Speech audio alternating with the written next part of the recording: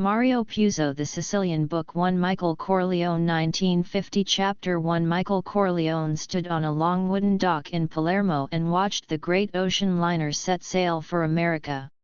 He was to have sailed on that ship, but new instructions had come from his father. He waved goodbye to the men on the little fishing boat who had brought him to this dock, men who had guarded him these past years. The fishing boat rode the white wake of the ocean liner, a brave little duckling after its mother. The men on it waved back, he would see them no more. The dock itself was alive with scurrying laborers in caps and baggy clothes unloading other ships, loading trucks that had come to the long dock.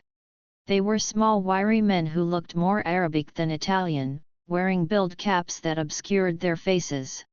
Amongst them would be new bodyguards making sure he came to no harm before he met with Don Croce Mallow, Capo di Capi of the Friends, as they were called here in Sicily. Newspapers and the outside world called them the Mafia, but in Sicily the word Mafia never passed the lips of the ordinary citizen. As they would never call Don Croce Mallow the Capo di Capi but only the good soul. In his 2 years of exile in Sicily, Michael had heard many tales about Don Croce, some so fantastic that he almost did not believe in the existence of such a man. But the instructions relayed from his father were explicit. He was ordered to have lunch with Don Croce this very day. And the two of them were to arrange for the escape from Sicily of the country's greatest bandit, Salvatore Giuliano. Michael Corleone could not leave Sicily without Giuliano. Down at the end of the pier, no more than 50 yards away, a huge dark car was parked in the narrow street. Standing before it were 3 men, dark rectangles cut out of the glaring sheet of light that fell like a wall of gold from the sun. Michael walked toward them. He paused for a moment to light a cigarette and survey the city. Palermo rested in the bottom of a bowl created by an extinct volcano, overwhelmed by mountains on 3 sides, and escaping into the dazzling blue of the Mediterranean Sea on the 4th side. The city shimmered in the golden rays of the Sicilian noontime sun. Veins of red light struck the earth, as if reflecting the blood shed on the soil of Sicily for countless centuries. The gold rays bathed stately marble columns of Greek temples, spidery Moslem turrets, the fiercely intricate facades of Spanish cathedrals. On a far hillside frowned the battlements of an ancient Norman castle. All left by diverse and cruel armies that had ruled Sicily since before Christ was born. Beyond the castle walls, cone-shaped mountains held the slightly effeminate city of Palermo in a strangler's embrace, as if both were sinking gracefully to their knees, a cord pulling tightly around the city's neck. Far above, countless tiny red hawks darted across the brilliant blue sky. Michael walked toward the 3 men waiting for him at the end of the pier. Features and bodies formed out of their black rectangles. With each step he could see them more clearly, and they seemed to loosen, to spread away from each other as if to envelop him in their greeting. All 3 of these men knew Michael's history. That he was the youngest son of the great Don Corleone in America, the Godfather, whose power extended even into Sicily. That he had murdered a high police official of New York City while executing an enemy of the Corleone Empire. That he had been in hiding and exile here in Sicily because of those murders, and that now finally, matters having been arranged, he was on his way back to his homeland to resume his place as crown prince to the Corleone family. They studied Michael, the way he moved so quickly and effortlessly, his watchful wariness, the caved inside of his face which gave him the look of a man who had endured suffering and danger. He was obviously a man of respect. As Michael stepped off the pier, the first man to greet him was a priest, body plump in cassock, his head crowned by a greasy bat-like hat. The white clerical collar was sprinkled with red Sicilian dust, the face above was worldly with flesh. This was Father Beniamino Mallow, brother to the great Don Croce. He had a shy and pious manner, but he was devoted to his renowned relative and never flinched at having the devil so close to his bosom. The malicious even whispered that he handed over the secrets of the confessional to Don Croce. Father Beniamino smiled nervously as he shook Michael's hand and seemed surprised and relieved by Michael's friendly, lopsided grin, so unlike that of a famous murderer. The second man was not so cordial, though polite enough. This was Inspector Federico Vilardi, head of the security police of all Sicily. He was the only one of the three who did not have a welcoming smile on his face. Thin and far too beautifully tailored for a man who received a government salary, his cold blue eyes shot two genetic bullets from long ago Norman conquerors. Inspector Vilardi could have no love for an American who killed high-ranking police officials. He might try his luck in Sicily. Vilardi's handshake was like the touching of swords. The third man was taller and bulkier, he seemed huge beside the other two. He imprisoned Michael's hand, then pulled him forward into an affectionate embrace. "Cousin Michael," he said. "Welcome to Palermo." He drew back and regarded Michael with a fond but wary eye. "I am Stefano Andolini, your father, and I grew up together in Corleone. I saw you in America, when you were a child. Do you remember me?" Oddly enough, Michael did remember. For Stefano Andolini was that rarest of all Sicilians, a redhead. Which was his cross, for Sicilians believe that Judas was a red-headed man. His face too was unforgettable.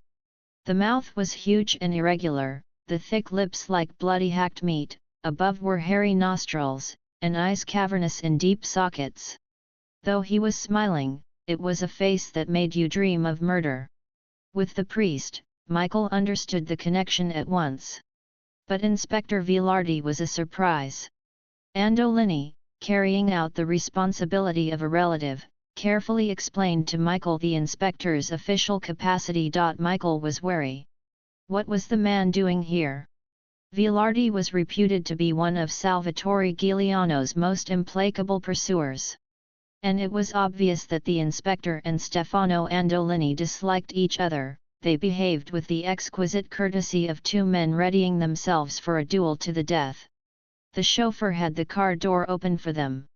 Father Beniamino and Stefano Andolini ushered Michael into the back seat with deferential pats. Father Beniamino insisted with Christian humility that Michael sit by the window while he sat in the middle, for Michael must see the beauties of Palermo. Andolini took the other back seat. The inspector had already jumped in beside the chauffeur. Michael noticed that Inspector Vilardi held the door handle so that he could twist it open quickly. The thought passed through Michael's mind that perhaps Father Beniamino had scurried into the middle seat to make himself less of a target. Like a great black dragon, the car moved slowly through the streets of Palermo. On this avenue rose graceful Moorish-looking houses, massive Greek-columned public buildings, Spanish cathedrals. Private houses painted blue, painted white, painted yellow, all had balconies festooned with flowers that formed another highway above their heads. It would have been a pretty sight except for squads of carabinieri, the Italian national police, who patrolled every corner, rifles at the ready. And more of them on the balconies above. Their car dwarfed the other vehicles surrounding it, especially the mule-drawn peasant carts which carried in most of the fresh produce from the countryside. These carts were painted in gay, vivid colors, every inch of them down to the spokes of the wheels, the shafts that held the mules. On the sides of many carts were murals showing helmeted knights and crowned kings in dramatic scenes from the legends of Charlemagne and Roland, those ancient heroes of Sicilian folklore.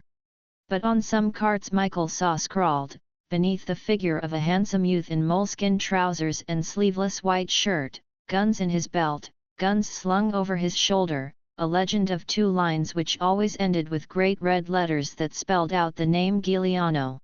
During his exile in Sicily, Michael had heard a good deal about Salvatore Giuliano. His name had always been in the newspapers. People everywhere talked about him. Michael's bride, Apollonia, had confessed that every night she said prayers for the safety of Giuliano, as did nearly all the children and young people of Sicily. They adored him, he was one of them, he was the man they all dreamed of becoming. Young, In his 20s, he was acclaimed a great general because he outfought the Carabinieri armies sent against him. He was handsome and he was generous, he gave most of his criminal earnings to the poor. He was virtuous and his bandits were never permitted to molest women or priests. When he executed an informer or a traitor, he always gave the victim time to say his prayers and cleanse his soul in order to be on the best of terms with the rulers of the next world. All this Michael knew without being briefed. They turned off the avenue and a huge black-lettered poster on a house wall caught Michael's eye. He just had time to see the word Giuliano on the top line. Father Beniamino had been leaning toward the window and said, "It is one of Giuliano's proclamations.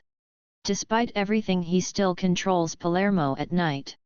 "And what does it say?" Michael asked. "He permits the people of Palermo to ride the streetcars again," Father Beniamino said. "He permits?" Michael asked with a smile. "An outlaw permits." On the other side of the car Stefano Andolini laughed. "The Carabinieri ride the trams so Giuliano blows them up. But first he warned the public not to use them. Now he is promising not to blow them up anymore." Michael said dryly, "And why did Giuliano blow up trams full of police?" Inspector Vilardi turned his head, blue eyes glaring at Michael.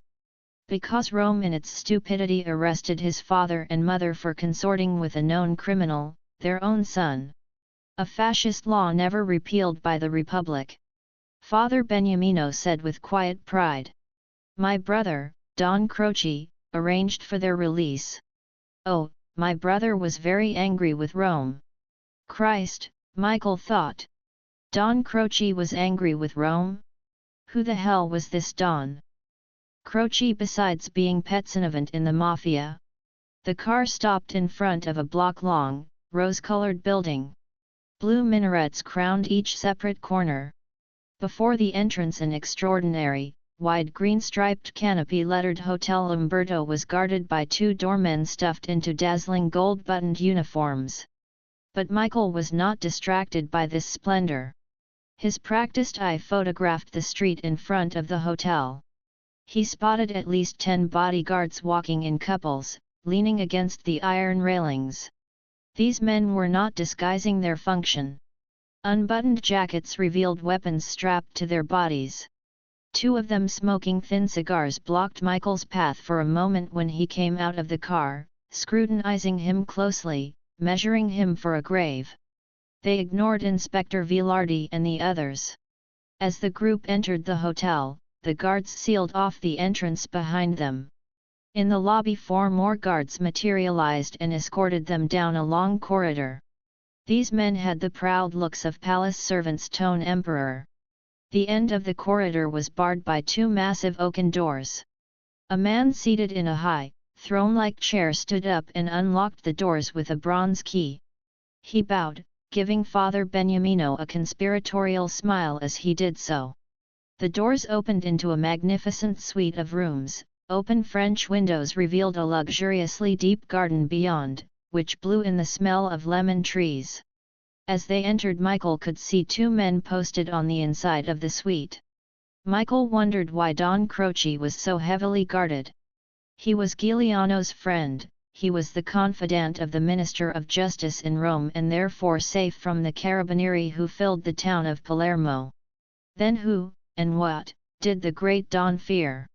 Who was his enemy? The furniture in the living room of the suite had been originally designed for an Italian palace, gargantuan armchairs, sofas as long and deep as small ships, massive marble tables that looked as if they had been stolen from museums. They suitably framed the man who now came in from the garden to greet them. His arms were held out to embrace Michael Corleone. Standing, Don Croce was almost as wide as he was tall. Thick grey hair, crinkly as a Negro's, carefully barbered, crowned a head massively leonine. His eyes were lizardly dark, 2 raisins embedded on top of heavily fleshed cheeks. These cheeks were 2 great slabs of mahogany, the left side plain smooth, the other creased with overgrown flesh. The mouth was surprisingly delicate, and above it was a thin mustache. The thick imperial spike of a nose nailed his face together. But beneath that emperor's head he was all peasant. Huge ill-fitting trousers encircled his enormous middle, and these were held up by wide off-white suspenders. His voluminous shirt was white and freshly laundered but not ironed. He wore no tie or coat and his feet were bare on the marble floor. He did not look like a man who wet his beak from every business enterprise in Palermo down to the lowly market stalls in the square. It was hard to believe that he was responsible for 1,000 deaths. That he ruled western Sicily far more than did the government in Rome. And that he was richer than the dukes and barons who owned great Sicilian estates. The embrace he gave Michael was swift and light as he said, "I knew your father when we were children. It is a joy to me that he has such a fine son." Then he inquired as to the comfort of his guest's journey and his present necessities. Michael smiled and said he would enjoy a morsel of bread and a drop of wine. Don Croce immediately led him into the garden, for like all Sicilians he ate his meals out of doors when he could. A table had been set up by a lemon tree. It sparkled with polished glass and fine white linen. Wide bamboo chairs were pulled back by servants. Don Croce supervised the seating with a vivacious courtesy. Younger than his age, he was now in his 60s. He sat Michael on his right and his brother, the priest, on his left. He placed Inspector Vilardi and Stefano Andolini across from him and regarded them both with a certain coolness. All Sicilians are good eaters, when there is food to be had, and one of the few jokes people dared to make about Don Croce was that he would rather eat well than kill an enemy. Now he sat with a smile of benign pleasure on his face, knife and fork in hand as the servants brought out the food. Michael glanced around the garden.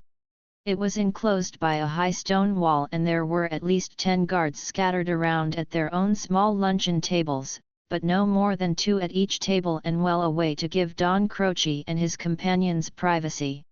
The garden was filled with the fragrance of lemon trees and olive oil. Don Croce served Michael personally, ladling roasted chicken and potatoes onto his plate, supervising the tossing of grated cheese on his little side dish of spaghetti, filling his wine glass with cloudy local white wine. He did this with an intense interest, a genuine concern that it was a matter of importance for his new friend to eat and drink well.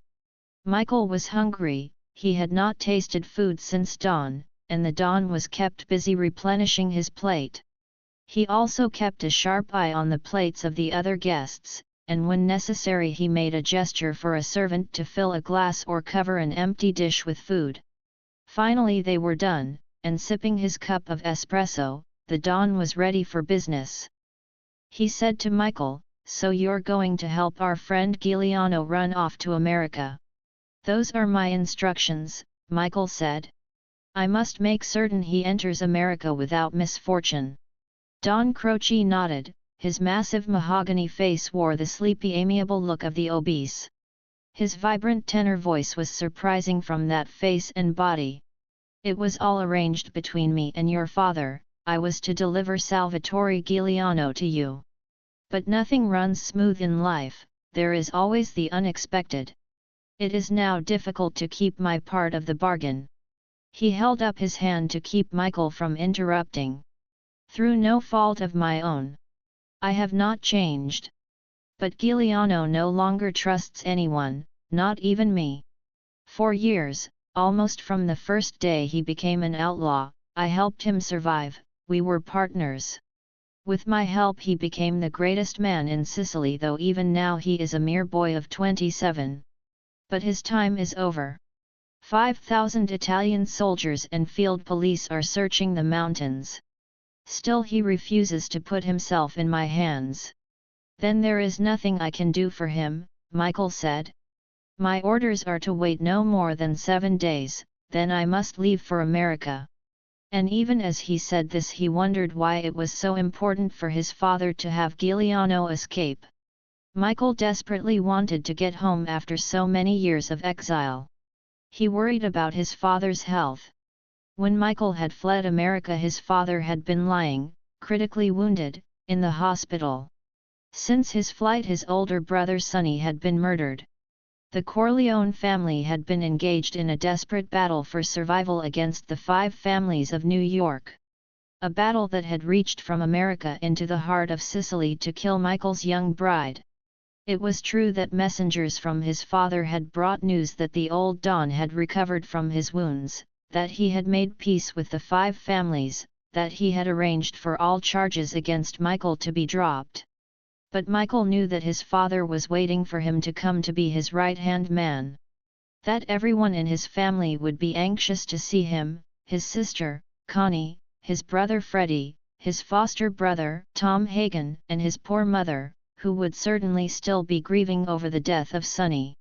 Michael thought fleetingly of Kay. Would she still be thinking of him after his vanishing for 2 years? But the crucial thing was, why was his father delaying his return? It could only be for something of the utmost importance connected with Giuliano. Suddenly he was aware of Inspector Vilardi's cold blue eyes studying him. The thin aristocratic face was scornful, as if Michael had shown cowardice. "Be patient," Don Croce said. "Our friend Andolini still serves as contact between me and Giuliano and his family. We will all reason together. When you leave here, you will visit Giuliano's father and mother in Montelepra. It is on your way to Trapani." He paused for a moment and smiled, a smile that did not break the massiveness of his cheeks. "I have been told of your plans. All of them." He said this with peculiar emphasis, but, Michael thought, he could not possibly know all the plans.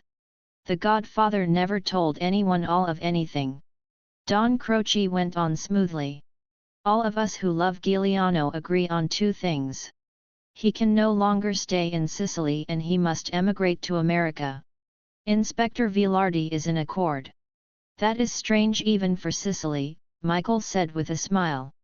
"The inspector is head of the security police sworn to capture Giuliano." Don Croce laughed, a short mechanical laugh. "Who can understand Sicily?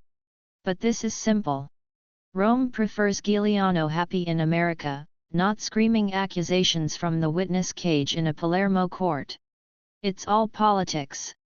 Michael was bewildered. He felt an acute discomfort. This was not going according to plan. Why is it in Inspector Vilardi's interest to have him escape? "Giuliano dead is no danger," Inspector Vilardi answered in a contemptuous voice. "That would be my choice," he said. "But Don Croce loves him like a son." Stefano Andolini stared at the inspector malevolently. Father Beniamino ducked his head as he drank from his glass. But Don Croce said sternly to the inspector, "We are all friends here, we must speak the truth to Michael. Giuliano holds a trump card. He has addiary he calls his testament. In it he gives proofs that the government in Rome, certain officials, have helped him during his years of banditry, for purposes of their own, political purposes. If that document becomes public, the Christian democratic government would fall and we would have the socialists and communists ruling Italy. Inspector Vilardi agrees with me that anything must be done to prevent that. So he is willing to help Giuliano escape with the testament with the understanding that it will not be made public." "Have you seen this testament?" Michael asked. He wondered if his father knew about it. His instructions had never mentioned such a document. "I know of its contents," Don Croce said. Inspector Vilardi said sharply, "If I could make the decision I would say kill Giuliano and be damned to his testament." Stefano Andolini glared at the inspector with a look of hatred so naked and intense that for the first time Michael realized that here was a man almost as dangerous as Don Croce himself. Andolini said, "Giuliano will never surrender and you are not a good enough man to put him in his grave. You would be much wiser to look after yourself." Don Croce raised his hand slowly and there was silence at the table. He spoke slowly to Michael, ignoring the others. "It may be I cannot keep my promise to your father to deliver Giuliano to you. Why Don Corleone concerns himself in this affair, I can't tell you. Be assured he has his reasons and that those reasons are good. But what can I do? This afternoon you go to Giuliano's parents, convince them their son must trust me and remind those dear people that it was I who had them released from prison. He paused for a moment. Then perhaps we can help their son. In his years of exile and hiding, Michael had developed an animal instinct for danger. He disliked Inspector Vilardi, he feared the murderous Stefano Andolini, Father Beniamino gave him the creeps. But most of all Don Croce sent alarm signals clanging through his brain. All the men at the table hushed their voices when they spoke to Don Croce, even his own brother, Father Beniamino. They leaned toward him with bowed heads waiting for his speech, they even stopped chewing their food.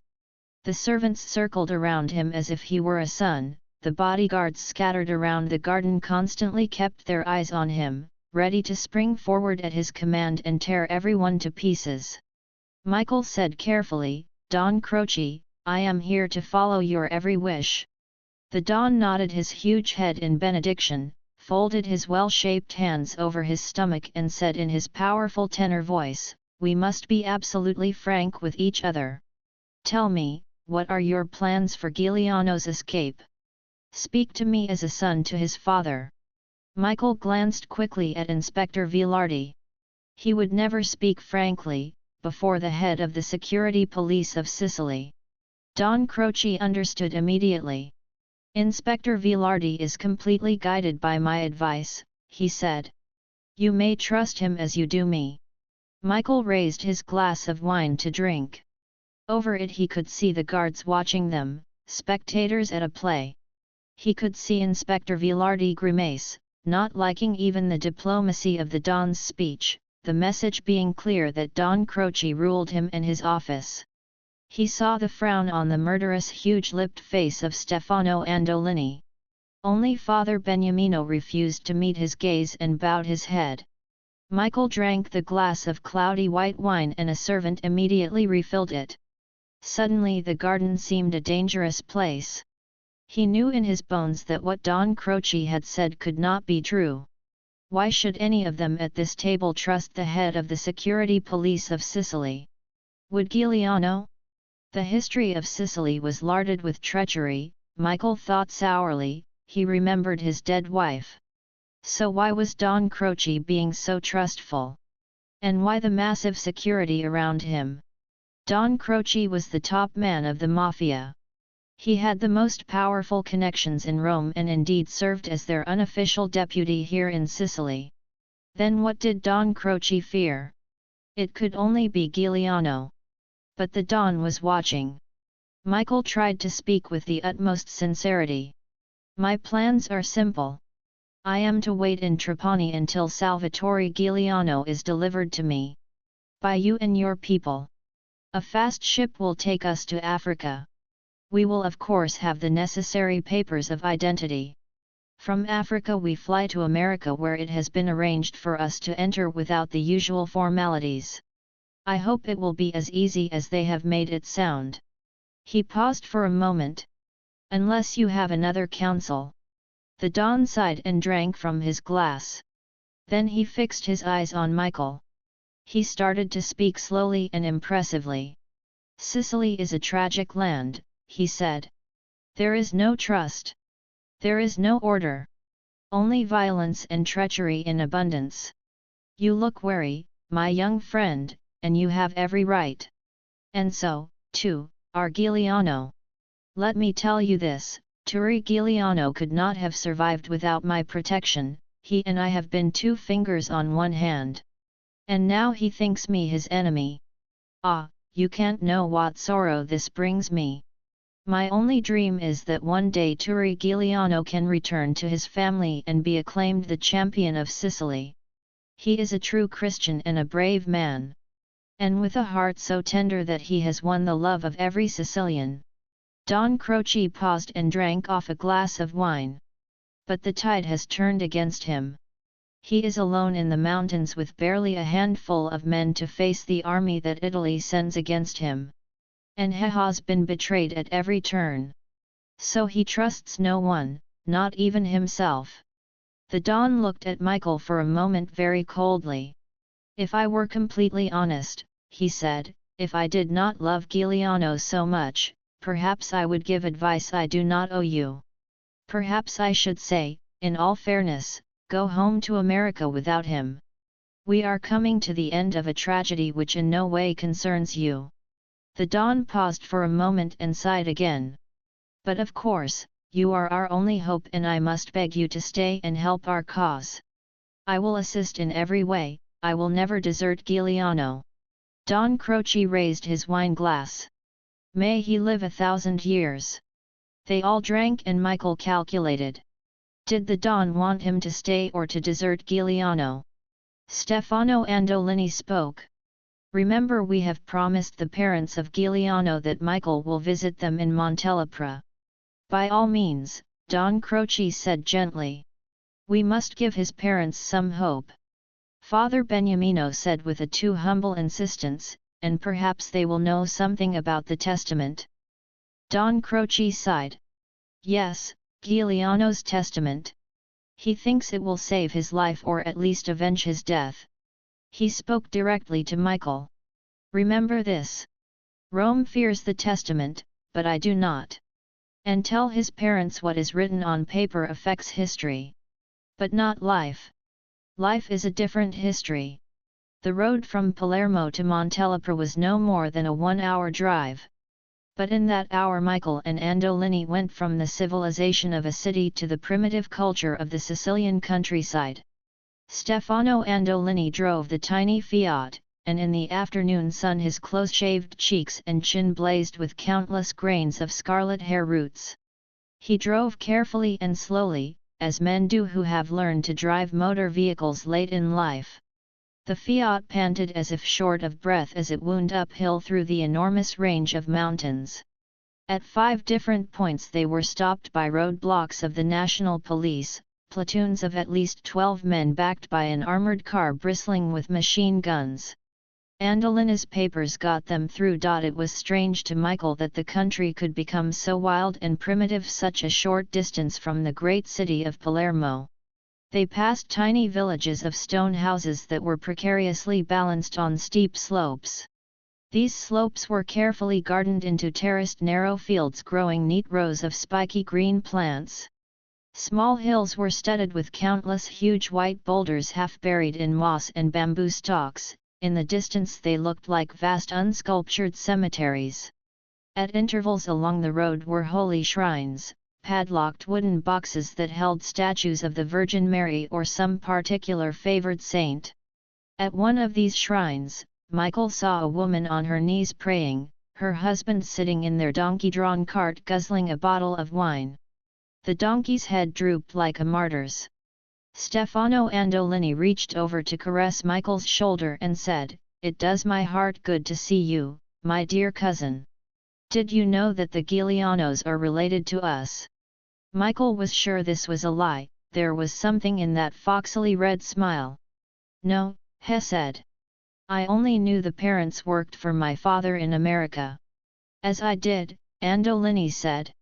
"We helped build your father's house on Long Island. Old Giuliano was a fine bricklayer, and though your father offered him a place in the olive oil business, he stuck to his trade. He worked like a Negro for 18 years and saved like a Jew.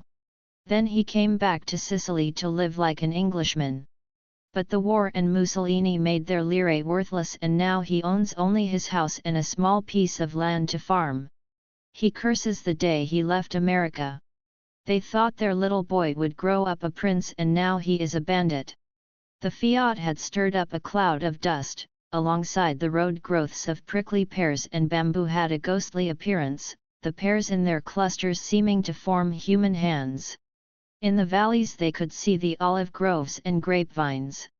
Suddenly Andolini said, "Turi was conceived in America." He saw Michael's questioning glance. "Yes, he was conceived in America but born in Sicily. A few months wait and Turi would be an American citizen." He paused for a moment. "Turi always talks about that. Do you really think you can help him escape?" "I don't know," Michael said.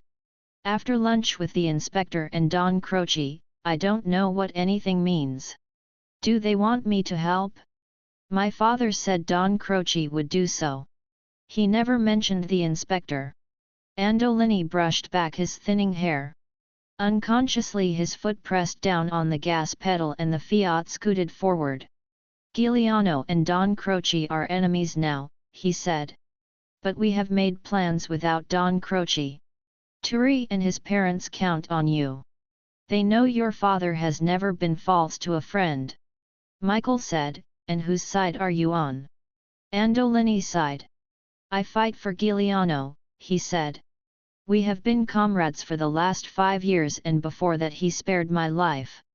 But I live in Sicily and so cannot defy Don Croce to his face. I walk a tightrope between the two, but I will never betray Giuliano. Michael thought, what the hell was the man saying? Why couldn't he get a straight answer from any of them? Because this was Sicily, he thought. Sicilians had a horror of truth. Tyrants and inquisitors had tortured them for the truth over thousands of years. The government in Rome with its legal forms demanded the truth. The priest in the confessional box commanded the truth under pain of everlasting hell. But truth was a source of power, a lever of control. Why should anyone give it away? He would have to find his own way, Michael thought, or perhaps abandon the mission and hurry home.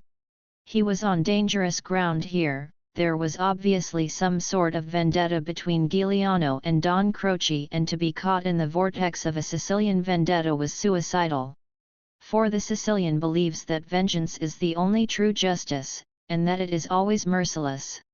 On this Catholic island, statues of a weeping Jesus in every home, Christian forgiveness was a contemptible refuge of the coward.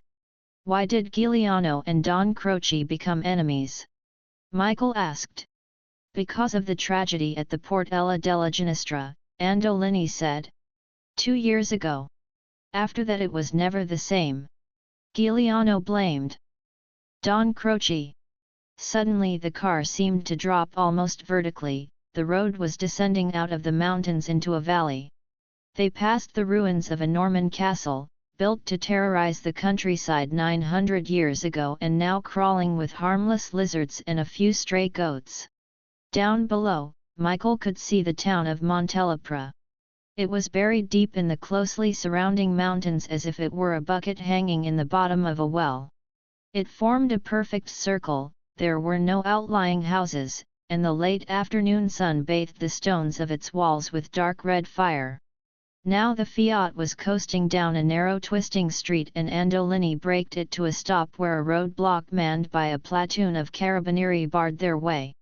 One motioned with his rifle for them to get out of the car. Michael watched Andolini show his documents to the police. He saw the special red-bordered pass that he knew could only be issued by the Minister of Justice in Rome.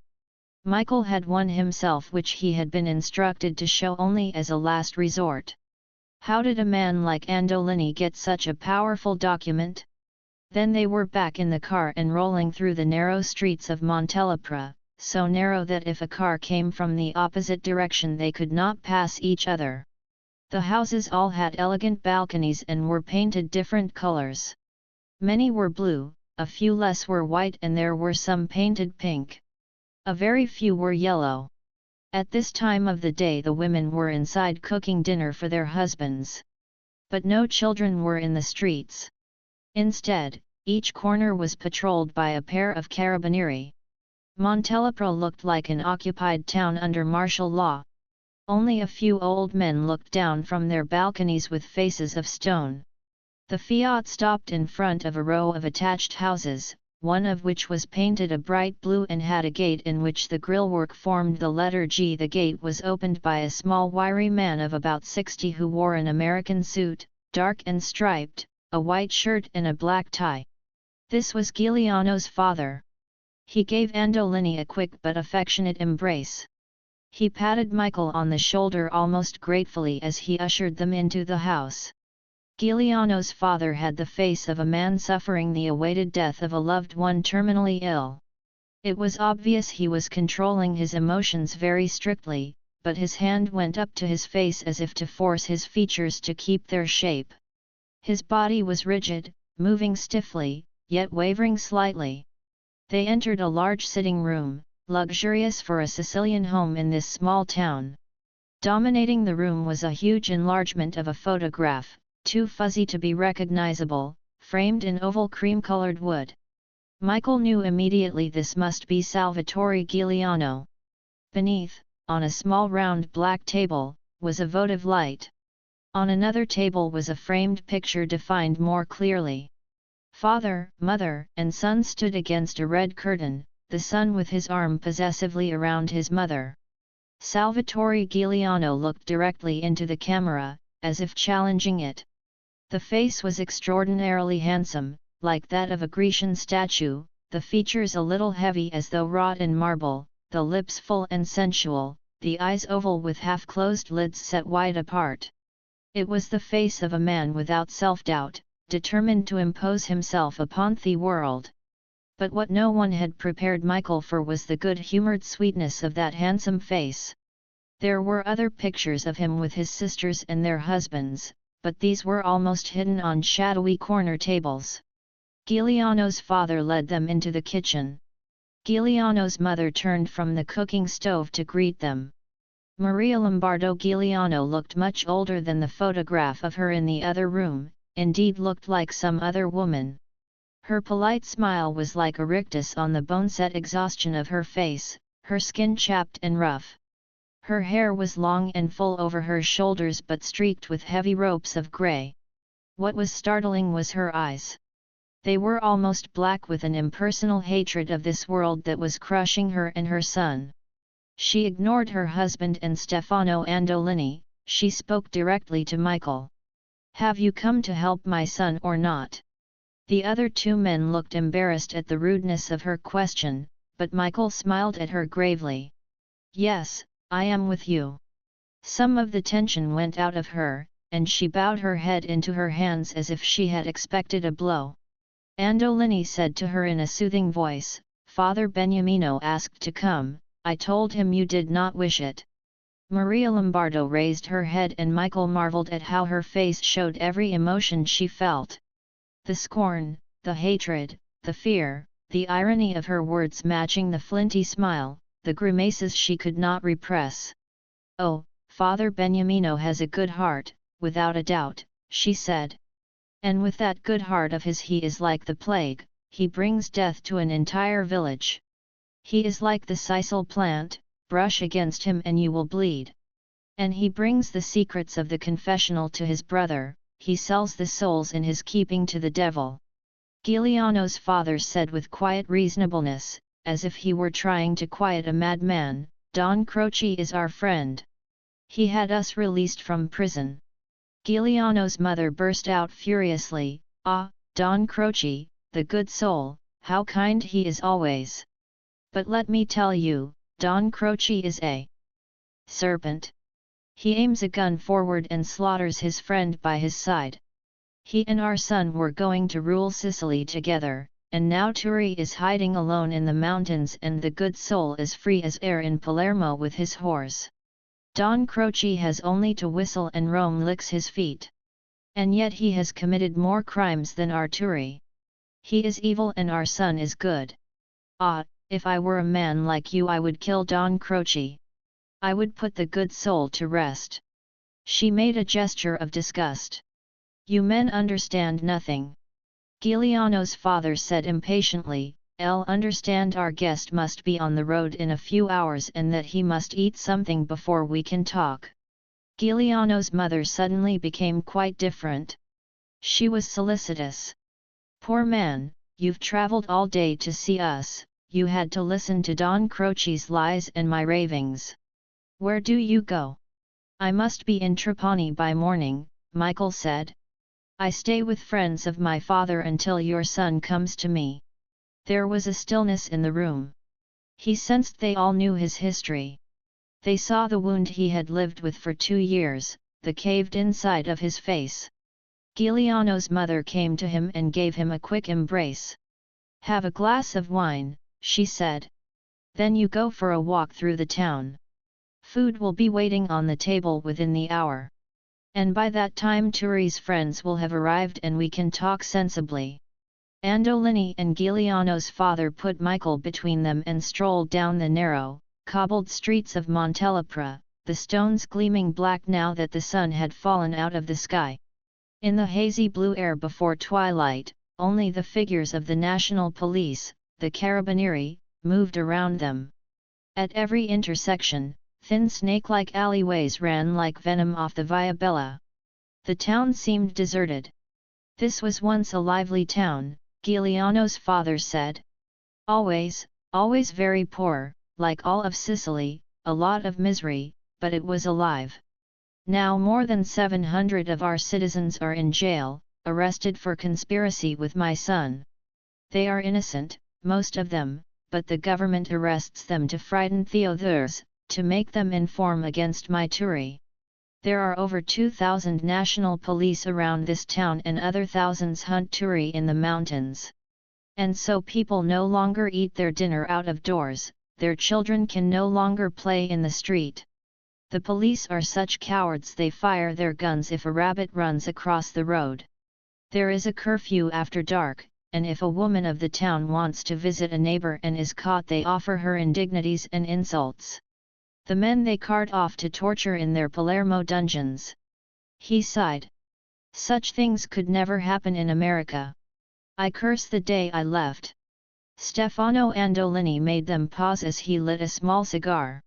Puffing, he said with a smile, tell the truth, all Sicilians prefer smelling the shit of their villages to the best perfumes in Paris. What am I doing here? I could have escaped to Brazil like some others. Ah, we love where we are born, we Sicilians, but Sicily does not love us. Giuliano's father shrugged. I was a fool to come back. If I had only waited a few more months my Turi would have been an American by law. But the air of that country must have seeped into his mother's womb. He shook his head in bewilderment. Why did my son always concern himself with the troubles of other people, even those not related by blood? He always had such grand ideas, he always talked of justice. A true Sicilian talks of bread. As they walked down the Via Bella, Michael saw that the town was built ideally for ambush and guerrilla warfare. The streets were so narrow that only one motor vehicle could pass through, and many were only wide enough for the small carts and donkeys Sicilians still used for the transport of goods. A few men could hold back any invading force and then escape to the white limestone mountains that encircled the town. They descended into the central square. Andolini pointed to the small church that dominated it and said, it was in this church that Turi hid when the national police tried to capture him that very first time. Since then, he has been a ghost. The three men watched the church door as if Salvatore Giuliano might appear before them. The sun dropped behind the mountains, and they returned to the house just before curfew. Two strange men were waiting inside for them, strangers only to Michael, for they embraced Giuliano's father and shook Stefano Andolini's hand. One was a slim young man with extremely sallow skin and huge dark feverish eyes. He had a dandyish mustache and an almost feminine prettiness, but he was in no way effeminate looking. He had the air of proud cruelty that comes to a man with a will to command at any cost. When he was introduced as Gaspare Pisciotta, Michael was astonished. Pisciotta was Turi Giuliano's second in command, his cousin, and his dearest friend. Next to Giuliano, he was the most wanted man in Sicily, with a price of 5 million lire on his head. From the legends Michael had heard, the name Gaspare Pisciotta conjured up a more dangerous and evil-looking man. And yet here he stood, so slender and with the feverish flush of the consumptive on his face. Here in Montelepra, surrounded by 2,000 of Rome's military police. The other man was equally surprising, but for a different reason. At first glance, Michael flinched. The man was so small that he could be taken for a dwarf, but had such dignified bearing that Michael sensed immediately that his flinching might give mortal offense. He was dressed in an exquisitely tailored grey pinstriped suit, and a wide, rich-looking silver-toned tie rode down his creamy white shirt. His hair was thick and almost white, he could be no more than 50 years of age. He was elegant. Or as elegant as a very short man could be. He had a craggy, handsome face with a generous but sensitively curved mouth. He recognized Michael's discomfort and greeted him with an ironic but kindly smile.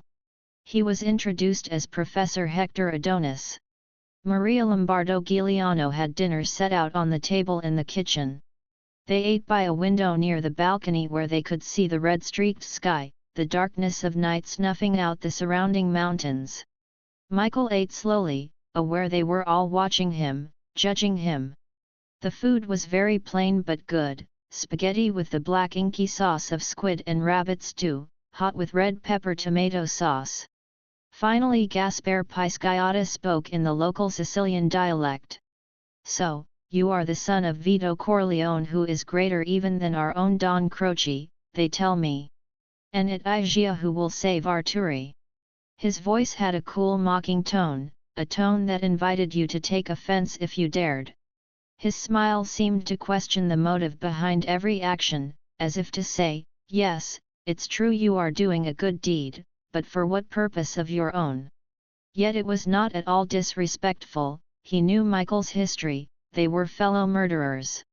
Michael said, "I follow my father's orders. I am to wait in Trapani until Giuliano comes to me. Then I will take him to America." Pisciotta said more seriously, "And once Turi is in your hands, you guarantee his safety? You can protect him against Rome?" Michael was aware of Giuliano's mother watching him intently, her face strained with anxiety. He said carefully, "As much as a man can guarantee anything against fate." "Yes, I'm confident." He saw the mother's face relax, but Pisciotta said harshly, "I am not. You put your trust in Don Croce this afternoon. You told him your plan of escape. Why should I not?" Michael fired back. How the hell did Pisciotta know the details of his lunch with Don Croce so quickly?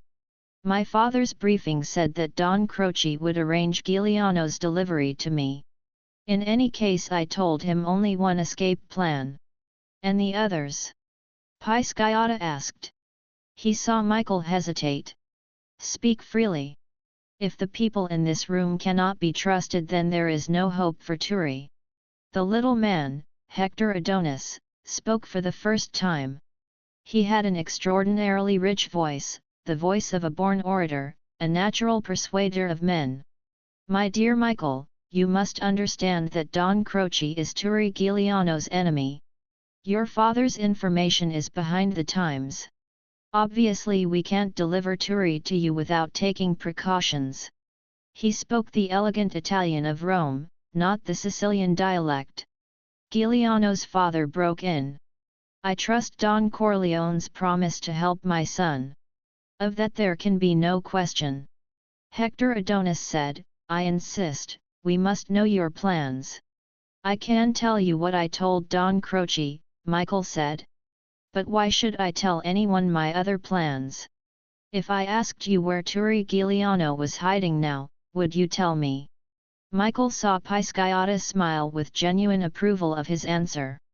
But Hector Adonis said, "It's not the same thing. You have no reason for knowing where Turi hides. We must know your plans to help." Michael said quietly, "I know nothing about you." A brilliant smile broke across the handsome face of Hector Adonis. Then the little man stood up and bowed. "Forgive me," he said with the utmost sincerity. "I was Turi's schoolteacher when he was a little boy, and his parents honored me by making me his godfather. I am now a professor of history and literature at the University of Palermo. However, my best credentials can be vouched for by everyone at this table. I am now, and have always been, a member of Giuliano's band." Stefano Andolini said quietly, "I too am a member of the band. You know my name and that I am your cousin. But I am also called Fra Diavolo." This too was a legendary name in Sicily that Michael had heard many times. "He has earned that murderer's face," Michael thought. And he too was a fugitive with a price on his head. Yet that afternoon he had sat down to lunch next to Inspector Vilardi. They were all waiting for him to answer. Michael had no intention of telling them his final plans, but he knew he must tell them something. Giuliano's mother was staring at him intently. He spoke directly to her. "It's very simple," Michael said. "First, I must warn you I can wait no longer than 7 days. I have been away from home too long and my father needs my help in troubles of his own. Of course you understand how anxious I am to return to my family. But it is my father's wish that I help your son. My last instructions from the courier were that I visit Don Croce here, then proceed to Trapani. There I stay at the villa of the local Don. Waiting there will be men from America whom I can trust absolutely. Qualified men." He paused for a moment. "They." Word qualified had a special meaning in Sicily, usually applied to high-ranking mafia executioners. He went on. "Once Turi comes to me he will be safe. The villa is a fortress. And within a few hours we will board a fast ship to a city in Africa. There a special plane waits to take us immediately to America and there he will be under my father's protection and you need fear for him no more." Hector Adonis said, "When will you be ready to accept Turi Giuliano?" Michael said, "El will be in Trapani by early morning. Give me 24 hours from then." Suddenly Giuliano's mother burst into tears. "My poor Turi trusts no one any longer. He will not go to Trapani." "Then I can't help him," Michael said coldly. Giuliano's mother seemed to fold up with despair. It was Pisciotta unexpectedly who went to comfort her. He kissed her and held her in his arms. "Maria Lombardo, don't worry," he said. "Turi still listens to me. I will tell him we all believe in this man from America, isn't that true?" He looked at the other men inquiringly and they nodded. "El will bring Turi to Trapani myself." Everyone seemed content. Michael realized that his cold reply was what had convinced them to trust him. Sicilians all, they were suspicious of a too warm and human generosity. On his part, he was impatient with their carefulness and the disarray of his father's plans. Don Croce was now an enemy. Giuliano might not come to him quickly, indeed might not come at all. After all, what was Turi Giuliano to him? For that matter, he wondered again, what was Giuliano to his father? They were ushering him into the small living room where the mother served coffee and anisette, apologizing that there was no sweet. The anisette would warm Michael for his long night journey to Trapani, they said. Hector Adonis took a gold cigarette case out of his elegantly tailored jacket and offered it around, then put a cigarette into his own delicately cut mouth and so far forgot himself that he leaned back in his chair so that his feet no longer touched the floor. For a moment he looked like a puppet dangling from a cord. Maria Lombardo pointed to the huge portrait on the wall. "Isn't he handsome?" she said. "And he is as good as he is beautiful. My heart broke when he became an outlaw. Do you remember that terrible day, Signor Adonis? And all the lies they tell about the Portella della Ginestra? My son would never have done such a thing." The other men were embarrassed. Michael wondered for the second time that day what had happened at the Portella della Ginestra but did not want to ask. Hector Adonis said, "When I was Turi's teacher, he was a great reader, he knew the legends of Charlemagne and Roland by heart and now he is one of the myths himself.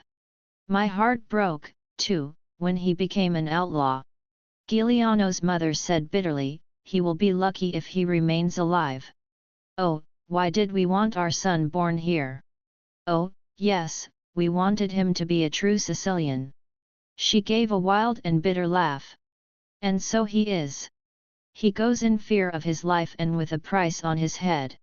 She paused and then said with fierce conviction, "And my son is a saint." Michael noticed that Pisciotta smiled in a peculiar way, as people do when listening to fond parents who speak too sentimentally about their children's virtues. Even Giuliano's father made a gesture of impatience. Stefano Andolini smiled in a crafty way and Pisciotta said affectionately but coolly, "My dear Maria Lombardo, don't make out your son to be so helpless. He gave better than he received and his enemies fear him still." Giuliano's mother said more calmly, "I know he's killed many times, but he never committed an injustice. And he always gave them time to cleanse their souls and say their last prayers to God." Suddenly she took Michael by the hand and led him into the kitchen and out onto the balcony. "None of those others really know my son," she said to Michael. "They don't know how kind and gentle he is. Maybe he has to be one way with other men, but he was his true self with me. He obeyed my every word, he never said a harsh word to me. He was a loving, dutiful son. In his first days as an outlaw he looked down from the mountains but could not see. And I looked up and could not see. But we felt each other's presence, each other's love. And I feel him now tonight. And I think of him alone in those mountains with thousands of soldiers hunting him down and my heart breaks. And you may be the only one who can save him. Promise me you will wait." She held his hands tightly in her own and tears streamed down her cheeks. Michael looked out on the dark night, the town of Montelepra nestled in the belly of the great mountains, only the central square showing a pinpoint of light. The sky was stitched with stars. In the streets below there came the occasional clank of small arms and the hoarse voices of patrolling carabinieri. The town seemed full of ghosts. They came on the soft, summer night air laden with the smell of lemon trees, the small whirring of countless insects, the sudden shout of a roving police patrol. "I'll wait as long as I can," Michael said gently. "But my father needs me at home. You must make your son come to me." She nodded and then led him back to the others. Pisciotta was pacing up and down the room. He seemed nervous. "We have decided that we must all wait here until daybreak and curfew is over," he said. "There are too many trigger-happy soldiers out there in the dark. And there could be an accident." "Do you object?" he asked Michael. "No," Michael said. "As long as it's not too much of an imposition on our hosts." They dismissed this as irrelevant. They had stayed up through the night many times when Turi Giuliano had sneaked into town to visit his parents. And besides they had many things to talk about, many details to settle. They got comfortable for the long night ahead. Hector Adonis shed his jacket and tie but still looked elegant. The mother brewed fresh coffee. Michael asked them to tell him everything they could about Turi Giuliano. He felt he had to understand. His parents again told him what a wonderful son Turi had been always. Stefano Andolini told about the day Turi Giuliano had spared his life. Pisciotta told funny stories about Turi's daring and sense of fun and lack of cruelty. Though he could be merciless with traitors and enemies, he never offered an insult to their manhood with torture and humiliation. And then he told the story of the tragedy at the Portella della Ginestra. "He wept that day," Pisciotta said. "In front of all the members of his band." Maria Lombardo said, "He could not have killed those people at Ginestra." Hector Adonis soothed her. "We all know that. He was born gentle."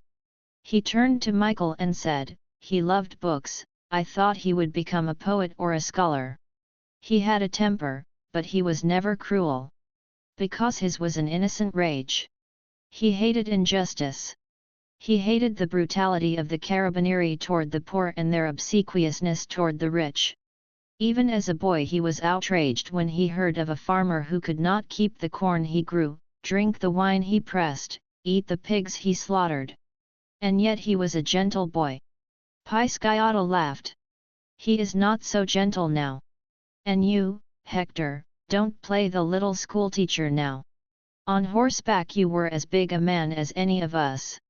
Hector Adonis looked at him sternly. "Aspanu," he said, "this is not the time for your wit." Pisciotta said to him excitedly, "Little man, do you think I can ever be afraid of you? Michael noted that Pisciotta's nickname was Ispanu, and that there was ingrained dislike between the two men. Pisciotta's constant reference to the other man's size, the stern tone in which Adonis always spoke to Pisciotta. There was, in fact, a distrust in the air amongst all of them. The others seemed to hold Stefano Andolini at arm's length. Giuliano's mother seemed to trust no one completely. And yet as the night wore on it was clear that they all loved Turi. Michael said cautiously, "There is a testament written by Turi Giuliano." "Where is it?" There was a long silence, all of them watching him intently. And suddenly their distrust included him. Finally Hector Adonis spoke. "He started writing it on my advice and I helped him with it. Every page is signed by Turi. All the secret alliances with Don Croce, with the government in Rome, and the final truth about the Portella della Ginestra. If it were made public, the government must surely fall. It is Giuliano's last card to play if things come to the worst." "I hope then you have it in a safe place," Michael said. Pisciotta said, "Yes, Don Croce would like to get his hands on the testament." Giuliano's mother said, "At the proper time we will arrange to have the testament delivered to you. Perhaps you can send it to America with the girl." Michael looked at them all with surprise. "What girl?" They all looked away, as if with embarrassment or apprehension. They knew this was an unpleasant surprise and were afraid of his reaction. Giuliano's mother said, "My son's fiancée. She is pregnant." She turned to the others. "She won't vanish into thin air. Will he take her or not? Let him say so now." Though she tried to maintain her composure, it was obvious she was worried about Michael's reaction. "She will come to you in Trapani. Turi wants you to send her ahead of him to America. When she sends word back that she is safe, then Turi will come to you." Michael said cautiously, "I have no instructions. I would have to consult my people in Trapani about the time element. I know that you and your husband are to follow once your son gets to America. Can't the girl wait and go with you?" Pisciotta said harshly, "The girl is your test. She will send back a code word and then Giuliano will know he is dealing not only with an honest man but an intelligent one. Only then can he believe you can get him safely out of Sicily." Giuliano's father said angrily, "Ispanu, I have already told you and my son. Don Corleone has given his word to help us." Pisciotta said smoothly, "Those are Turi's orders." Michael thought quickly. Finally he said, "I think it's very clever. We can test the escape route and see if it is compromised." He had no intention of using the same escape route for Giuliano. He said to Giuliano's mother, "I can send you and your husband with the girl." He looked at them questioningly, but both the parents shook their heads. Hector Adonis said to them gently, "It's not a bad idea." Giuliano's mother said, "We will not leave Sicily while our son is still here."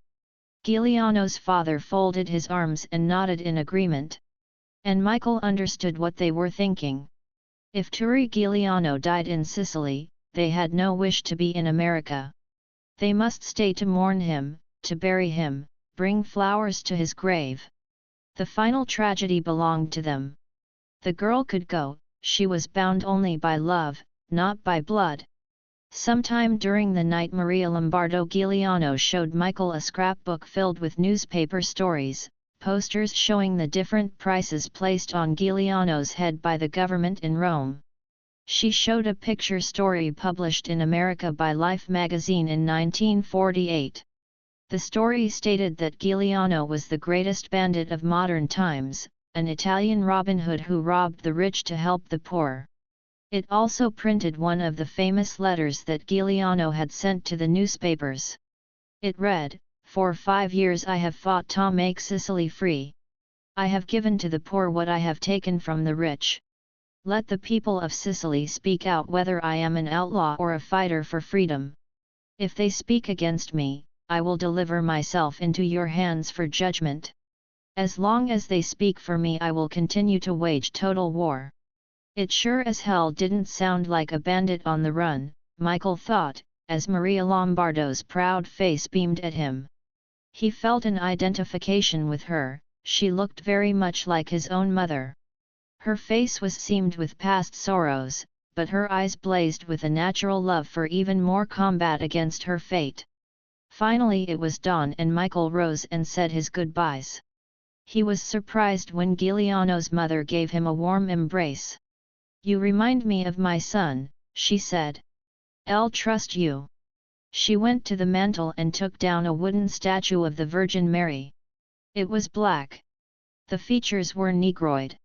"Take this as a gift. It is the only thing I own worthy to give you." Michael tried to refuse, but she pressed it on him. Hector Adonis said, "There are only a few of those statues left in Sicily. Curious, but we are very close to Africa." Giuliano's mother said, "It doesn't matter what she looks like, you can pray to her." "Yes," Pisciotta said. "She can do as much good as the other." There was contempt in his voice. Michael watched Pisciotta take his leave of Giuliano's mother. He could see the real affection between them. Pisciotta kissed her on both cheeks and patted her reassuringly. But she put her head on his shoulder for a brief moment and said, Aspanu, Aspanu, I love you as I love my son. Don't let them kill Turi." She was weeping. Pisciotta lost all his coldness, his body seemed to crumple, his dark bony face softened. "You will all grow old in America," he said. Then he turned to Michael. "Elle will bring Turi to you within the week," he said. He went out the door quickly and silently. He had his own special red-bordered pass and he could melt again into the mountains. Hector Adonis would remain with the Giulianos, though he owned a house in town. Michael and Stefano Andolini got into the Fiat and drove through the central square and onto the road that led to Castelvetrano and the coastal city of Trapani. With Andolinit's slow tentative driving and the numerous military roadblocks, it was noon before they came to the town of Trapani. Book 11 Turi Giuliano 1943 Chapter 2 In September of 1943 Hector Adonis was a professor of history and literature at the University of Palermo. His extremely short stature caused his colleagues to treat him with less respect than his talents deserved. But this was foreordained in the Sicilian culture, which commonly and brutally based nicknames on physical shortcomings. The one person who knew his true value was the president of the university. In this September of 1943, Hector Adonis' life was about to change. For southern Italy, the war was over. The American army had already conquered Sicily and gone on to the mainland. Fascism was dead, Italy was reborn. For the first time in 14 centuries, the island of Sicily had no real master. But Hector Adonis, knowing the ironies of history, had no great hopes. The Mafia had already begun to usurp the rule of law in Sicily. Their cancerous power would be as deadly as that of any corporate state. From his office window he looked down on the grounds of the university, at the few buildings that could be called a campus. There was no need for dormitories, there was no college life as known in England and America. Here most students studied at home and consulted with their professors at stated intervals. The professors gave lectures which students could ignore with impunity. They needed only to take their exams. It was a system that Hector Adonis thought disgraceful in general and stupid in particular as it affected Sicilians, who, he thought, required a pedagogical discipline even more severe than students in other countries. Watching from his cathedral-like window he could see the seasonal influx of mafia chiefs from all the provinces of Sicily, come to make their lobbying calls on the professors of the university. Under fascist rule, these mafia chiefs had been more circumspect, more humble, but now under the beneficent rule of American restored democracy, they had risen like worms struggling through rain-broken earth and resumed their old ways. They were no longer humble. The mafia chiefs, the friends of the friends, heads of small local clans in the many villages of Sicily, came in holiday finery to plead the cause of students who were relatives or sons of wealthy landowners, or sons of friends, who were failing in their courses at the university, who would not get degrees unless some firm action was taken. And these degrees were of the utmost importance. How else would families get rid of sons who had no ambition, no talent, no intelligence? Parents would have to support sons the rest of their lives. But with degrees, slips of parchment from the university, these same rascals could become teachers, doctors, members of parliament, or if worse came to worst, minor administrative functionaries of the state. Hector Adonis shrugged. History consoled him. His beloved British, in their greatest days of empire, had entrusted their armies to equally incompetent sons of the rich, whose parents bought them commissions in the army and the commands of great ships. Still the empire had prospered. True, these commanders had led their men to unnecessary slaughters, yet it must be said that the commanders had died with their men. Bravery had been an imperative of their class. And that dying had at least solved the problem of incompetent and feckless men becoming a burden to the state. Italians were not so chivalrous or so coldly practical. They loved their children, saved them from personal disasters and let the state look after itself. From his window, Hector Adonis could spot at least 3 local mafia chiefs wandering around looking for their victims. They wore cloth caps and leather boots and carried over their arms heavy velvet jackets, for the weather was still warm. They carried baskets of fruit, bamboo-jacketed bottles of homegrown wine to give as gifts. Not bribes but courteous antidotes for the terror that would rise in the breasts of the professors at the sight of them. For most of the professors were natives of Sicily and understood that the requests could never be refused. One of the mafia chiefs, in dress so countrified he could have stepped onto the stage of Cavalleria Rusticana, was entering the building and ascending the stairs.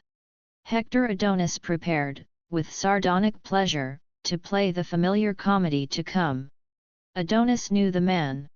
His name was Bucula and he owned a farm and sheep in a town called Partenico, not far from Montelepra. They shook hands and Bucula handed him the basket he was carrying. "We have so much fruit dropping to the ground and rotting that I thought, I'll carry some to the professor," Bucula said. He was a short but broad man, his body powerful from a lifetime of hard work.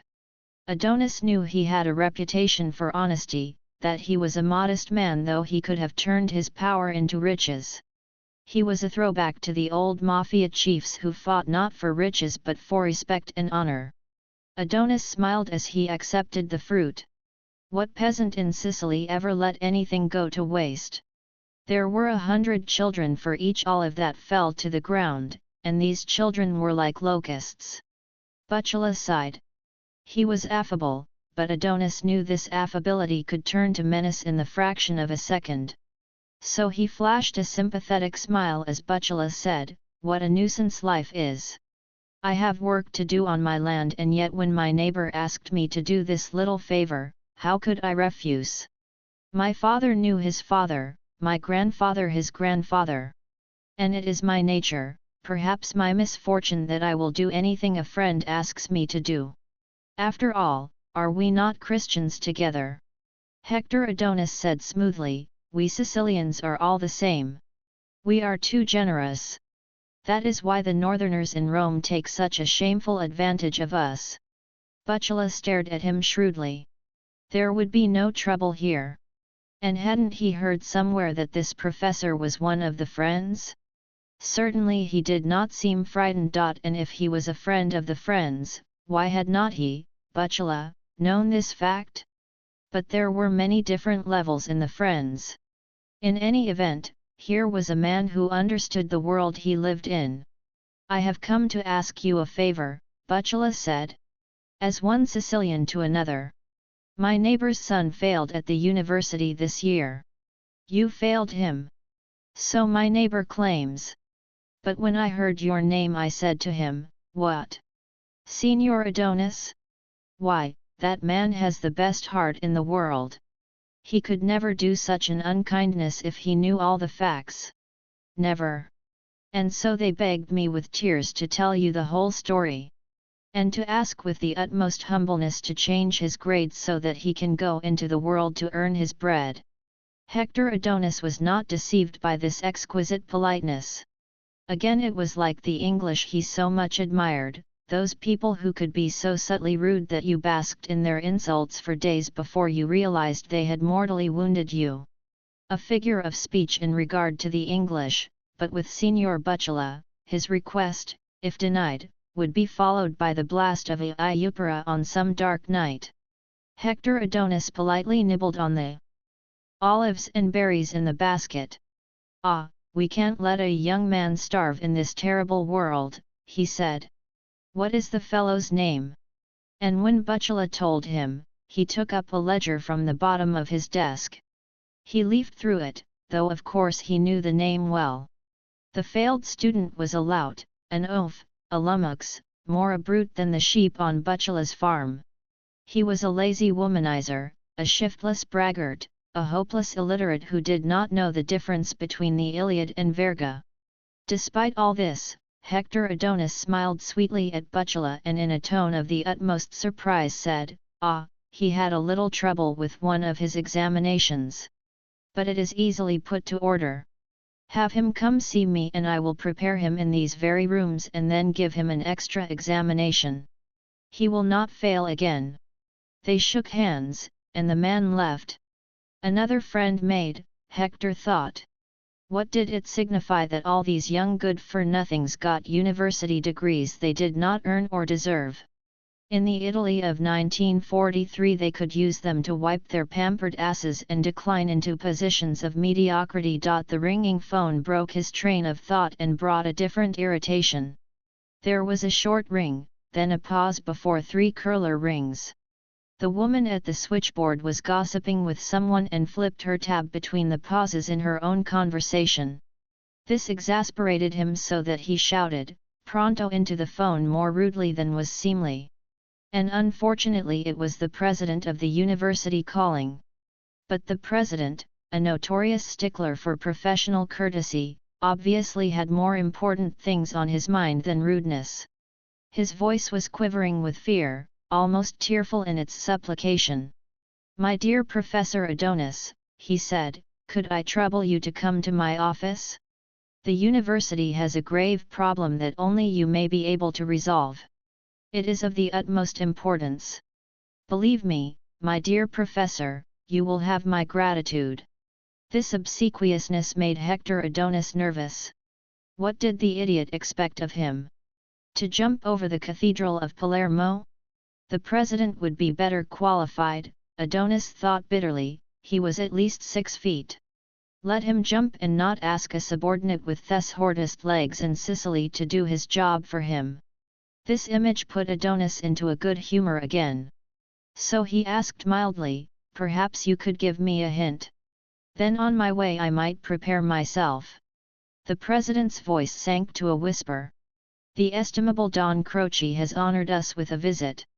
His nephew is a medical student, and his professor suggested he retire gracefully from the program. Don Croce has come to beg us in the most courteous way possible to reconsider. However, the professor in the medical college insists that the young man resign." "Who is the fool?" Hector Adonis asked. "Young Dr. Nidari," the president said.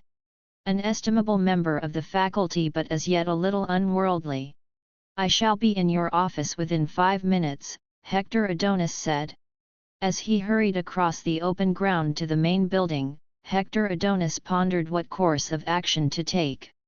The difficulty lay not with the president, he had always summoned Adonis on matters such as these.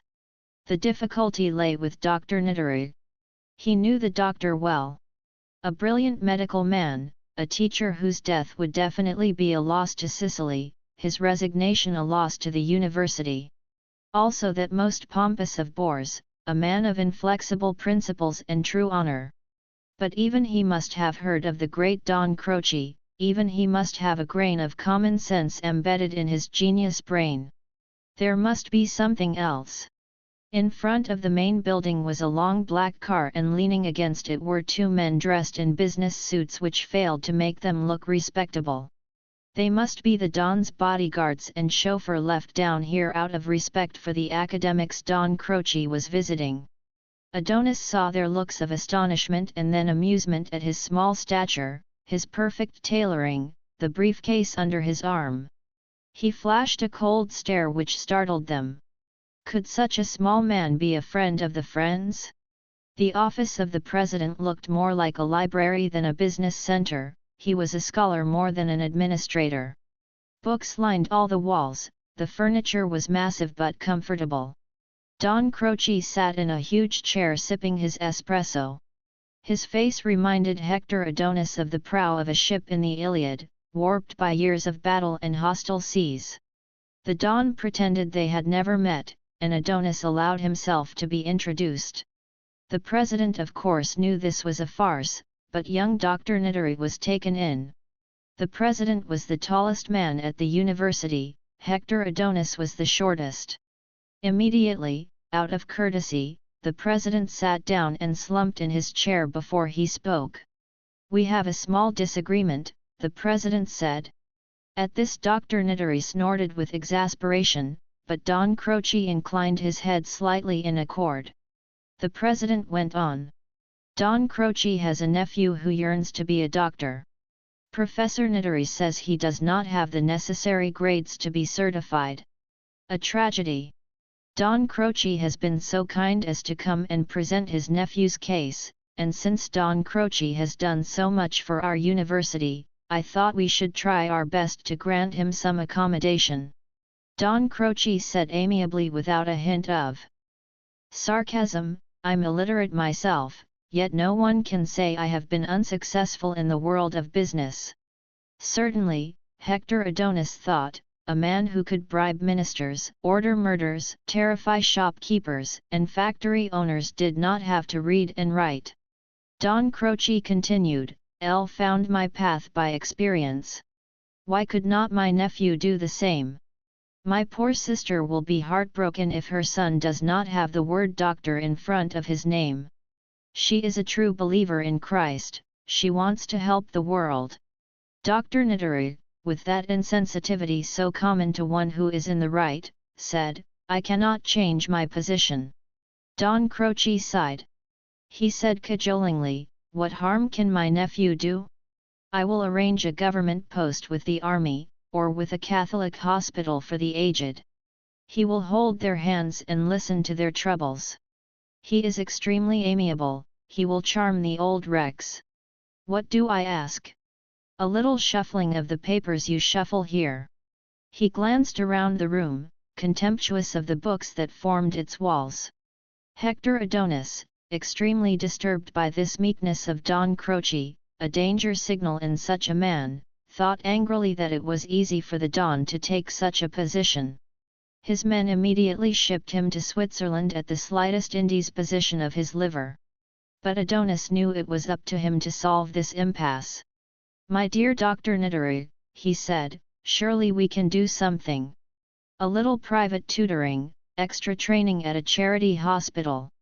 Despite his birth in Palermo, Dr. Nitari did not look Sicilian. He was fair and balding and he showed his anger, something no true Sicilian would ever do in this delicate situation. Doubtless it was the defective genes inherited from some long ago Norman conqueror. "You don't understand, my dear Professor Adonis. The young fool wants to be a surgeon. Jesus, Joseph, our Virgin Mary and all her saints," Hector Adonis thought. "This is real trouble." Taking advantage of the stunned silence on his colleague's face, Dr. Nitari went on. "Your nephew knows nothing about anatomy. He hacked a cadaver to pieces as if he were carving a sheep for the spit. He misses most of his classes, he does not prepare for his test papers, he enters the operating room as if he were going to a dance. I admit he is amiable, you couldn't find a nicer chap. But, after all, we are talking about a man who will someday have to enter a human body with a sharp knife." Hector Adonis knew exactly what Don Croce was thinking. Who cared how bad a surgeon the boy would make? It was a matter of family prestige, the loss of respect if the boy failed. No matter how bad a surgeon, he would never kill as many as Don Croce's more busy employees. Also, this young Dr. Nitari had not bent to his will, not taken the hint, that Don Croce was willing to let the surgeon business go by, that he was willing for his nephew to be a medical doctor. So now it was time for Hector Adonis to settle the issue. "My dear Don Croce," he said, "I am sure that Dr. Nitari will accede to your wishes if we continue to persuade him. But why this romantic idea of your nephew to be a surgeon? As you say, he's too amiable, and surgeons are born sadists. And who in Sicily voluntarily goes under the knife?" He paused for a moment. Then he went on. "Also he must train in Rome, if we pass him here and the Romans will use any excuse to demolish a Sicilian.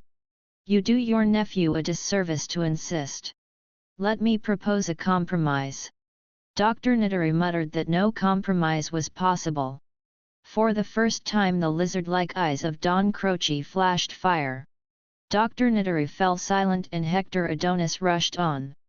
"Your nephew will receive passing marks to become a doctor, not a surgeon. We will say he has too kind a heart to cut."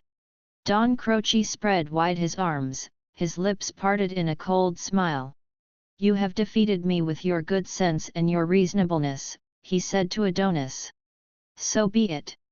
My nephew will be a doctor, not a surgeon. And my sister must be content." He made haste to leave them, his real purpose achieved, he had not hoped for more. The president of the university escorted him down to the car. But everyone in that room noted the last glance Don Croce gave Dr. Nitari before he left. It was a glance of the closest scrutiny, as if he were memorizing the features, to make sure that he did not forget the face of this man who had tried to thwart his will. When they had left, Hector Adonis turned to Dr. Nitari and said, "You, my dear colleague, must resign from the university and go practice your trade in Rome." Dr. Nitari said angrily, "Are you mad?" Hector Adonis said, "Not as mad as you. I insist you have dinner with me tonight and I will explain to you why our Sicily is no Garden of Eden." "But why should I leave?" Dr. Nitari protested. "You have said the word no to Don Croce Mallow. Sicily is not big enough for both of you." "But he's gotten his way," Dr. Nitari cried out in despair. "The nephew will become a doctor. You and the president have approved it." "But you did not," Hector Adonis said. "We approved it to save your life. But still, you are now a marked man." That evening Hector Adonis was host to 6 professors, including Dr. Nitari, at one of Palermo's best restaurants. Each of these professors had received a visit from a man of honor that day and each had agreed to change the marks of a failing pupil. Dr. Nitari listened to their stories with horror and then finally said, "But that cannot be in a medical school, not a doctor," until finally they lost their temper with him. A professor of philosophy demanded to know why the practice of medicine was more important to the human race than the intricate thought processes of the human mind and the immortal sanctity of one's soul. When they were finished, Dr. Nitari agreed to leave the University of Palermo and emigrate to Brazil, where, he was assured by his colleagues, a good surgeon could make his fortune in gall bladders. That night Hector Adonis slept the sleep of the just. But the next morning he received an urgent phone call from Montelepra. His godson, Siciliano, whose intelligence he had nurtured, whose gentleness he had prized, whose future he had planned, had murdered a policeman. Chapter 3 Montelepra was a town of 7,000 people, sunk as deeply in the valley of the Camerata Mountains as it was in poverty. On the day of September 2, 1943, the citizens were preparing for their festa, to start the next day and continue for the following 3 days. The festa was the greatest event of the year in each town, greater than Easter or Christmas or New Year's, greater than the days celebrating the end of the Great War or the birthday of a great national hero. The festa was dedicated to the town's own particular favorite saint. It was one of the few customs the fascist government of Mussolini had dared not meddle with or try to forbid. To organize the festa, a committee of 3 was formed each year, composed of the most respected men of the town. These 3 men then appointed deputies to collect money and offerings of goods. Every family contributed according to their means. In addition, deputies were sent out into the streets to beg. Then, as the great day approached, the committee of 3 started to spend the special fund accumulated over the past year. They hired a band, and they hired a clown.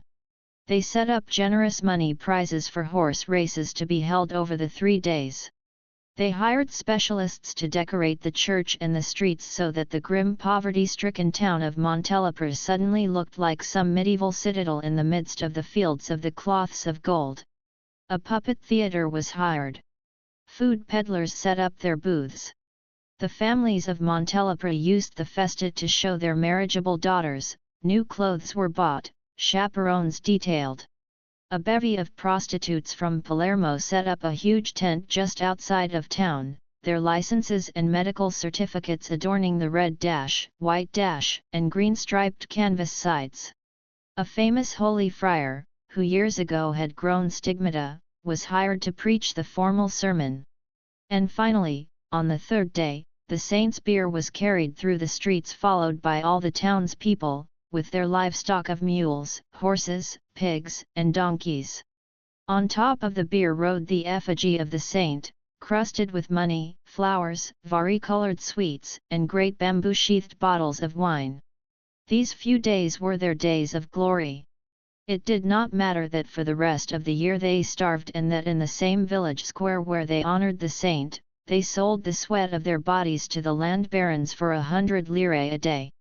On the first day of the Montelepre festa, Siciliano was designated to take part in the opening ritual, the mating of the miracle mule of Montelepre with the town's largest and strongest donkey. It is rare that a female mule can conceive. They are classified as a sterile animal, product of the union between a mare and donkey. But there was such a mule in Montelepre. It had borne a donkey 2 years before, and its owner had agreed, as his family's duty share to the town festa, to donate the mule's services and, if the miracle should occur, its offspring to the next year's festa. There was in this particular ceremony a sardonic mockery. But the ritualistic mating was only partly a mockery. The Sicilian peasant has an affinity with his mule and donkey. They are hard-working beasts, and like the peasant himself have flinty, dour natures. Like the peasant they can work steadily for very long hours without breaking down, unlike the higher nobility horse, who must be pampered. Also they are sure-footed and can pick their way along the mountain terraces without falling and breaking a leg, unlike the fiery stallions or the high-blooded, flighty mares. Also, peasant and donkey and mule subsist and thrive on food that kills other men and animals. But the greatest affinity was this: peasant, donkey, and mule had to be treated with affection and respect, otherwise they turned murderous and stubborn. The Catholic religious festivals had sprung from ancient pagan rituals to beg miracles from the gods.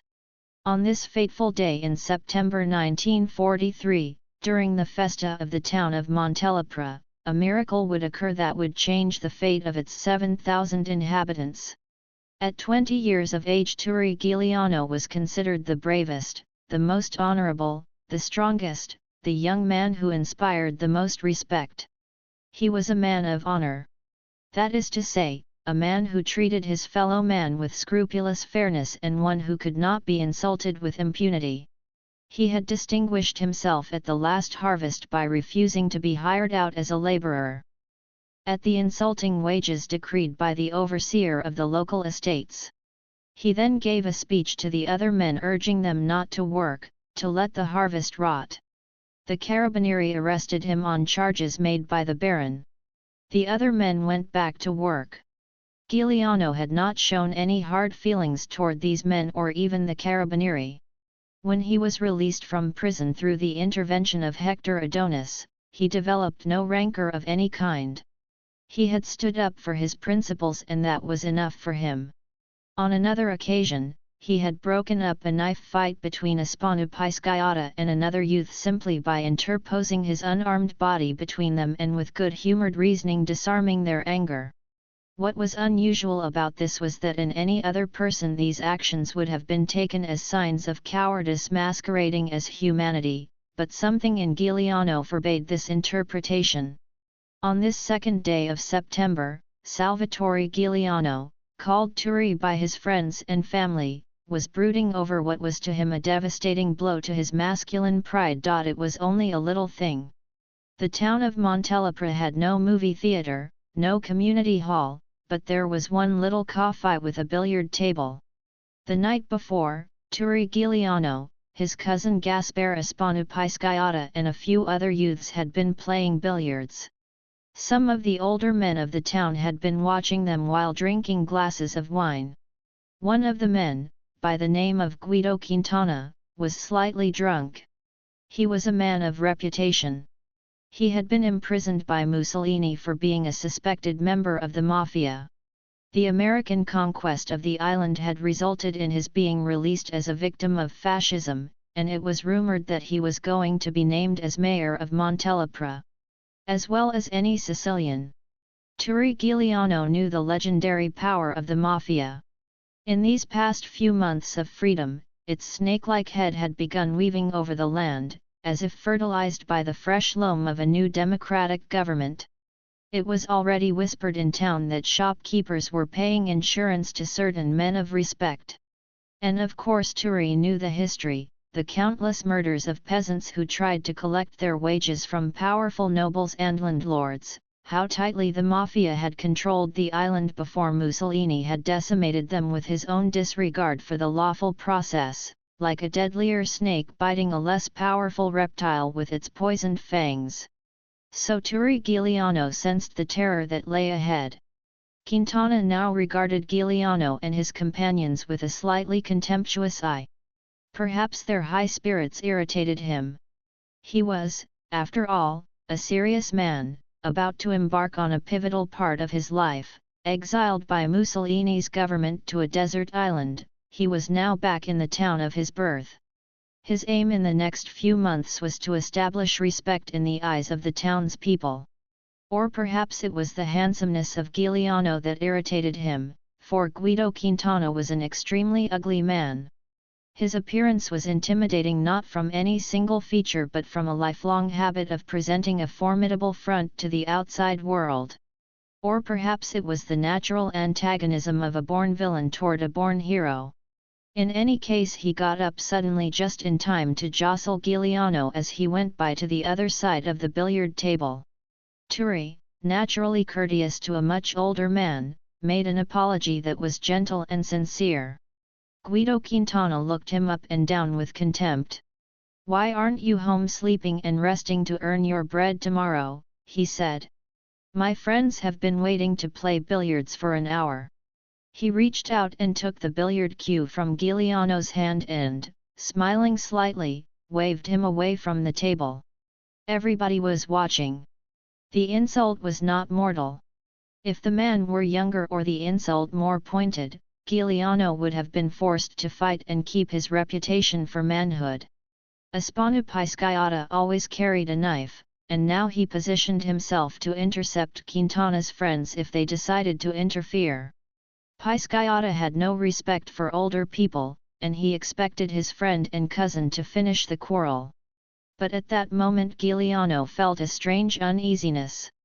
The man looked so intimidating and ready for the most serious consequences of any dispute. The companions in the background, also older men, were smiling in an amused way as if they had no doubt of the outcome. One of them wore hunting attire and carried a rifle. Giuliano himself was unarmed. And then for one shameful moment, he felt fear. He was not afraid of being hurt, of being struck, of finding this man was the stronger of the two. It was the fear that these men knew what they were doing, that they had the situation under control. He did not. That they could gun him down in the dark streets of Montelepra as he walked home. That he would appear a dead fool the next day. It was the inborn tactical sense of the born guerrilla soldier that made him retreat. So Turi Giuliano took his friend by the arm and led him out of the cafe. Pisciotta came without a struggle, amazed that his friend had yielded so easily but never suspecting the fear. He knew Turi was good-hearted and assumed he did not wish to quarrel and injure another man over so small a thing. As they started up the Via Bella to their homes they could hear the click of billiard balls behind them. All that night Turi Giuliano had not been able to sleep. Had he really been afraid of that man with the evil face and threatening body? Had he shivered like a girl? Were they all laughing at him? What did his best friend, his cousin, Aspanu, think of him now? That he was a coward? That he, Turi Giuliano, the leader of the youth of Montelepra, the most respected, the one acknowledged as the strongest and most fearless, had buckled at the first threat of a true man? And yet, he told himself, why risk a vendetta that could lead to death over the small matter of a billiard game, an older man's irascible rudeness? It would not have been like a quarrel with another youth. He had known that this quarrel could be serious. He had known that these men were with the friends of the friends, and it had made him afraid. Giuliano slept badly and woke in that sullen mood so dangerous in adolescent males. He seemed to himself ridiculous. He had always wanted to be a hero, like most young men. If he had lived in any other part of Italy he would have become a soldier long before, but as a true Sicilian he had not volunteered, and his godfather, Hector Adonis, had made certain arrangements so that he wouldn't be called. After all, though Italy governed Sicily, no true Sicilian felt he was an Italian. And then, if the truth be told, the Italian government itself was not so anxious to draft Sicilians, especially in the last year of the war. Sicilians had too many relatives in America, Sicilians were born criminals and renegades, Sicilians were too stupid to be trained in modern warfare and they caused trouble wherever they went. In the street Turi Giuliano felt his moodiness fade with the sheer beauty of the day. The golden sun was glorious, the smell of lemon and olive trees filled the air. He loved the town of Montelepra, its crooked streets, the stone houses with their balconies filled with those gaudy flowers that grew in Sicily without the slightest encouragement. He loved the red-tiled roofs that stretched away to the end of the small town, buried in this deep valley on which the sun poured like liquid gold. The elaborate decorations of the festa, the streets overhung with an aerial maze of colorful papier-mâché saints, the houses decorated with great bamboo-strutted flowers, disguised the essential poverty of what was a typical Sicilian town. Perched high, yet shyly hidden in the creases of the surrounding mountains, its garlanded houses were mostly filled with men, women, children, and animals occupying 3 or 4 rooms. Many houses had no sanitation, and even the thousands of flowers and the cold mountain air could not overcome the smell of offal that rose with the sun. In good weather the people lived outside their houses. The women sat in wooden chairs on their cobbled terraces preparing food for their tables, also set outside the door. Young children filled the streets chasing chickens, turkeys, young goats, older children wove bamboo baskets. At the end of the Via Bella, before it emptied into the square, was a huge demon-faced fountain, built by the Greeks 2,000 years before, water pouring from its rock-toothed mouth. Alongside the surrounding mountains green gardens grew precariously, built on terraces. On the plains below were the visible towns of Partinico and Castellamare, the bloody dark stone town of Corleone lurked murderously beyond the horizon. From the far end of the Via Bella, the end of the street that led into the road of the Castellamare plain, Turi could see Aspanu Pisciotta leading a small donkey. For a moment he was worried about how Aspanu would treat him after his humiliation of the night before. His friend was noted for his sharp wit. Would he make some contemptuous remark? Giuliano felt again the rush of futile rage and swore he would not be so unready again. There would be no regard for any consequences, he would show them all he was no coward. Yet in a corner of his mind he saw the whole scene sharp and clear. Quintana's friends waiting behind him, one of them with a hunting rifle. They were friends of the friends and would avenge themselves. He did not fear them, he feared only his defeat by them, which seemed so sure because though they were not so strong, they were more cruel. Aspanupaiskayata wore his wickedly cheery grin as he said, "Turi, this little donkey can't do it all by himself. We'll have to help." Giuliano didn't bother to answer, he was relieved that his friend had forgotten about last night. It always touched his heart that Aspanu, who was so caustic and penetrating with the faults of others, never treated him with anything but the utmost affection and respect. They walked together toward the town square, the donkey behind. Children scurried around and before them like pilot fish. The children knew what was going to happen with the donkey and were wild with excitement. For them it would be a great treat, an exciting event in the usually dull summer day. A small platform 4 feet high stood in the town square. It was formed by heavy blocks of stone carved from the mountains around them. Turi Giuliano and Aspanupaiskayata pushed the donkey up the dirt ramp of the platform. They used a rope to tie the donkey's head to a short vertical iron bar. The donkey sat down. There was a patch of white skin over his eyes and muzzle that gave him a clownish look. The children gathered around the platform, laughed and jeered. One of the little boys called out, "Which one is the donkey?" and all the children laughed. Turi Giuliano, not knowing this was the last day of his life as an unknown village boy, looked down on the scene with the sweet possessive contentment of a man placed exactly as he should be. He was in the small spot of earth in which he had been born and spent his life. The outside world could never harm him. Even the humiliation of the night before had disappeared. He knew those looming limestone mountains as intimately as a little child knew his sandbox. Those mountains grew slabs of stone as easily as they grew grass, and formed caves and hiding places that could shelter an army. Turi Giuliano knew every house, every farm, every laborer, and all the ruined castles left by the Normans and Moors, the skeletons of beautifully decayed temples left by the Greeks. From another entrance to the square appeared a farmer leading the miracle mule. This was the man who had employed them for this morning's work. His name was Papera, and he was held in much respect by the citizens of Montelepro for having waged a successful vendetta against a neighbor. They had quarreled over an adjoining piece of land which held an olive grove. The quarrel went on for 10 years, had in fact lasted longer than all of the wars Mussolini had foisted on Italy. Then one night shortly after the Allied armies had liberated Sicily and installed a democratic government, the neighbor had been found almost cut in two by the blast of a/Upera, the sawed-off shotgun so popular in Sicily for such matters. Suspicion immediately fell on Papera, but he had conveniently allowed himself to be arrested in a quarrel with the Carabinieri and had spent the night of the murder safely in the prison cell of the Bellampo barracks.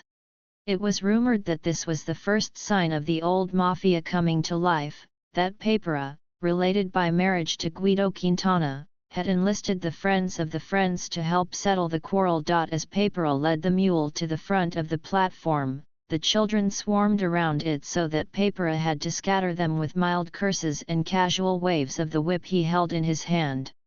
The children escaped the whip easily as Papera snapped it over their heads with a good-humored smile.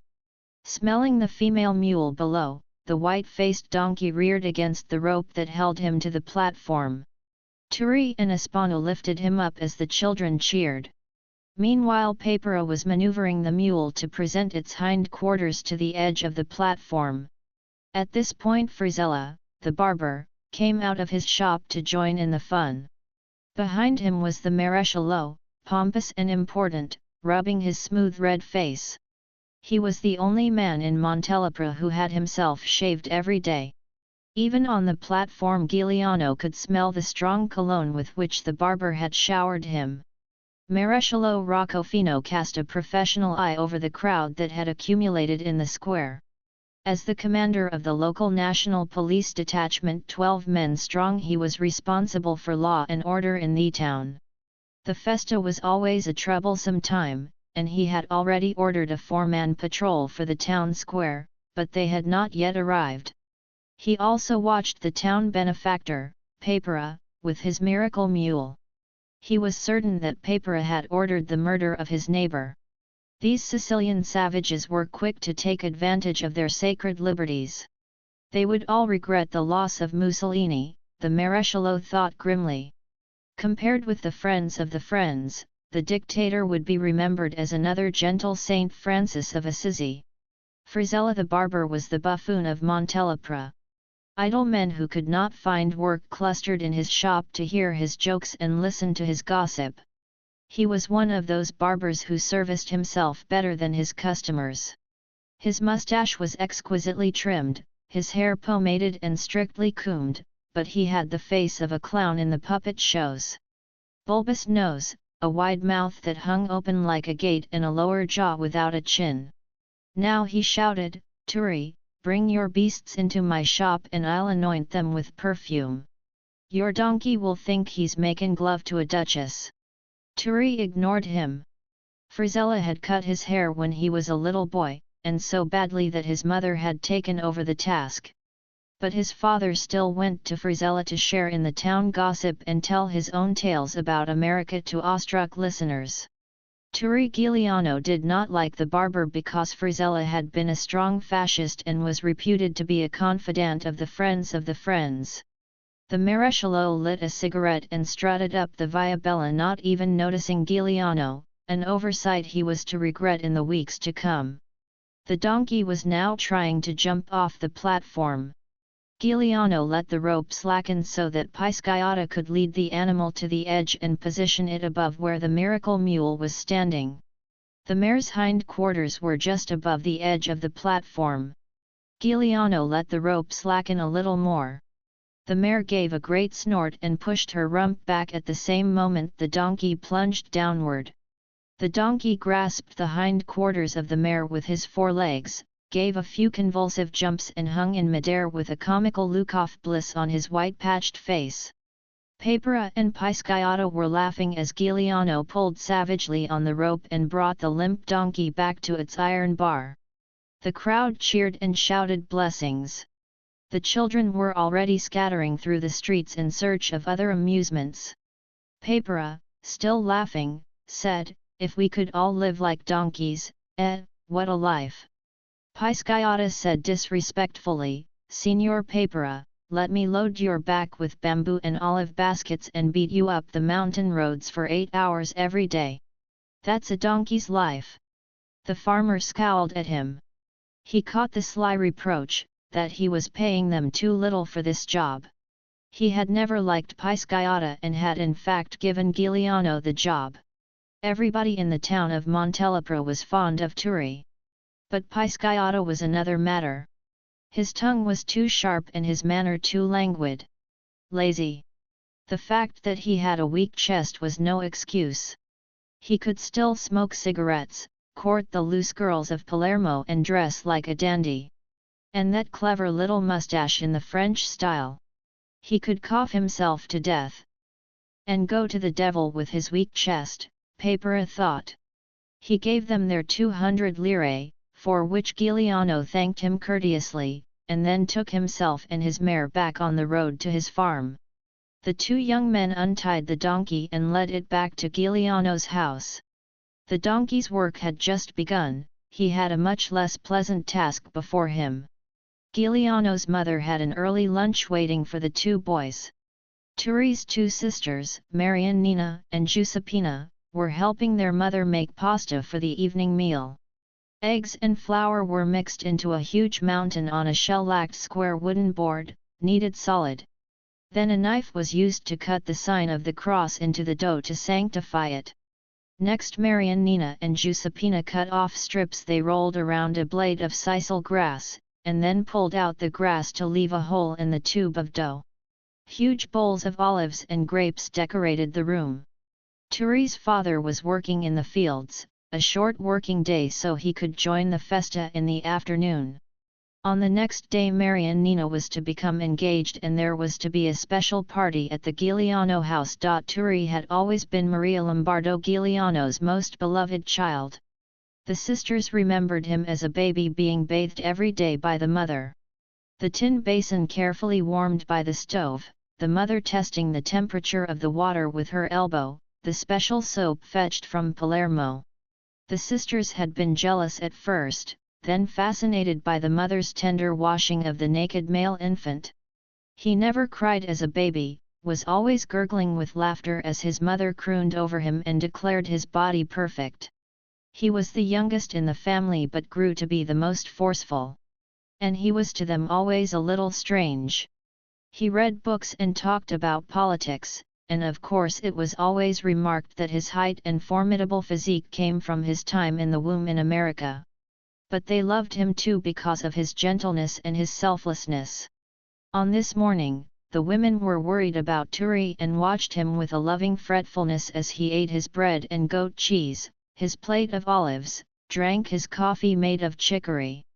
As soon as he finished his lunch he and Espana would take the donkey all the way to Corleone and smuggle back a huge wheel of cheese and some hams and sausage. He would miss a day of the festa to do this just to please his mother and make his sister's engagement party a success.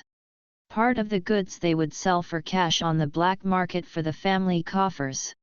These three women loved to see the two young men together. They had been friends since they were little children, closer than brothers in spite of being such opposites.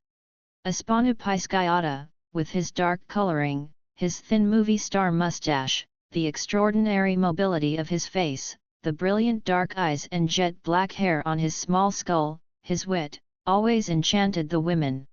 And yet in some curious way all this flamboyance was overwhelmed by Turi Giuliano's quiet Grecian beauty. He was massively built like the ancient Greek statues scattered all over Sicily. And his coloring was all light brown, his hair, his tawny skin. He was always very still, and yet when he moved it was with a startling quickness. But his most dominating feature was his eyes. They were a dreamy golden brown, and when they were averted they seemed ordinary. But when he looked at you directly the lids came halfway down like the lids carved in statues and the whole face took on a quiet mask-like serenity. While Pisciotta kept Maria Lombardo amused, Turi Giuliano went upstairs to his bedroom to prepare himself for the journey he was about to make. Specifically to get the pistol he kept hidden there. Remembering the humiliation of the previous night, he was determined to go armed on the job he had ahead this day. He knew how to shoot, for his father took him hunting often. In the kitchen, his mother was waiting alone for him to say goodbye. She embraced him and felt the pistol he had in his waistband. "Turi, be careful," she said, alarmed. "Don't quarrel with the carabinieri. If they stop you, give up what you have." Giuliano reassured her. "They can take the goods," he said. "But I won't let them beat me or take me to prison." She understood this. And in her own fierce Sicilian pride was proud of him. Many years ago her own pride, her anger at her poverty, had led her to persuade her husband to try a new life in America. She had been a dreamer, she had believed in justice and her own rightful place in the world. She had saved a fortune in America, and that same pride had made her decide to return to Sicily to live like a queen. And then everything had turned to ashes. The lira became worthless in wartime, and she was poor again. She was resigned to her fate but hoped for her children. And she was happy when Turi showed the same spirit that had possessed her. But she dreaded the day when he must come into conflict with the stone-hard realities of life in Sicily. She watched him go out into the cobbled street of the Via Bella to greet Espana Pisciotta. Her son, Turi, walked like a huge cat, his chest so broad, his arms and legs so muscular he made Espana seem no more than a stalk of sisal grass. Espana had the hard cunning that her son lacked, the cruelty in his courage. Espana would guard Turi against the treacherous world they all had to live in. And she had a weakness for Espana's olive-skinned prettiness, though she believed her son more handsome. She watched them go up the Via Bella to where it led out of town toward the Castellamare plain. Her son, Turi Giuliano, and her sister's son, Gaspare Pisciotta. 2. young men just barely 20 years old, and seeming younger than their years. She loved them both and she feared for them both. Finally the two men and their donkey vanished over a rise in the street, but she kept watching and finally they appeared again, high above the town of Montelepra, entering the range of mountains that surrounded the town. Maria Lombardo Giuliano kept watching, as if she would never see them again, until they disappeared in the late morning mist around the mountaintop. They were vanishing into the beginning of their myth. Chapter 4 In Sicily this September of 1943, people could only exist by trading in the black market. Strict rationing of foodstuffs still carried over from the war, and farmers had to turn in their produce to central government storehouses at fixed prices and for paper money that was almost worthless. In turn the government was supposed to sell and distribute these foodstuffs at low prices to the people. Under this system everybody would get enough to remain alive. In reality, the farmers hid what they could because what they turned into the government storehouses was appropriated by Don Croce Mallow and his mayors to be sold on the black market. The people themselves then had to buy on the black market and break smuggling laws merely to exist. If they were caught doing this they were prosecuted and sent to jail. What good was it that a democratic government had been established in Rome? They would be able to vote as they starved. Turi Giuliano and Espano Pisciotta, with the lightest of hearts, were in the process of breaking these laws. It was Pisciotta who had all the black market contacts and who had arranged this affair. He had contracted with a farmer to smuggle a great wheel of cheese from the countryside to a black market dealer in Montelepra. Their pay for this would be 4 smoked hams and a basket of sausage, which would make his sister's engagement party a great celebration. They were breaking 2 laws, one forbidding dealing in the black market, the other smuggling from one province of Italy to another. There was not much the authorities could do to enforce the black market laws, they would have had to jail everyone in Sicily. But smuggling was another matter. Patrols of national police, the Carabinieri, roamed the countryside, set up roadblocks, paid informers. They could not of course interfere with the caravans of Don Croce Mallow, who used American Army trucks and special military government passes. But they could net many of the small farmers and starving villagers. It took them 4 hours to get to the farm. Giuliano and Pisciotta picked up the huge grainy white cheese and the other goods and strapped them onto the donkey. They formed a camouflage of sisal grass and bamboo stalks over the goods so that it would appear they were merely bringing in fodder for the livestock kept in the households of many villagers. They had the carelessness and confidence of youth, of children really, who hide treasures from their parents, as if the intention to deceive were enough. Their confidence came too from the knowledge that they could find hidden paths through the mountains. As they set out for the long journey home, Giuliano sent Pisciotta ahead to scout for the Carabinieri. They had arranged a set of whistling signals to warn of danger. The donkey carried the cheeses easily and behaved amiably, he had had his reward before setting out. They journeyed for 2 hours, slowly ascending, before there was any sign of danger. Then Giuliano saw behind them, perhaps 3 miles away, following their path, a caravan of 6 mules and a man on horseback. If the path was known to others in the black market, it could have been marked by the field police for a roadblock. As a caution, he sent Pisciotta scouting far ahead. After an hour he caught up with Espano, who was sitting on a huge stone smoking a cigarette and coughing. Espano looked pale, he should not have been smoking. Turi Giuliano sat down beside him to rest. One of their strongest bonds since childhood was that they never tried to command each other in any way, so Turi said nothing. Finally Espano stubbed out the cigarette and put the blackened butt into his pocket. They started walking again, Giuliano holding the donkey's bridle, Espano walking behind. They were traveling a mountain path that bypassed the roads and little villages, but sometimes they saw an ancient Greek water cistern that spouted water through a crumpled statue's mouth, or the remains of a Norman castle that many centuries ago had barred these way to invaders. Again Turi Giuliano dreamed of Sicily's past and his future. He thought of his godfather, Hector Adonis, who had promised to come after the festa and prepare his application to the University of Palermo. And when he thought of his godfather he felt momentary sadness. Hector Adonis never came to the festas, the drunken men would make fun of his short stature, the children, some of them taller than he, would offer him some insult. Turi wondered about God stunting the growth of a man's body and bursting his brain with knowledge. For Turi thought Hector Adonis the most brilliant man in the world and loved him for the kindness he had showed him and his parents. He thought of his father working so hard on their small piece of land, and of his sisters with their threadbare clothes. It was lucky that Mariannina was so beautiful that she had caught a husband despite her poverty and the unsettled times. But most of all he anguished over his mother, Maria Lombardo. Even as a child he had recognized her bitterness, her unhappiness. She had tasted the rich fruits of America and could no longer be happy in the poverty-stricken towns of Sicily.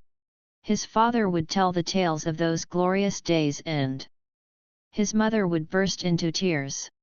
But he would change his family's fortune, Turi Giuliano thought. He would work hard and study hard and he would become as great a man as his godfather.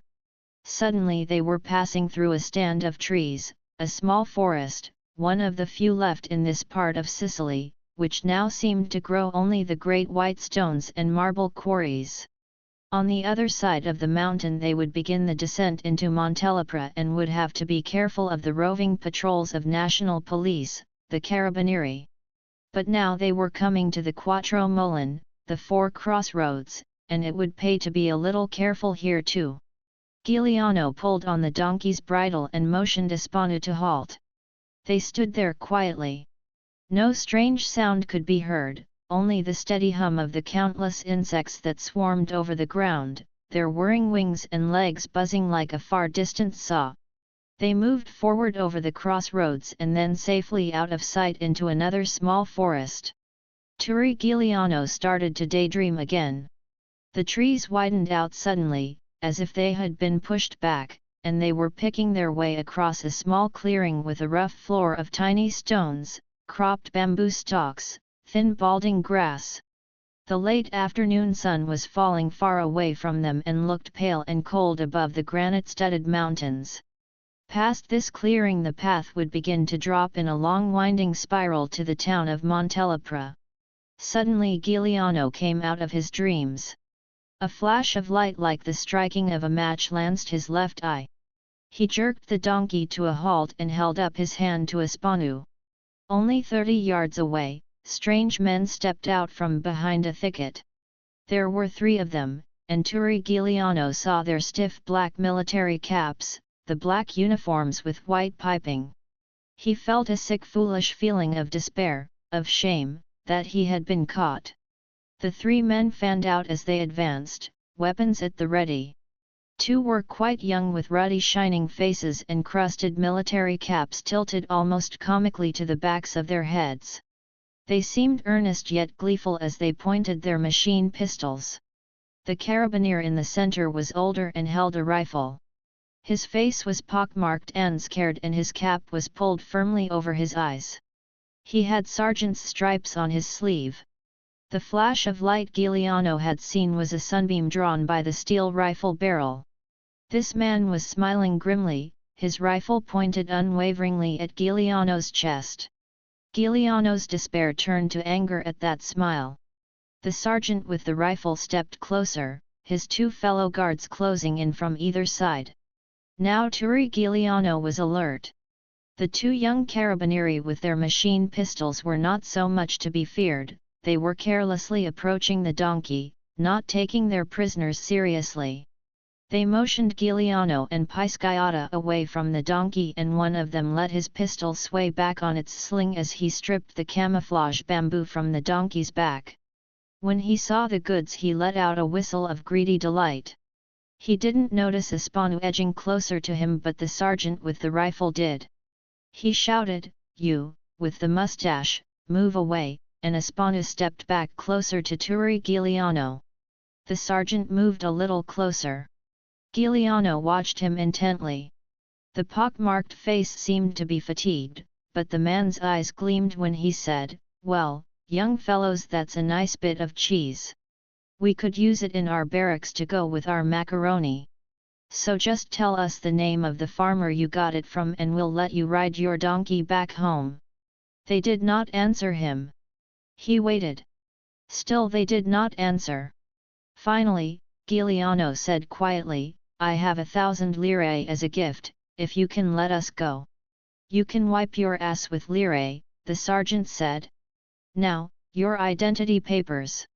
If they're not in order, I'll make you shit and wipe your ass with them too."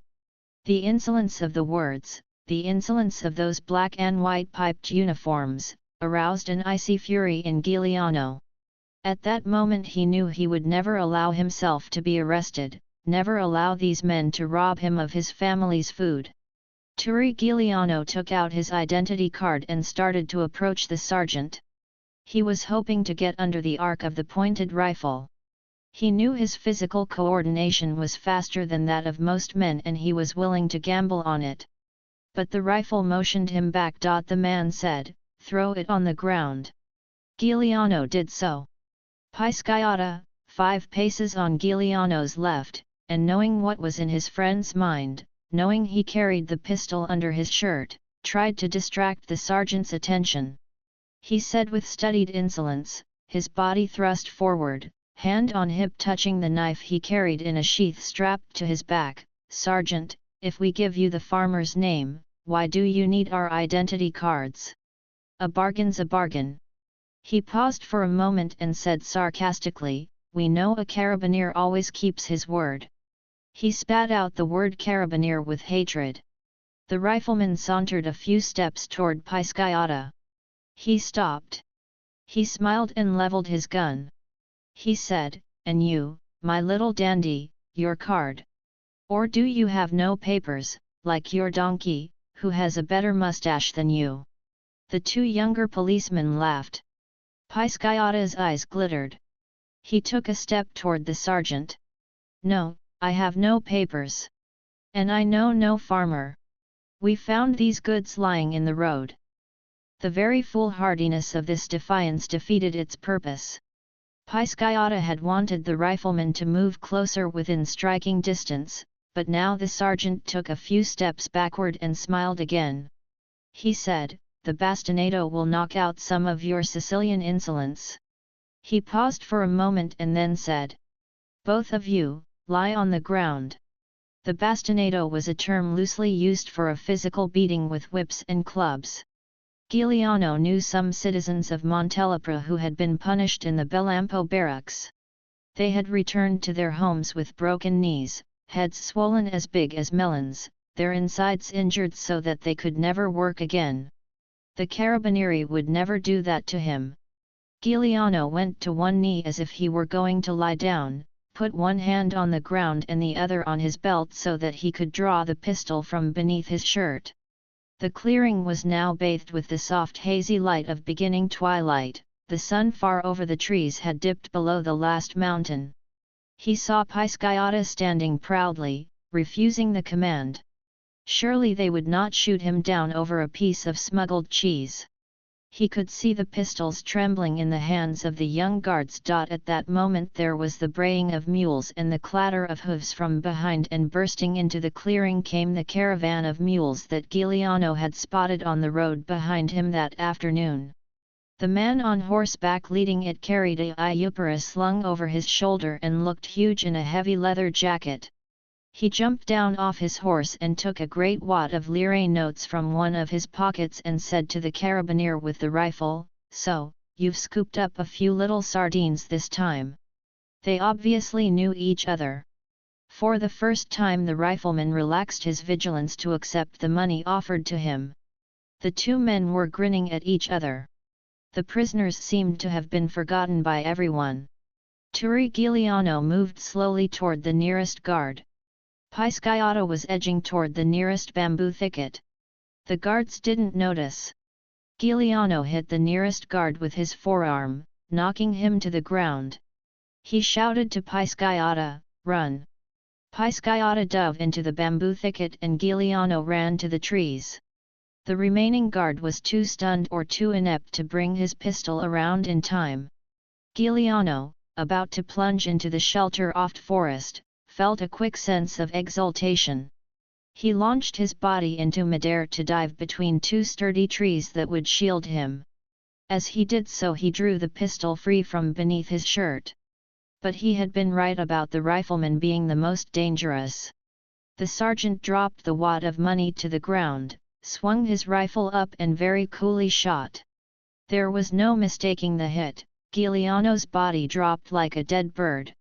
Giuliano heard the shot at the same time he felt his body racked with pain, as if he had been hit with a giant club. He landed on the ground between the two trees and tried to get up, but could not. His legs were numb, he could not make them move. Pistol in hand, he twisted his body and saw the sergeant shake his rifle in the air in triumph. And then Giuliano felt his trousers filling with blood, the liquid warm and sticky. In the fraction of a second before he pulled the trigger of his pistol, Giuliano felt only astonishment. That they had shot him over a piece of cheese. That they had smashed the fabric of his family with such a cruel carelessness just because he was running away from such a small breaking of the law that everyone broke. His mother would weep to the end of her days. And now his body was awash in blood, he who had never done anyone any harm. He pulled the trigger and saw the rifle fall, saw the sergeant's black cap with its white piping seem to fly in the air as the body with its mortal head wound crumpled and floated to the rock-filled earth. It was an impossible shot with a pistol at that range, but it seemed to Giuliano that his own hand had travelled with the bullet and smashed it like a dagger through the sergeant's eye. A machine pistol began to pop, but the bullets flew upward in harmless arcs, chattering like small birds. And then it was deadly still. Even the insects had stopped their incessant whirring. Giuliano rolled into the bushes. He had seen the enemy's face shatter into a mask of blood, and that gave him hope. He was not powerless. He tried to get up again, and this time his legs obeyed him. He began to run, but only one leg sprang forward, the other dragged along the ground, which surprised him. His crotch was warm and sticky, his trousers soaked, his vision cloudy. When he ran through a sudden patch of light, he was afraid he had circled back into the clearing again and tried to turn back. His body started to fall, not to the ground, but into an endless red-tinted black void, and then he knew he was falling forever. In the clearing, the young guard took his hand off the trigger of his machine pistol and the chattering stopped.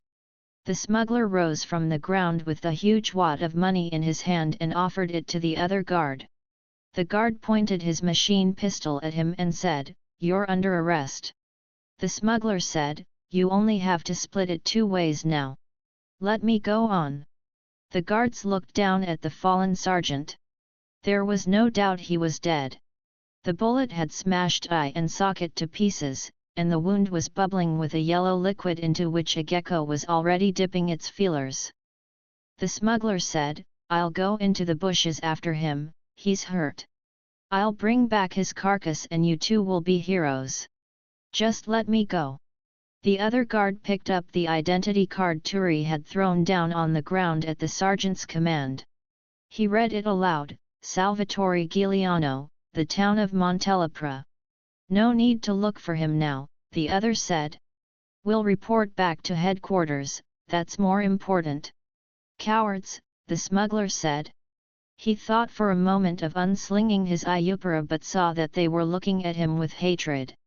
He had insulted them. For that insult they made him load the sergeant's body onto his horse and made him walk back to their barracks. Before that they relieved him of his weapon. They were very skittish, and he hoped they would not shoot him by mistake out of sheer nervousness. Aside from that, he was not too concerned. He knew Maresciallo Roccofino of Montelepra very well. They had done business before and they would do business again. In all that time not one of them had given a thought to Pisciata. But he had heard everything they had said. He was lying in a deep grassy hollow, knife drawn. He was waiting for them to try hunting down Turi Giuliano, and he planned to ambush one of them and get his gun after he had cut his throat. There was a ferocity in his soul that banished all fear of death, and when he heard the smuggler offer to bring back Turi's carcass, he burned that man's face forever in his brain. He was almost sorry they retreated to leave him alone on the mountainside. He felt a pang when they tied his donkey to the end of the mule train. But he knew that Turi was badly wounded and would need help. He circled around the clearing, running through the woods to get to the side where his comrade had disappeared. There was no sign of a body in the underbrush and he started to run down the path from which they had come. There were still no signs until he climbed over a huge granite boulder whose top shallowed out into a small basin. In that basin of rock was a small pool of almost black blood and the other side of the rock was smeared with long ropey gouts of blood that were bright red. He kept running and was caught by surprise when he saw Giuliano's body sprawled across his path, the deadly pistol still clutched in his hand. He knelt and took the pistol and thrust it into his belt. At that moment Turi Giuliano's eyes opened. The eyes were alive with an awesome hatred, but they were staring past Ispanu Pisciotta. Pisciotta almost wept with relief and tried to get him to his feet, but he was not strong enough. Turi, try to get up, I'll help you, Pisciotta said. Giuliano pushed his hands against the earth and raised his body. Pisciotta put an arm around his waist and his hand became warm and wet. He jerked his hand away and pulled aside Giuliano's shirt, and with horror he saw the huge gaping hole in Giuliano's side. He propped Giuliano up against a tree, ripped off his own shirt and shoved it into the hole to staunch the blood, tying the sleeves together around the waist. He put one arm around his friend's middle and then with his free hand took Giuliano's left hand and raised it high in the air. This balanced them both as he guided Giuliano down the path with careful, mincing steps. From a distance it looked as if they were dancing together down the mountain. And so Turi Giuliano missed the festa of Saint Rosalia, which the citizens of Montelepra hoped would bring a miracle to their town. He missed the shooting contest which he surely would have won. He missed the horse races in which the jockeys hit opposing riders over the head with clubs and whips. He missed the purple, yellow, and green rockets that exploded and tattooed the star-filled sky.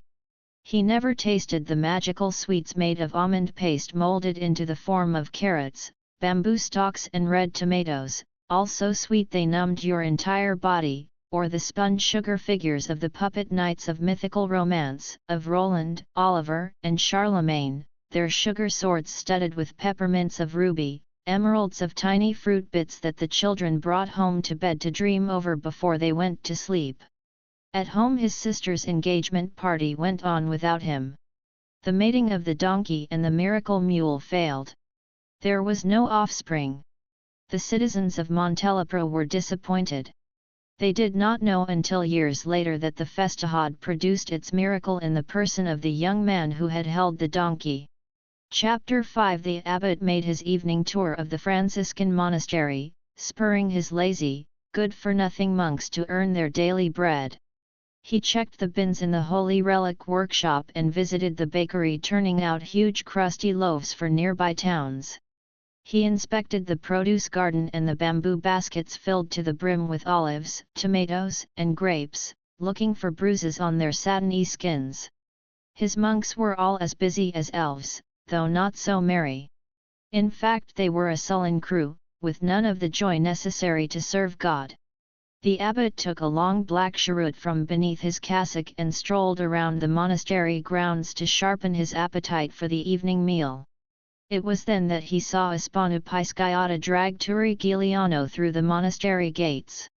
The gatekeeper tried to keep them out, but Pisciotta put a pistol to his tonsured head and he fell to his knees to say his last prayers. Pisciotta deposited Giuliano's bloody, almost lifeless, body at the abbot's feet. The abbot was a tall, emaciated man with an elegant monkey-like face, all tiny bones, a nub of a nose and querying little brown buttons for eyes. Though 70 years of age, he was vigorous, his mind as sharp and cunning as in the old days before Mussolini, when he had written elegant ransom notes for mafia kidnappers who employed him. Now, though it was known to all, peasants and authorities alike, that his monastery was the headquarters of black market operators and smugglers, he was never interfered with in his illegal activities. This out of respect for his holy calling, and a feeling that he deserved some material reward for his spiritual guidance to the community. So the abbot Manfredi was not dismayed to find two peasant scoundrels covered with blood breaking into the sacred domain of Saint Francis. In fact, he knew Pisciotto well. He had used the young man in a few smuggling and black market operations. They had in common a sly cunning that delighted them both, one surprised to find it in a man so old and holy, the other to find it in one so young and unworldly. The abbot reassured the gatekeeper monk, then said to Pisciotto, "Well, my dear Espanu, what mischief are you into now?" Pisciotto was tightening the shirt around Giuliano's wound. The abbot was surprised to see that his face was grief-stricken. He did not think the lad was capable of such emotion. Pisciotto, seeing again that huge wound, was sure his friend was going to die. And how could he tell the news to Turi's mother and father? He dreaded Maria Lombardo's grief. But for now, a more important scene would have to be played. He must convince the abbot to give Giuliano sanctuary in the monastery. He looked the abbot straight in the eye.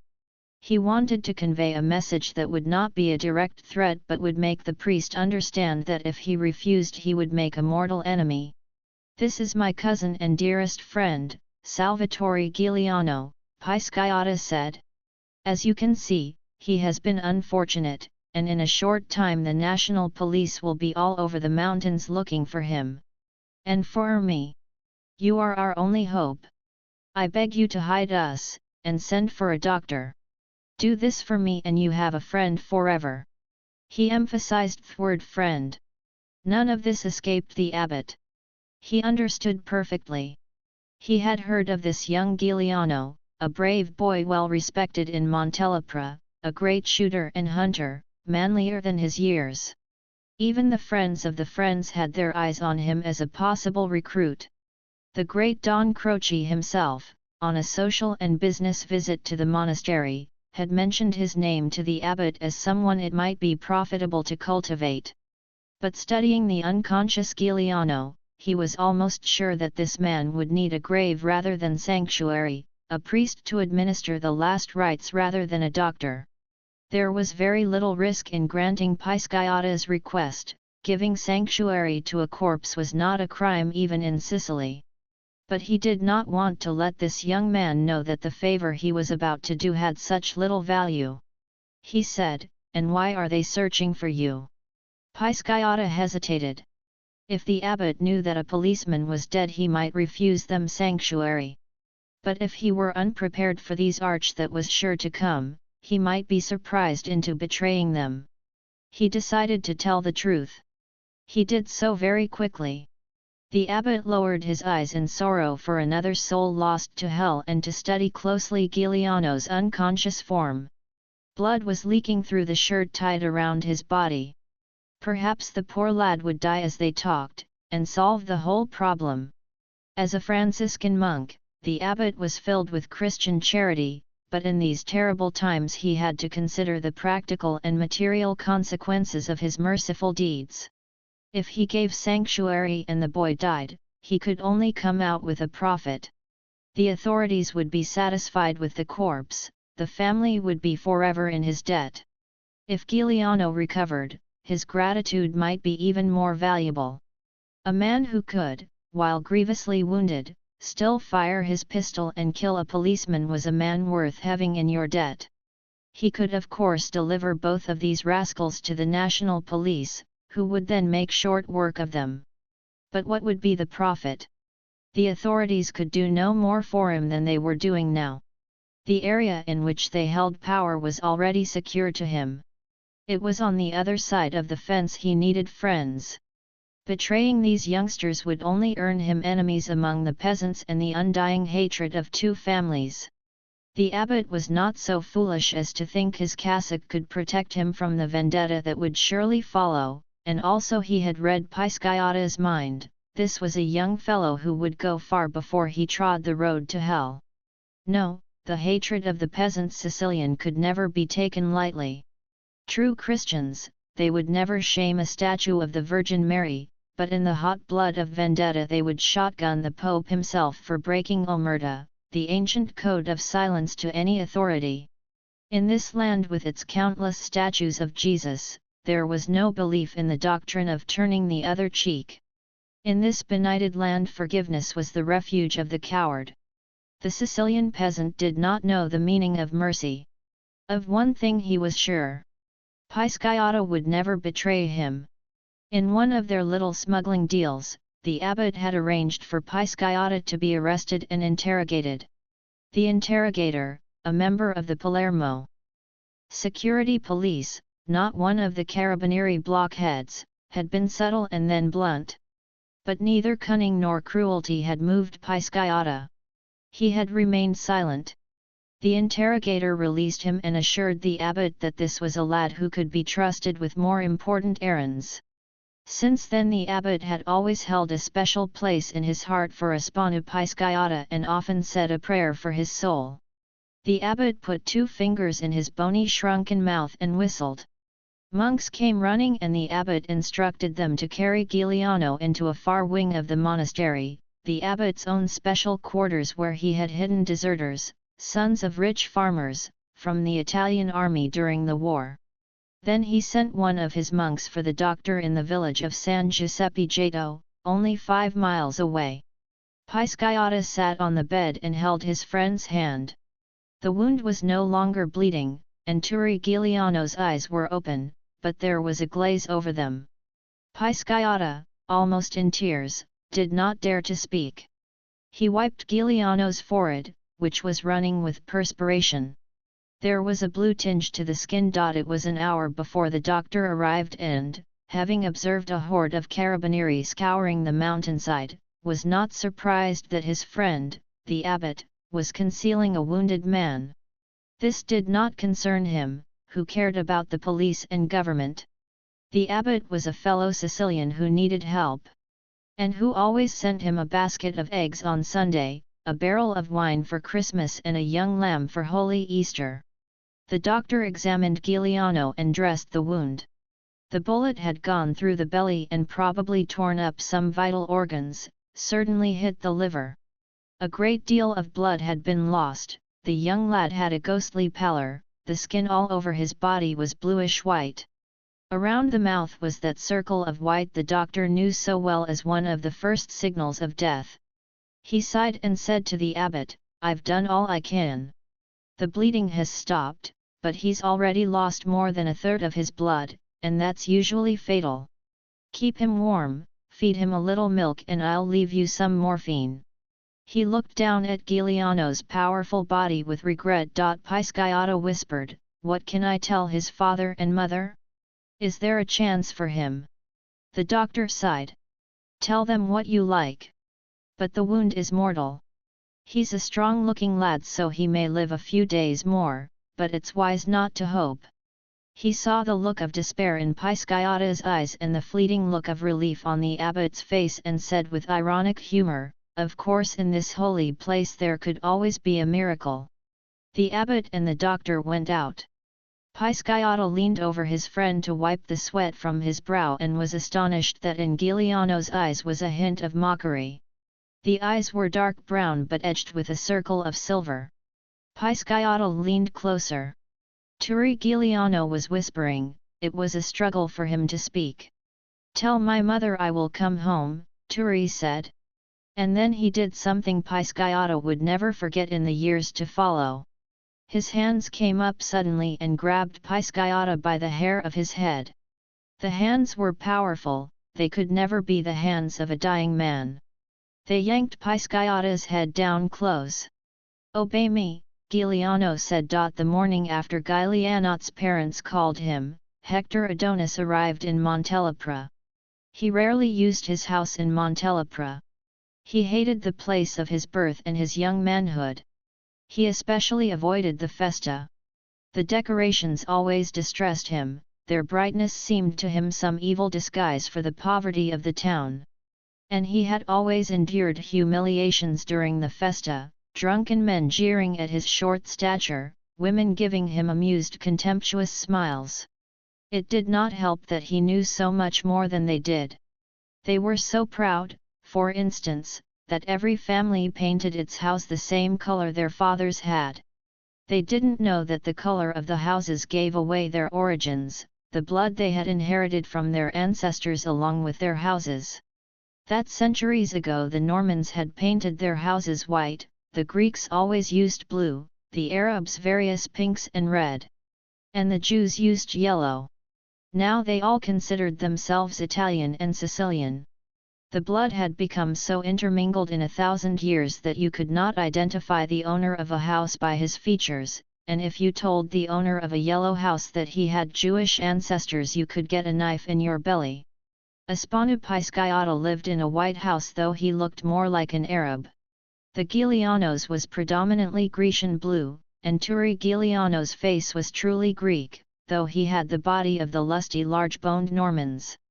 But apparently all that blood had boiled together into something strange and dangerous to make the true Sicilian, and that was what had brought Adonis to Montelepre today. The Via Bella was straddled at each corner by a pair of carabinieri, grim-faced, holding rifles and machine pistols at the ready. The second day of the festa was beginning but this part of town was curiously deserted and there were no children on the street. Hector Adonis parked his car in front of the Giuliano house, up on the strip of sidewalk. A pair of carabinieri watched him suspiciously until he got out of the car, then smiled with amusement at his short stature. It was Pisciotta who opened the door and led him inside. Giuliano's mother and father were in the kitchen waiting, a breakfast of cold sausage, bread, and coffee on the table. Maria Lombardo was calm, reassured by her beloved Aspanu that her son would recover. She was more angry than fearful. Giuliano's father looked more proud than sad. His son had proved himself a man, he was alive and his enemy was dead. Again Pisciotta told his story, this time with comforting humor. He made light of Giuliano's wound and very little of his own heroism in carrying Giuliano down to the monastery. But Hector Adonis knew that helping an injured man over 3 miles of rough terrain must have been grueling for the slightly built Pisciotta. Also, he thought Pisciotta skipped over the description of the wound too glibly. Adonis feared the worst. How did the carabinieri know enough to come here, he asked. Pisciotta told him about Giuliano giving up his identity card. Giuliano's mother broke out in lamentation. Why didn't Turi let them have the cheese? Why did he fight? Giuliano's father said harshly to his wife, what would you have him do? Inform on that poor farmer? He would have disgraced the family name forever. Hector Adonis was struck by the contradiction in these remarks. He knew the mother was much stronger and more fiery than the father. Yet the mother had uttered the words of resignation, the father the words of defiance. And Pisciotta, this boy Aspanu, who would have thought he would be so brave, to rescue his comrade and bring him to safety? And now lying so coolly to the parents about the hurt their son had suffered. Giuliano's father said, if only he had not given up his identity card. Our friends would have sworn he was in the streets here. Giuliano's mother said, they would have arrested him anyway. She began to weep.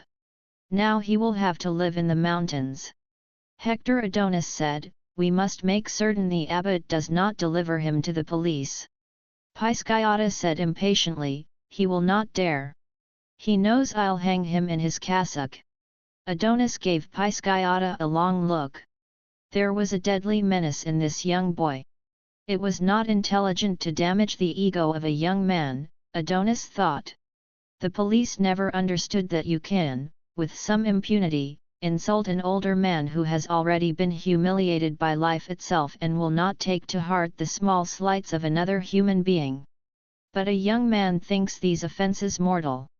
They were looking for help to Hector Adonis, who had helped their son in the past. Hector said, "If the police learn his whereabouts, the abbot will have no choice. He is not above suspicion himself in certain matters. I think it best, with your permission, to ask my friend, Don Croce Mallow, to intercede with the abbot." They were surprised that he knew the great Don, except for Pisciata, who gave him a knowing smile. Adonis said to him sharply, "And what are you doing here? You'll be recognized and arrested. They have your description." Pisciata said contemptuously, "The two guards were scared shitless. They wouldn't recognize their mothers. And I have a dozen witnesses who will swear I was in Montelepri yesterday." Hector Adonis adopted his most imposing professional manner. He said to the parents, "You must not attempt to visit your son or tell anyone, even your dearest friends, where he is. The police have informers and spies everywhere. Aspanu will visit Turi at night. As soon as he can move, I'll make arrangements for him to live in another town until this all quiets down. Then, with some money, things can be arranged, and Turi can come home. Don't worry about him, Maria, guard your health. And you, Aspanu, keep me informed." He embraced the mother and father. Maria Lombardo was still weeping when he left. He had many things to do, most importantly to get word to Don Croce and make sure that Turi's sanctuary remained safe. Thank God the government in Rome did not offer rewards for information on the murder of a policeman, or the abbot would have sold Turi as quickly as he sold one of his holy relics. Turi Giuliano lay on the bed without moving. He had heard the doctor pronounce his wound mortal, but he could not believe he was dying. His body seemed suspended in air, free of pain and fear. He could never die. He did not know that great loss of blood produces euphoria. During the days, one of the monks tended him, fed him milk. Evenings, the abbot came with the doctor. Pisciata visited him in the night and held his hand and nursed him through the long evil hours of darkness. At the end of 2 weeks, the doctor proclaimed a miracle. Turi Giuliano had willed his body to heal, to materialize the lost blood, to meld together the vital organs that had been torn by the steel-jacketed bullet. And in the euphoria inspired by the draining of the blood from his body, he dreamed of future glory. He felt a new freedom, that he could no longer be held accountable for anything he did from this time on. That the laws of society, the stricter Sicilian laws of family, could no longer bind him.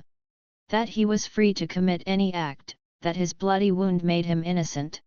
And all this because a foolish carabinier had shot him over a piece of cheese. For the weeks of his convalescence, he played over and over in his mind the days he and his fellow villagers had congregated in the town square waiting for the Gabe/Lottie, the overseers of the large land estates, to pick them out for a day's work, offering starvation wages with the contemptuous take-it-or-leave-it sneer of men who had all the power. The unfair sharing of crops that left everyone impoverished after a year's hard work. The overbearing hand of the law which punished the poor and let the rich go free. If he recovered from his wound, he swore he would see justice done. He would never again be a powerless boy at the mercy of fate. He would arm himself, physically and mentally. Of one thing he was sure, he would never again stand helpless before the world, as he had before Guido Quintana, and the policeman who had shot him down. The young man who had been Turi Giuliano no longer existed. At the end of a month, the doctor advised another 4 weeks of rest with some exercise, and so Giuliano donned a monk's habit and strolled around the grounds of the monastery. The abbot had become fond of the young man, and often accompanied him, telling stories about his youthful travels to far-off lands. The abbot's affection was not lessened when Hector Adonis sent him a sum of money for his prayers for the poor, and Don Croce himself advised the abbot that he had an interest in the young man. As for Giuliano, he was astonished at how these monks lived. In a countryside where people were almost starving, where laborers had to sell their sweat for 50 cents a day, the monks of St. Francis lived like kings. The monastery was really a huge and rich estate. They had a lemon orchard, a scattering of stout olive trees as old as Christ. They had a small bamboo plantation and a butcher shop into which they fed their flock of sheep, their pen of piglets. Chickens and turkeys roamed at will, crowds of them. The monks ate meat every day with their spaghetti, drank homemade wine from their own huge cellar, and traded on the black market for tobacco, which they smoked like fiends. But they worked hard. During the day they labored barefoot in cassocks tucked up to their knees, sweat pouring down their brows. On their tonsured heads, to protect them from the sun, they wore oddly shaped American fedoras, black and brown, which the abbot had acquired from some military government supply officer for a cask of wine. The monks wore the fedoras in many different styles, some with the brims snapped down, gangster style, others with the brims flapped upward all around to form gutters in which they kept their cigarettes. The abbot had come to hate these hats and had forbidden their use except when actually working in the fields. For the second 4 weeks, Giuliano was a fellow monk. To the abbot's astonishment, he worked hard in the fields and helped the older monks carry the heavy baskets of fruit and olives back to the storage shed.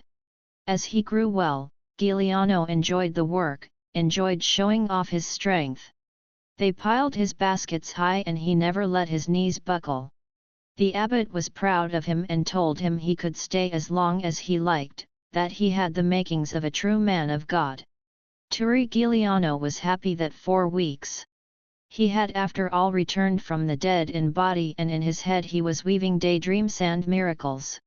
And he enjoyed the old abbot, who treated him with absolute trust and revealed the secrets of the monastery to him. The old man boasted that all the products of the monastery were sold directly on the black market, not turned over to the government warehouses. Except for the wine, which was swilled down by the monks themselves. At night there was a great deal of gambling and drunkenness, and even women were smuggled in, but to all this the abbot closed his eyes. "These are hard times," he said to Giuliano. "The promised reward of heaven is too far away, men must have some pleasure now. God will forgive them." One rainy afternoon, the abbot showed Turi another wing of the monastery which was used as a warehouse. This was overflowing with holy relics manufactured by a skilled team of old monks. The abbot, like any shopkeeper, bewailed hard times. "Before the war, we had a very good business," he sighed. "This warehouse was never more than half full. And just look what sacred treasures we have here. A bone from the fish multiplied by Christ. The staff carried by Moses on his way to the promised land." He paused to watch Giuliano's astonished face with amused satisfaction. Then his bony face contorted into a wicked grin. Kicking a huge pile of wooden sticks, he said almost gleefully, "This used to be our best item. Hundreds of pieces of the cross on which our Lord was crucified. And in this bin are fragments of any saint you can name. There isn't a household in Sicily that doesn't have the bone of a saint. And locked away in a special storeroom we have 13 arms of Saint Andrew, 3 heads of John the Baptist and 7 suits of armor worn by Joan of Arc. In the winter, our monks travel far and wide to sell these treasures." Turi Giuliano was laughing now and the abbot smiled at him. But Giuliano was thinking how the poor were always deceived, even by those who pointed the road to salvation. It was another important fact to remember. The abbot showed him a huge tub full of medallions blessed by the Cardinal of Palermo, 30 shrouds that Jesus wore when he died, and 2 black Virgin Marys. That stopped Turi Giuliano's laughter. He told the abbot about the Black Virgin statue owned by his mother and so treasured by her since she was a little girl, that it had been in her family for generations. Could it possibly be a forgery? The abbot patted him kindly on the shoulder and told him the monastery had been making replicas for over 100 years carved from good olive wood. But he assured Giuliano that even the replicas had value, since only a few were made. The abbot saw no harm confiding in a murderer such venial sins of holy men. Still Giuliano's disapproving silence disturbed the abbot. Defensively, he said, remember that we men who devote our lives to God must also live in the material world of men who do not believe in waiting for their rewards in heaven. We too have families and must aid and protect them. Many of our monks are poor and come from the poor, who we know are the salt of the earth. We cannot permit our sisters and brothers, our nephews and cousins to starve in these hard times. The Holy Church itself needs our help, must defend itself against powerful enemies. The communists and socialists, those misguided liberals, must be fought against, and that takes money. What a comfort to Mother Church are the faithful. Their need for our holy relics supplies the money to crush the infidels and fills a need in their own souls. If we did not supply them, they would waste their money on gambling and wine and shameful women. Don't you agree? Giuliano nodded, but he was smiling. It was dazzling for one so young to meet such a master of hypocrisy. The abbot was irritated by that smile. He had expected a more gracious response from a murderer to whom he had given sanctuary and nursed back from the gate of death. Grateful respect dictated a properly hypocritical response of the utmost sincerity.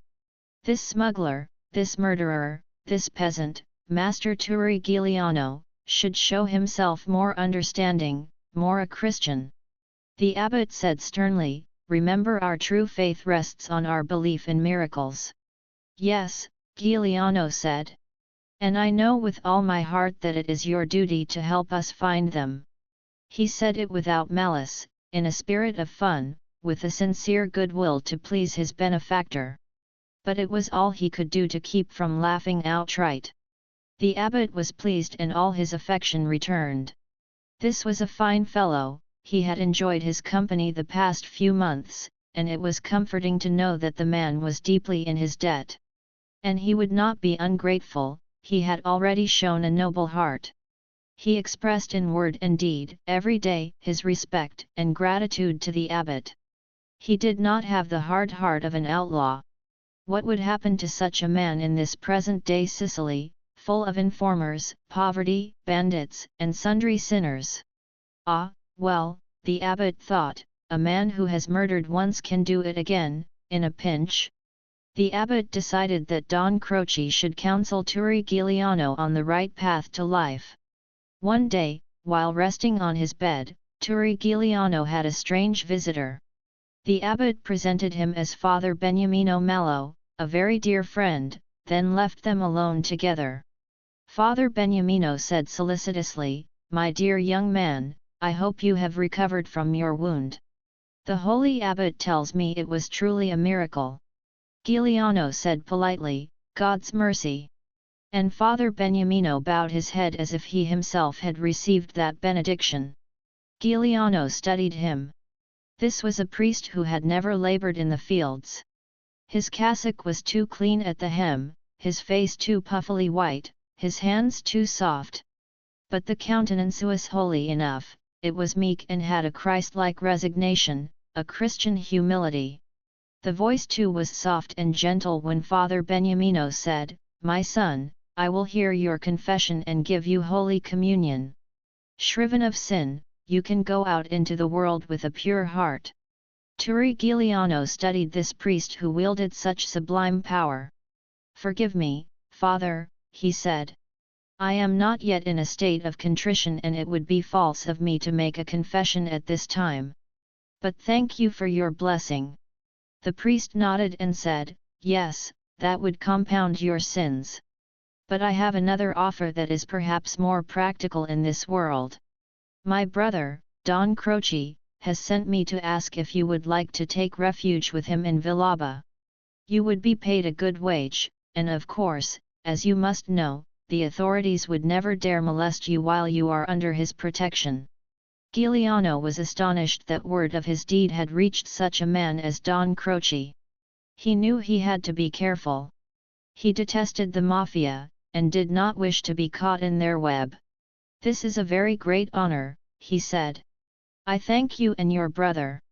But I must consult with my family, I must honor the wishes of my parents." So for now permit me to refuse your kind offer." He saw the priest was surprised. Who in Sicily would refuse the protection of the great Don? So he added, "Perhaps in a few weeks, I will think differently and come to see you in Villaba." Father Beniamino had recovered. He raised his hands in benediction. "Go with God, my son," he said. "You will always be welcome in my brother's house." He made the sign of the cross and left. Turi Giuliano knew it was time to leave. When Espanu Pisciata came to visit that evening, Giuliano instructed him on what preparations to make for his return to the outside world. He saw that as he had changed, so had his friend. Pisciata did not flinch or make any protest at receiving orders that he knew would profoundly alter his life.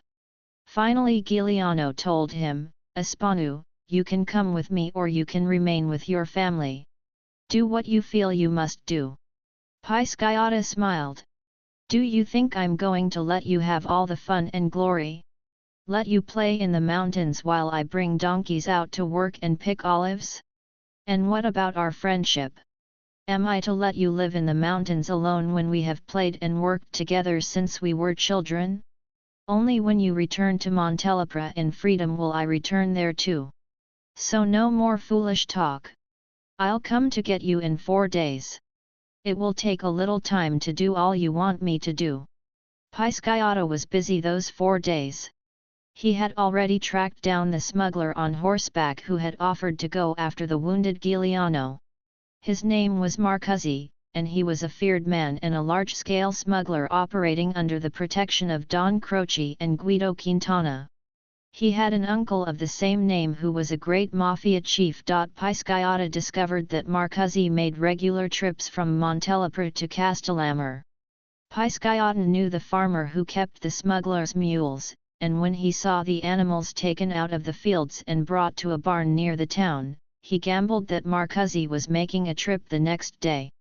At dawn Pisciata stationed himself along the road that he knew Marcuzzi had to take, and waited for him. He had a lepera, which many Sicilian families owned as part of their household equipment.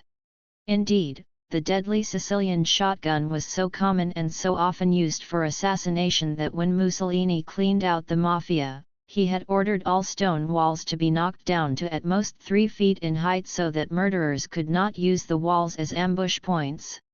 He had decided to kill Marcuzzi not only because the smuggler had offered to help the police kill the wounded Giuliano, but because he had also boasted of it to his friends. By killing the smuggler he would give warning to any others who might betray Giuliano. Also he needed the weapons he knew Marcuzzi carried. He did not have to wait long. Because Marcuzzi was leading empty mules to pick up black market goods in Castellamare, he was careless. He rode his lead mule down a mountain trail with his rifle slung over his shoulder, instead of at the ready. When he saw Pisciata standing in the trail in front of him, he was not alarmed. All he saw was a short slender boy with a thin dandyish mustache who was smiling in a way that irritated him. It was only when Pisciata swung the Iupera out from beneath his jacket that Marcuzzi paid full attention. He said gruffly, "You've got me going the wrong way. I haven't picked up my goods yet. And these mules are under the protection of the friends of the friends. Be clever and find yourself another customer." Pisciata said softly, "I only want your life." He smiled cruelly. "There was a day you wanted to be a hero for the police. Just a few months ago, do you remember?" Marcuzzi remembered. He turned the mule sideways, as if by accident, to shield his hand from Pisciata's gaze. He slid his hand into his belt and drew his pistol. At the same time he yanked on the mule's bridle to bring himself around in a shooting position. The last thing he saw was Pisciata's smile as the Iupera blasted his body out of the saddle and flung it into the dust. With grim satisfaction Pisciata stood over the body and fired another blast into the head, then took the pistol still in Marcuzzi's hand and the rifle wrapped on the body by its sling. He emptied the man's jacket pocket of rifle bullets and put them into his own. Then quickly and methodically he shot each of the 4 mules, a warning to anyone who might help the enemies of Giuliano, even indirectly. He stood on the road, his iupara in his arms, the dead man's rifle slung over his shoulder, the pistol in his waistband. He felt no sense of pity and his ferocity pleased him. For despite his love for his friend they had always striven against each other in many ways. And though he acknowledged Turi as his chief, he always felt he had to prove his claim to their friendship by being as courageous and as clever. Now he too had stepped out of the magic circle of boyhood, of society, and joined Turi on the outside of that circle. With this act he had bound himself forever to Turi Giuliano. 2 days later, just before the evening meal, Giuliano left the monastery. He embraced all of the monks as they gathered in the eating hall and thanked them for their kindnesses. The monks were sorry to see him go. True, he had never attended their religious rites, and had not made a confession and act of contrition for the murder he had committed, but some of these monks had started their manhood with similar crimes and were not judgmental. The abbot escorted Giuliano to the gate of the monastery where Siciliano was waiting. He presented him with a going-away gift. It was a statue of the Black Virgin Mary, a duplicate of the one owned by Maria Lombardo, Giuliano's mother. Siciliano had an American green duffel bag and Giuliano put the Black Virgin statuette into it. Siciliano watched with a sardonic eye as the abbot and Giuliano said their goodbyes. He knew the abbot to be a smuggler, a secret member of the Friends, and a slave-driving taskmaster with his poor monks. So he could not understand the sentimentality of the abbot's farewell. It did not occur to Siciliano that the love and affection and respect that Giuliano inspired in him he could also inspire in as powerful and as old a man as the abbot. Though the abbot's affection was genuine, it was tinged with self-interest. He knew this boy might one day become a force to reckon with in Sicily. It was like spotting the trace of godliness. As for Turi Giuliano, he was genuinely grateful. The abbot had saved his life, but more than that, had instructed him in many things and had been a delightful companion. The abbot had even let him have the use of his library. Curiously, Giuliano had affection for the abbot's chicanery. It seemed to him a nice balance to strike in life, the doing of good without doing great visible harm, the balancing of power to make life go smoothly.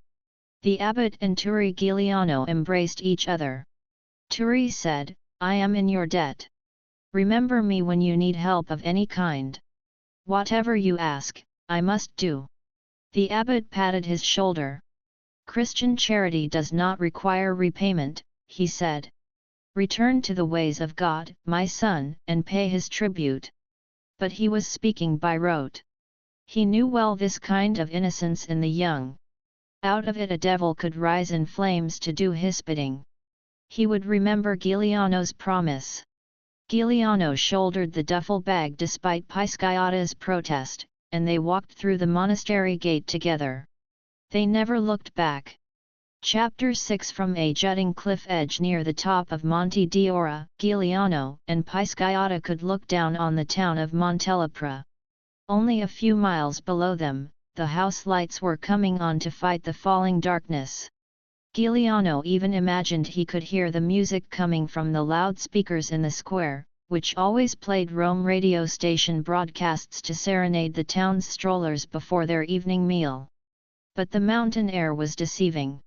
It would take 2 hours to make his way down to the town and 4 hours to get back up. Giuliano and Siciliano had played here as children, they knew every rock on this mountain and every cave and every tunnel. Further back on this cliff was the Grotta Bianca, the favorite cave of their childhood, bigger than any house in Montelepra. Aspanu had followed his orders well, Turi Giuliano thought.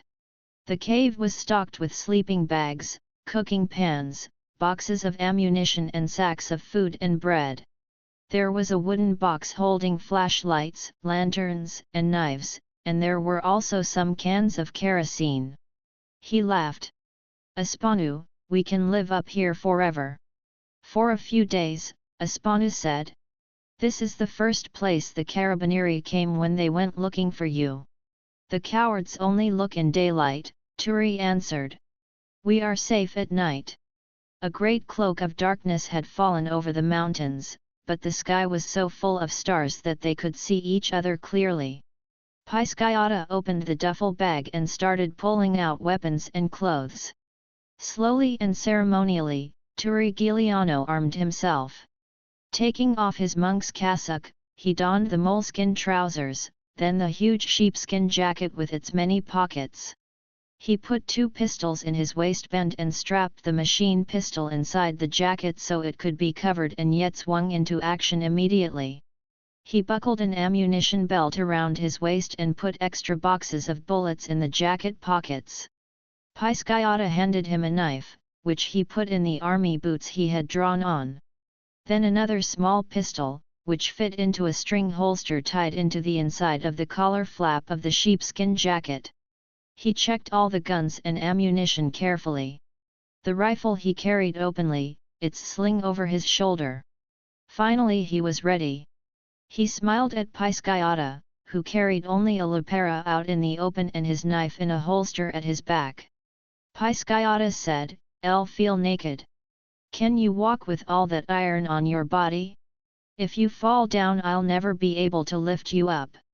Giuliano was still smiling, the secret smile of a child who believes he has the world at bay. The huge scar on his body ached with the weight of the weapons and ammunition, but he welcomed that ache. It gave him absolution. "I'm ready to see my family or meet my enemies," he said to Pisciotta. The 2 young men started down the long winding path from the top of Monte d'Ora to the town of Montelepra below. They walked below a vault of stars. Armed against death and his fellow man, drinking in the smell of far-off lemon orchards and wild flowers, Turi Giuliano felt a serenity he had never known. He was no longer helpless against some random foe. He no longer had to entertain the enemy within himself that doubted his courage. If he had willed himself not to die, had willed his torn body to knit together, he now believed that he could make his body do this over and over again.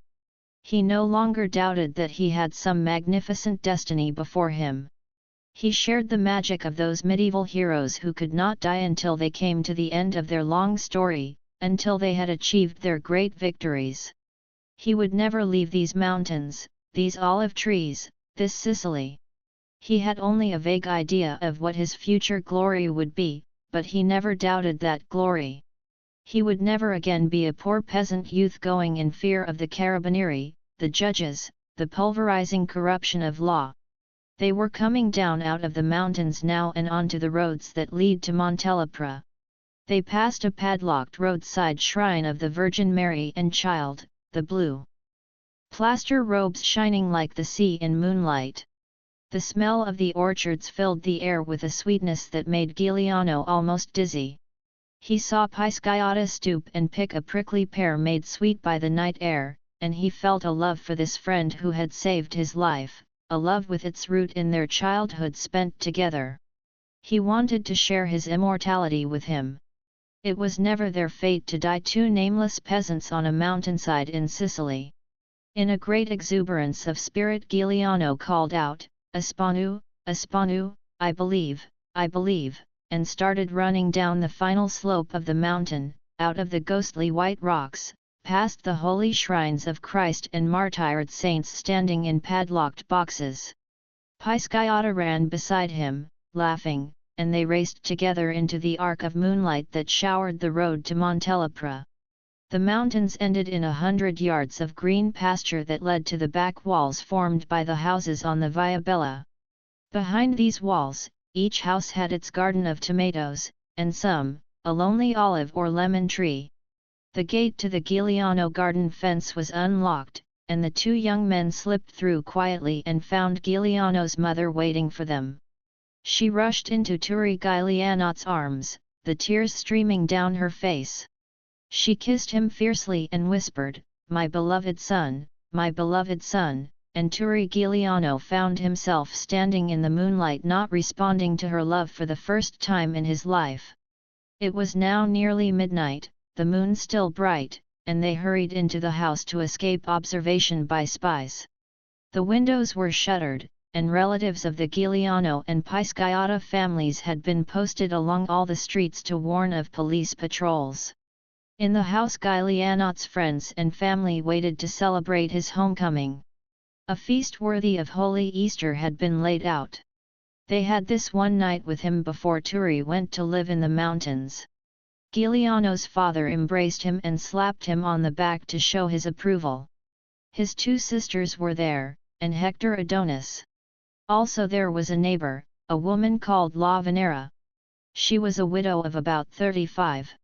Her husband had been a famous bandit named Candelaria, who had been betrayed, then ambushed by the police, only a year ago.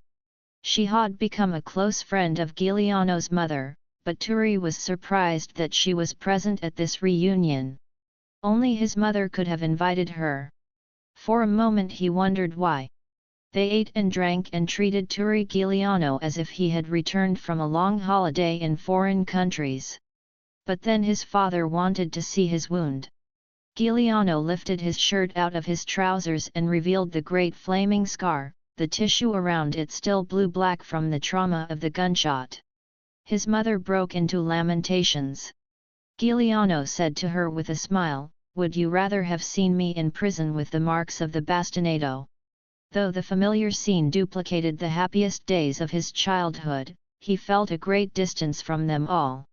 There were all his favorite dishes, the inky squid, the fat macaroni with its herbed sauce of tomato, the roasted lamb, the great bowl of olives, green and red salad doused with the pure first pressing of olive oil, bamboo-covered bottles of Sicilian wine. Everything from the earth of Sicily. His mother and father told their fairy tales about life in America. And Hector Adonis regaled them on the glories of the history of Sicily. Of Garibaldi and his famous red shirts. Of the day of the Sicilian Vespers, when the people of Sicily had risen to slaughter the French occupying army so many hundreds of years ago. All the tales of Sicily oppressed starting with Rome, followed by the Moors and Normans and the French and the Germans and the Spanish. Woe was Sicily! Never free, its people always hungry, their labor sold so cheap, their blood spilled so easily. And so now there was not a Sicilian who believed in government, in law, in the structured order of society which had always been used to turn them into beasts of burden. Giuliano had listened to these stories through the years, imprinting them on his brain. But only now did Giuliano realize that he could change this. He watched Espana smoking a cigarette over his coffee. Even at this joyful reunion, Espana had an ironic smile on his lips. Giuliano could tell what he was thinking and what he would say later. All you have to do is to be stupid enough to get shot by a policeman, commit murder, become an outlaw, and then your loved ones will show their affection and treat you like a saint from heaven. And yet Espana was the only one he did not feel cut off from. And then there was the woman. La Venera. Why had his mother invited her, and why did she come? He saw that her face was still handsome, bold and strong with jet-black eyebrows and lips so dark and red that they seemed almost purple in this smoky curtained light. There was no way to tell what her figure was like, for she wore the Sicilian widow's shapeless black dress. Turi Giuliano had to tell them the whole story of the shooting at the Four Crossroads. His father, a little drunk with wine, emitted growls of approval at the death of the policeman. His mother was silent. His father told the story of how the farmer had come looking for his donkey and his own remark to the farmer, "Stay content, you have lost a donkey. I have lost a son."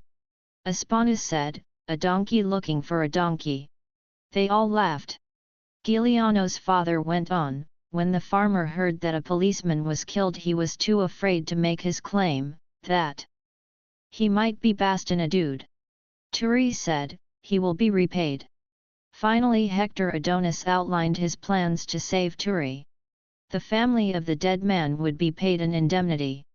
Giuliano's parents would have to mortgage their little piece of land to raise the money. Adonis himself would contribute a sum. But this tactic would have to wait until feelings of anger had died down. The influence of the great Don Croce would be brought to bear on government officials and the family of the slain man.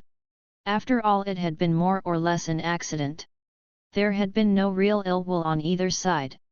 A farce could be played out as long as the victim's family and key government officials cooperated. The only drawback was the identity card at the scene of the killing. But in a year's time Don Croce could cause that to vanish from the prosecutor's files. Most important, Giuliano must remain out of trouble for that year. He must disappear into the mountains. Giuliano listened to them all patiently, smiling, nodding his head, not showing his irritation. They still thought of him as he had been at festive time over 2 months ago. He had taken off his sheepskin jacket and stripped himself of arms, his guns lay at his feet beneath the table. But that had not impressed them, nor the ugly huge scar. They could not imagine how his mind had been torn apart by that great blow to his body, or that he would never again be the young man they had known. In this house, he was for this moment safe. Trusted people patrolled the streets and watched the Carabinieri barracks to give him warning of any attack. The house itself, built many hundreds of years ago, was made of stone, its windows had heavy wooden shutters locked and a foot thick. The wooden door was strong and iron-barred. Not a chink of light could escape this house, no enemy could force his way in quickly in a surprise attack. And yet Giuliano felt himself in danger. These loved ones would trap him into his former life, persuade him to become a peasant farmer, to lay down his arms against his fellow men and leave him helpless to their laws. At that moment he knew that he would have to be cruel to those he loved most. It had always been the young man's dream to acquire love rather than power. But that was all changed. He now saw clearly that power came first. He spoke gently to Hector Adonis and to the others. "Dear Godfather, I know you speak out of affection and concern. But I can't let my mother and father lose their little bit of land to help me out of my trouble. And all of you here, don't worry so much about me. I'm a grown man who must pay for his carelessness. And I won't have anyone paying an indemnity for that carabinier I shot. Remember, he tried to kill me just because I was smuggling a bit of cheese. I would never have fired at him except that I thought I was dying and wanted to even the score. But all that's past. I won't be so easy to shoot the next time." Pisciata said with a grin, "It's more fun in the mountains anyway." But Giuliano's mother was not to be distracted. They could all see her panic, the fear in her burning eyes. She said desperately, "Don't become a bandit, don't rob poor people who have enough misery in their lives. Don't become an outlaw. Let La Venera tell you what kind of life her husband lived." La Venera raised her head and looked directly at Giuliano. He was struck by the sensuality in her face, as if she were trying to attract his passion toward her. Her eyes were bold and stared at him almost in invitation. Before he had thought of her only as an older woman, now he felt her sexually. When she spoke her voice was husky with emotion. She said, "In those same mountains you wish to go to, my husband had to live like an animal. Always in fear. Always. He could not eat. He could not sleep. When we were in bed together every little noise would make him jump. We slept with guns on the floor beside the bed. But that didn't help him. When our daughter was ill, he tried to visit her, and they were waiting for him. They knew he was soft-hearted. He was shot down like a dog in the streets. They stood over him and laughed in my face." Giuliano could see the grin on Pisciata's face. The great bandit, Candelaria, soft-hearted? He had massacred 6 men as suspected informers, preyed on wealthy farmers, extorted money from poor peasants, struck terror into a whole countryside. But his wife saw him differently. La Venera did not notice Pisciata's smile. She went on, "I buried him and then buried my child a week later. They said it was pneumonia. But I know her heart was broken. What I remember most was when I visited him in the mountains. He was always cold and hungry, and sometimes ill. He would have given anything to return to the life of an honest peasant. But worst of all, his heart became as hard as an olive pit. He was no longer human, may he rest in peace. So, dear Turi, don't be so proud. We will help you in your misfortune, don't become what my husband was before he died. Everyone was silent. Pisciotto was no longer smiling. Giuliano's father murmured that he would be glad to be rid of the farm, he could sleep late mornings. Hector Adonis was staring down at the tablecloth, frowning. None of them spoke. The silence was broken by a quick tapping on the door, a signal from one of the watchers. Pisciotto went to speak to the man. When he came back he made a signal for Giuliano to arm himself. The Carabinieri barracks are blazing with light, he said. And there is a police van blocking the end of the Via Bella where it enters the town square. They are getting ready to raid this house. He paused for a moment. We must be quick with our goodbyes. What struck everyone was the calmness with which Turi Giuliano prepared his escape. His mother rushed into his arms and as he embraced her he already had his sheepskin jacket in his hands. He said his goodbyes to the others and in the next instant seemed to be fully armed, his jacket on, his rifle slung. And yet he had not moved quickly or hurriedly. He stood there for a moment smiling at them and then said to Pisciotto, "You can stay and meet me in the mountains later, or you can come with me now." Wordlessly Pisciotto moved to the back door and opened it. Giuliano gave his mother a final embrace, and she kissed him fiercely and said, "Hide, don't do anything rash. Let us help you." But he was already out of her arms. Pisciotto was leading the way, across the fields to the beginning slopes of the mountains.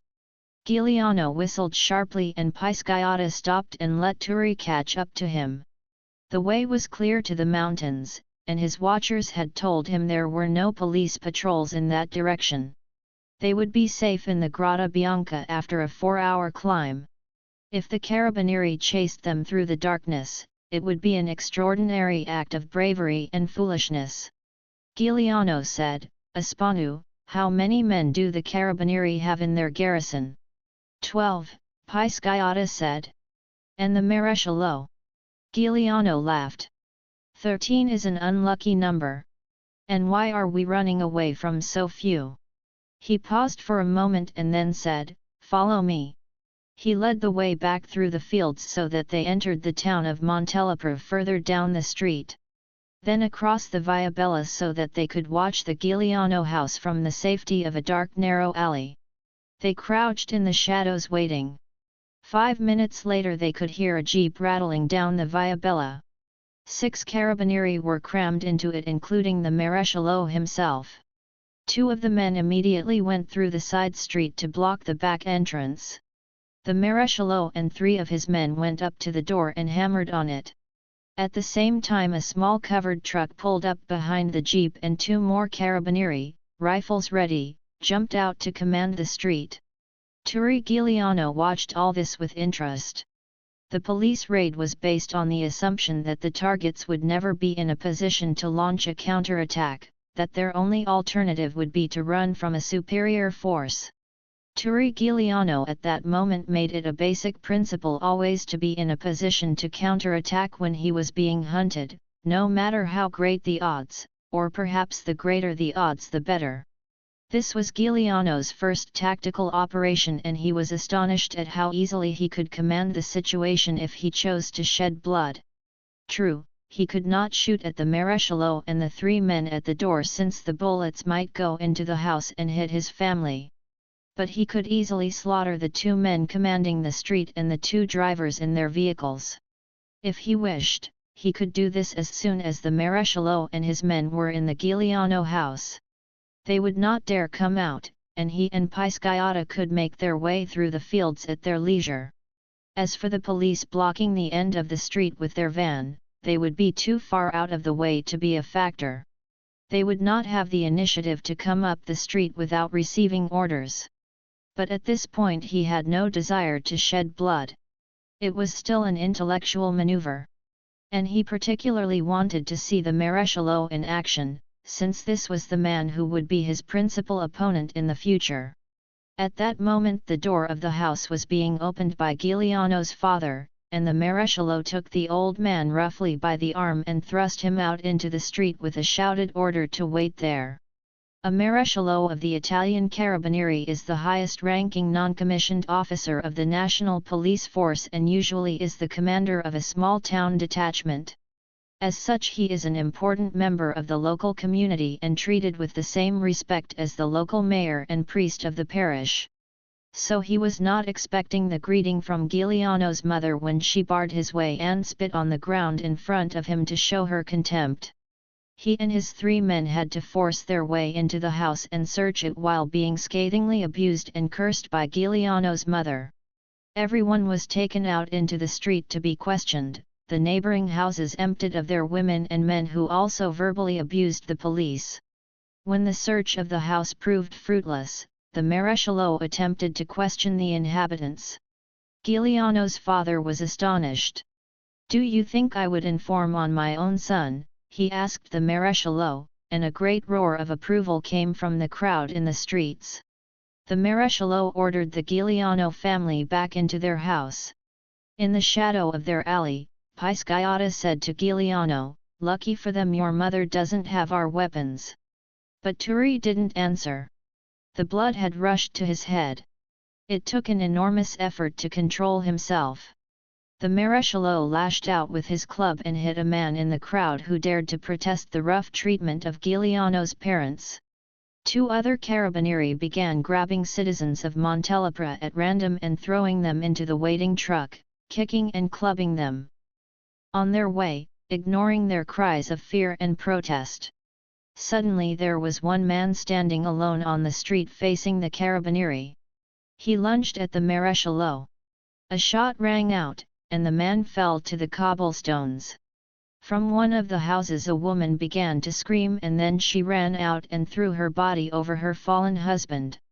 Turi Giuliano recognized her. She was an old friend of his family who always brought his mother freshly baked Easter cake. Turi tapped Pisciotta on the shoulder and whispered, "Follow me," and started running down the narrow crooked streets toward the central square of the town, at the other end of the Via Bella. Pisciotta yelled fiercely, "What the hell are you doing?" but then fell silent.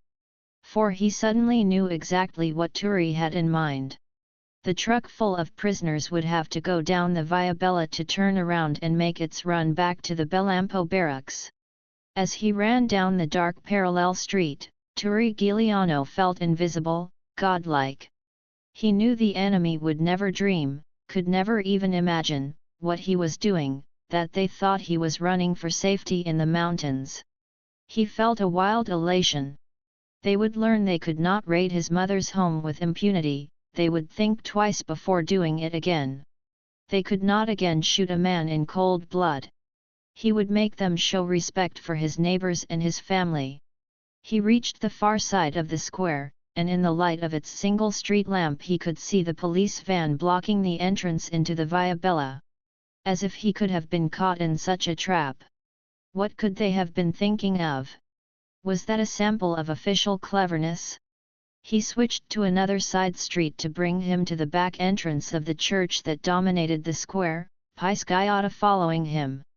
Inside, they both vaulted the altar rail and then both stopped for a fraction of a second on the holy stage where long ago they had performed as altar boys and served their priest while he was giving the people of Montelepra Sunday Mass and Communion. Holding their guns at the ready they genuflected and crossed themselves clumsily. For a moment the power of the wax statues of Christ crowned with thorns, the gilded chalky blue-robed Virgin Marys, the batteries of saints blunted their lust for battle. Then they were running up the short aisle to the great oaken door that gave a field of fire to the square. And there they knelt again to prepare their weapons. The van blocking the Via Bella backed off to let the truck with the arrested men enter the square to make its circle and go back up the street. At that moment Turi Giuliano pushed open the church door and said to Pisciotta, fire over their heads. At the same moment he fired his machine pistol into the blocking van, aiming at the tires and the engine. Suddenly the square flamed with light as the engine blew up and the van caught fire. The two carabinieri in the front seat tumbled out like loose-jointed puppets, their surprise not giving their bodies time to tighten against the shock. Beside him Pisciotto was firing his rifle at the cab of the truck holding the prisoners. Giuliano saw the driver leap out and fall still. The other armed carabinieri jumped out and Pisciotto fired again. The second policeman went down. Turi turned to Pisciotto to reproach him, but suddenly the stained glass windows of the church shattered with machine gun fire and the colored bits scattered on the church floor like rubies. Turi realized that there was no longer any possibility of mercy. That Espano was right. They must kill or be killed. Giuliano pulled Pisciotto's arm and ran back through the church and out the back door and through the dark crooked streets of Montelepra. He knew that tonight there was no hope of helping the prisoners to escape. They slipped through the final wall of the town over the open fields and kept running until they were safely into the rising slopes covered with huge white stones. Dawn was breaking when they reached the top of Monte d'Ora in the Camerata Mountains. Over 1,000 years ago Spartacus had hidden his slave army here and led them out to fight the Roman legions. Standing on the top of this Monte d'Ora watching the sun come radiantly alive, Giuliano was filled with youthful glee that he had escaped his enemies. He would never obey a fellow human being again. He would choose who should live and who should die, and there was no doubt in his mind that all he would do would be for the glory and freedom of Sicily, for good and not for evil. That he would only strike for the cause of justice, to help the poor. That he would win every battle, that he would win the love of the oppressed. He was 20 years old.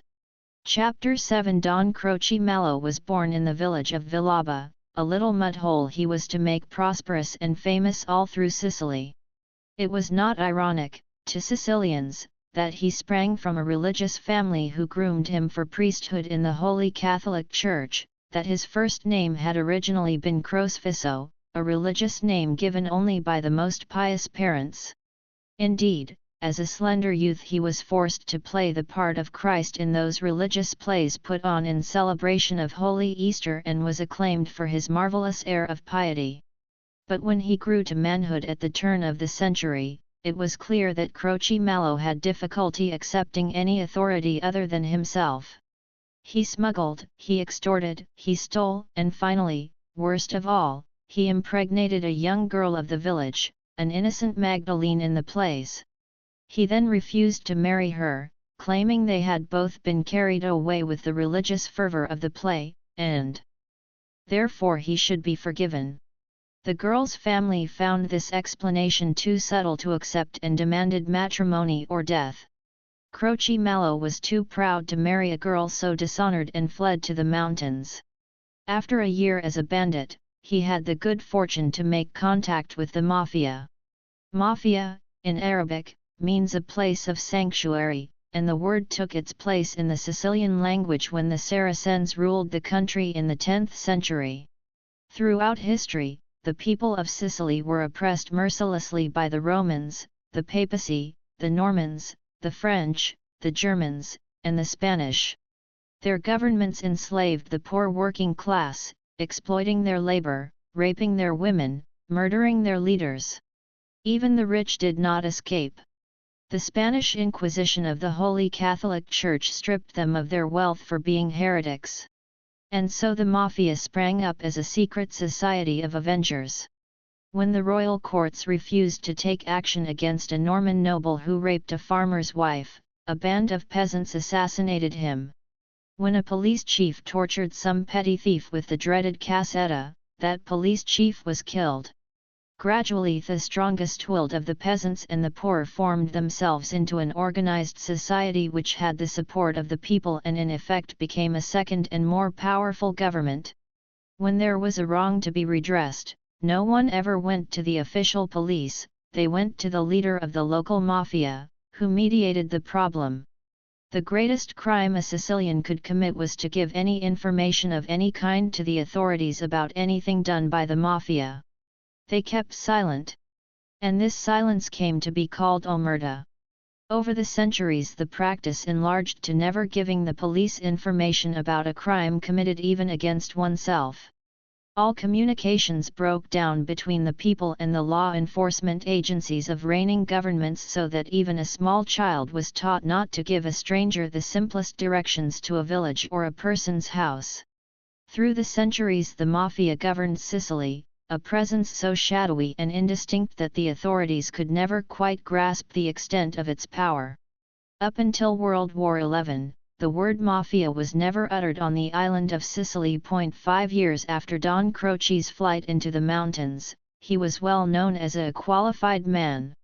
That is, someone who could be entrusted with the elimination of a human being without causing more than a minimal amount of trouble.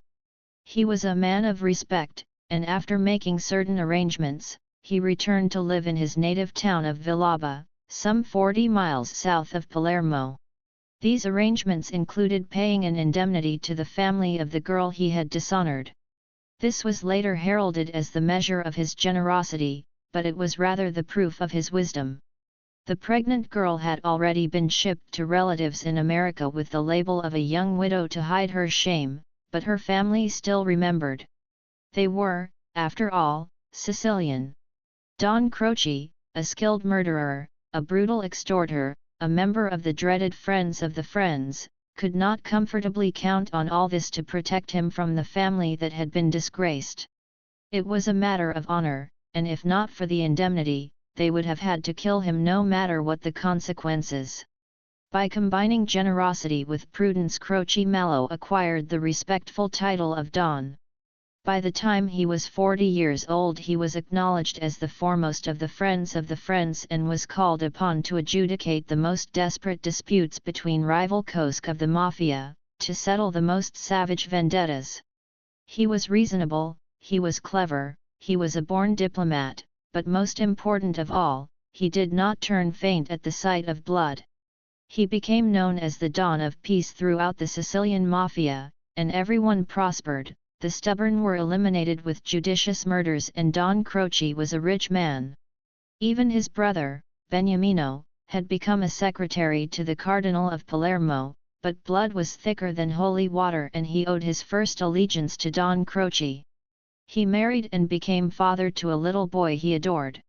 Don Croce, not so prudent as he was later to become, not so humble as he later learned to be under the whip of adversity, engineered a coup that made him famous all through Sicily, and an object of wonder to the highest circle of Roman society. This coup sprang from a bit of marital discord which even the greatest men in history have had to endure. Don Croce, because of his position in the Friends of the Friends, had married into a proud family who had recently bought patents of nobility for such a huge sum that the blood in their veins turned blue. After a few years of marriage, his wife treated him with a lack of respect he knew he had to correct, though of course not in his usual fashion. His wife's blue blood had made her disenchanted with Don Croce's no-nonsense, earthy peasant ways, his practice of saying nothing if he had nothing to the point to say, his casual attire, his habit of rough command in all things. There was also the remembrance of how all her other suitors melted away when Don Croce announced his candidacy for her hand. She did not of course show her disrespect in any obvious fashion. This was, after all, Sicily, not England or America. But the Don was an extraordinarily sensitive soul. He soon observed that his wife did not worship the ground upon which he walked, and that was proof enough of her disrespect. He became determined to win her devotion in such a way that it would last a lifetime and he could then devote his full attention to business. His supple mind wrestled with the problem and came up with a plan worthy of Machiavelli himself. The King of Italy was coming to Sicily to visit his devoted subjects, and devoted they were. All Sicilians hated the Roman government and feared the mafia.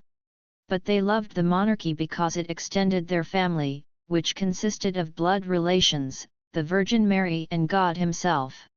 Great festivals were prepared for the king's visit. On his first Sunday in Sicily, the king went to Mass at the great cathedral of Palermo. He was to stand godfather to the son of one of the ancient nobles of Sicily, the Prince Alberto. The king was already godfather to at least 100 children, sons of field marshals, dukes and the most powerful men of the fascist party. These were political acts to cement relationships between the crown and the executives of the government. Royal godchildren automatically became cavaliers of the crown and were sent the documents and sash to prove the honor given them. Also a small silver cup. Don Croce was ready. He had 300 people in the festival throng. His brother, Beniamino, was one of the priests officiating the ceremony. The baby of Prince Alberto was baptized, and his proud father came out of the cathedral holding the baby aloft in triumph. The crowd roared its approval. Prince Alberto was one of the less hated of the gentry, a slim handsome man, looks always counted for something in Sicily. At that moment a crowd of Don Croce's people surged into the cathedral and effectively blocked the king's exit. The king was a little man with a mustache thicker than the hair on his head. He was in the full gaudy uniform of the cavaliers, which made him look like a toy soldier. But despite his pompous appearance he was extremely kind-hearted, so when Father Beniamino thrust another swaddled infant into his arms he was bewildered but did not protest. The surging crowd had, on Don Croce's instructions, cut him off from his retinue and the officiating Cardinal of Palermo so they could not interfere. Father Beniamino hastily sprinkled holy water from a nearby font and then snatched the baby out of the king's arms and handed it to Don Croce. Don Croce's wife wept tears of happiness as she knelt before the king. He was now the godfather of their only child. She could ask no more. Don Croce grew fat and the bony face grew cheeks that were huge slabs of mahogany, his nose became a great beak that served as an antenna for power. His crinkly hair grew into a barbed wire grey. His body ballooned majestically, his eyes became lidded with flesh that grew like a heavy moss over his face. His power increased with each pound until he seemed to become an impenetrable obelisk. He seemed to have no weaknesses as a man, he never showed anger, never showed greed. He was affectionate in an impersonal way but never showed love. He was conscious of his grave responsibilities and so never voiced his fears in his wife's bed or on her breast. He was the true king of Sicily. But his son, the heir apparent, was struck with the strange disease of religious social reform and had emigrated to Brazil to educate and uplift savage Indians along the Amazon. The Don was so shamed he never uttered his son's name again. At the beginning of Mussolini's rise to power, Don Croce was not impressed. He had observed him carefully and had come to the conclusion that the man had neither cunning nor courage. And if such a one could rule Italy, then it followed that he, Don Croce, could rule Sicily. But then calamity fell. After a few years in power, Mussolini turned his baleful eye on Sicily and the mafia. He recognized that this was not a ragged set of criminals but a true inner government that controlled a part of his empire. And he recognized that all through history the mafia had conspired against whatever government ruled in Rome. Rulers of Sicily for the last 1,000 years had tried and failed. Now the dictator vowed to strike them down forever. The fascists did not believe in democracy, the legal rule of society. They did what they pleased for what they regarded as the good of the state. In short, they used the methods of Don Croce Mallow. Mussolini sent his most trusted minister, Cesare Mori, to Sicily as a prefect with unlimited powers. Mori started by suspending the rule of all judicial courts in Sicily and bypassing all legal safeguards of Sicilians. He flooded Sicily with troops who were ordered to shoot and ask questions later. He arrested and deported entire villages. Before the dictatorship, Italy had had no capital punishment, which left it at a disadvantage against the mafia, which used death as its chief enforcing tool. All this changed under the prefect Mori. Proud mafiosi, who adhered to the law of omerta, resisting even the dreaded cassetta, were shot. So-called conspirators were exiled to small isolated islands in the Mediterranean. In a year the island of Sicily was decimated, the mafia destroyed as a governing force. It was of no consequence to Rome that thousands of innocent people were caught up in this wide net and suffered with the guilty. Don Croce loved the fair rules of democracy and was outraged by the actions of the fascisti. Friends and colleagues were jailed on trumped-up charges, since they were far too clever to leave evidence of their crimes. Many were imprisoned on hearsay, secret information from scoundrels who could not be tracked down and reasoned with, because they did not have to appear in open court and testify. Where was judicial fair play? The fascists had gone back to the days of the Inquisition, of the divine right of kings.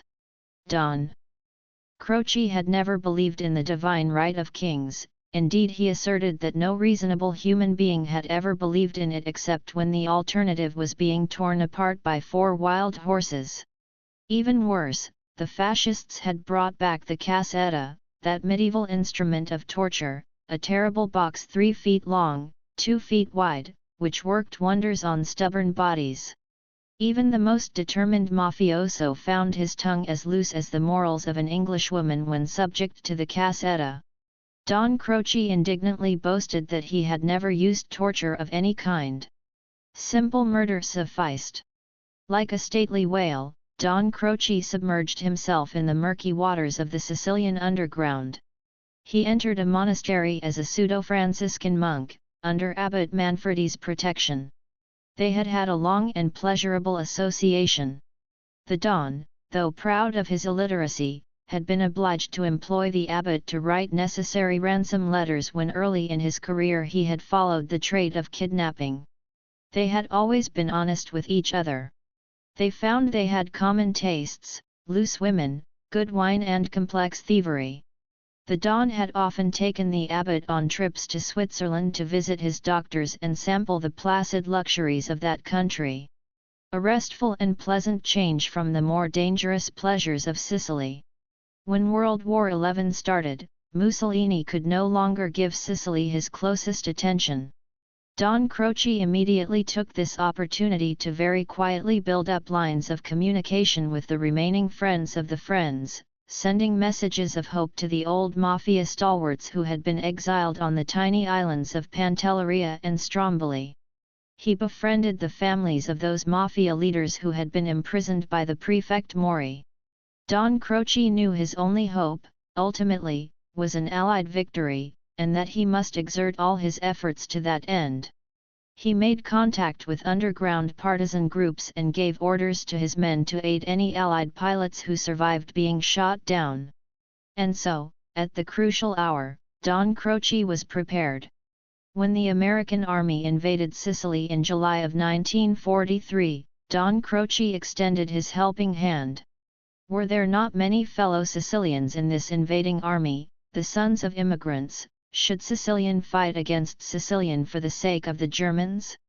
Don Croce's men persuaded thousands of Italian soldiers to desert and retire to a hiding place prepared for them by the Mafia. Don Croce personally made contact with secret agents of the American army and led the attacking forces through mountain passages so that they could outflank the entrenched German heavy guns. And so while the British invading force on the other side of the island met with huge casualties and could only advance slowly, the American army accomplished its mission far ahead of schedule and with very little loss of life. Don Croce himself, though now almost 65 years of age and enormously heavy, led a band of mafioso partisans into the city of Palermo and kidnapped the German general commanding its defense. He hid with his prisoner in the city until the front was broken and the American army marched in. The American Supreme Commander of Southern Italy referred to Don Croce in his dispatches to Washington as General Mafia. And so he was known by American staff officers in the months that followed. The American military governor of Sicily was a Colonel Alfonso La Ponto. As a high-ranking politician in the state of New Jersey, he had received a direct commission and had been trained for this particular job. His greatest assets were his affability and knowing how to put together a political deal.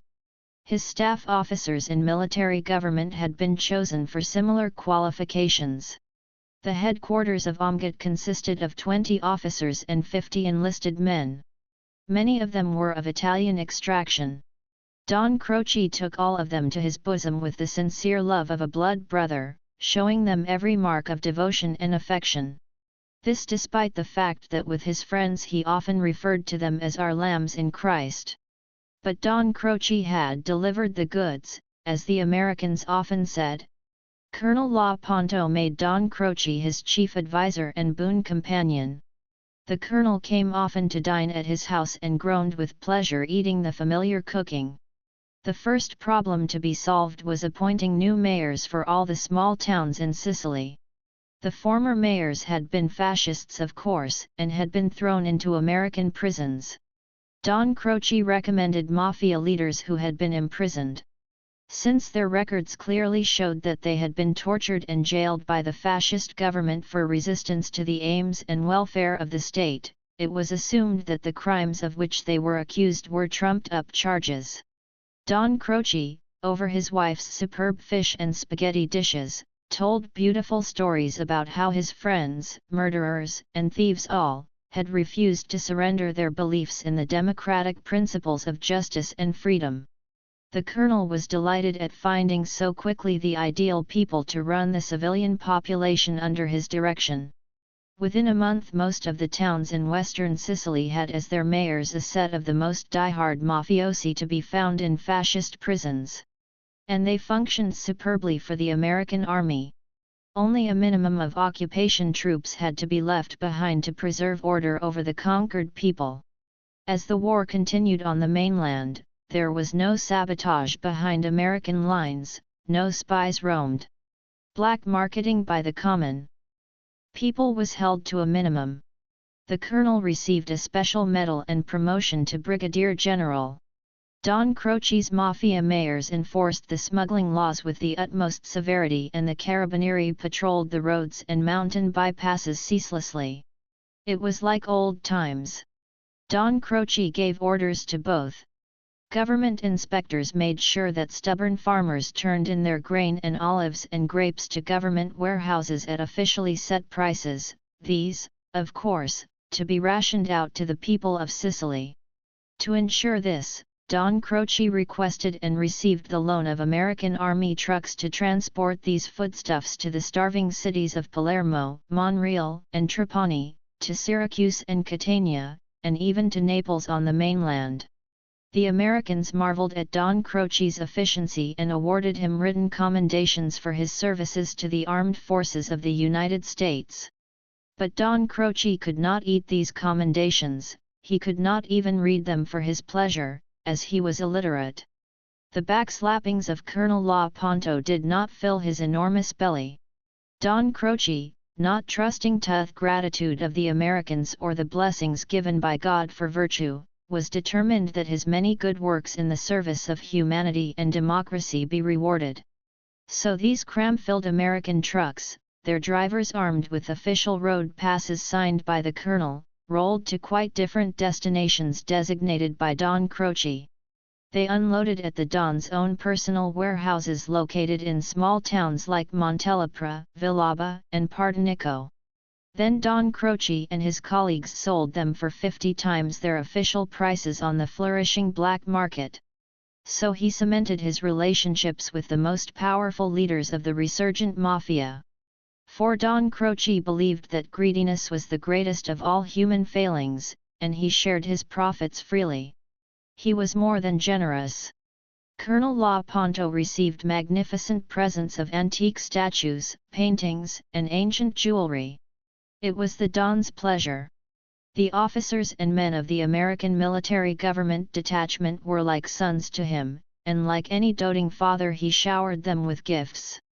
These men, specially chosen for their understanding of Italian character and culture, since many of them were of Sicilian origin, returned his love. They signed special travel passes, they maintained the trucks assigned to Don Croce with particular care.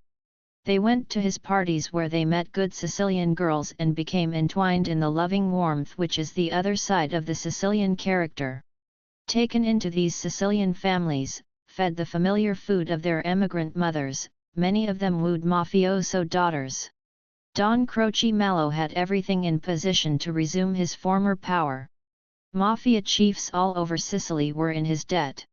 He controlled the artesian wells that sold water to the population of the island at prices that would give him a good profit.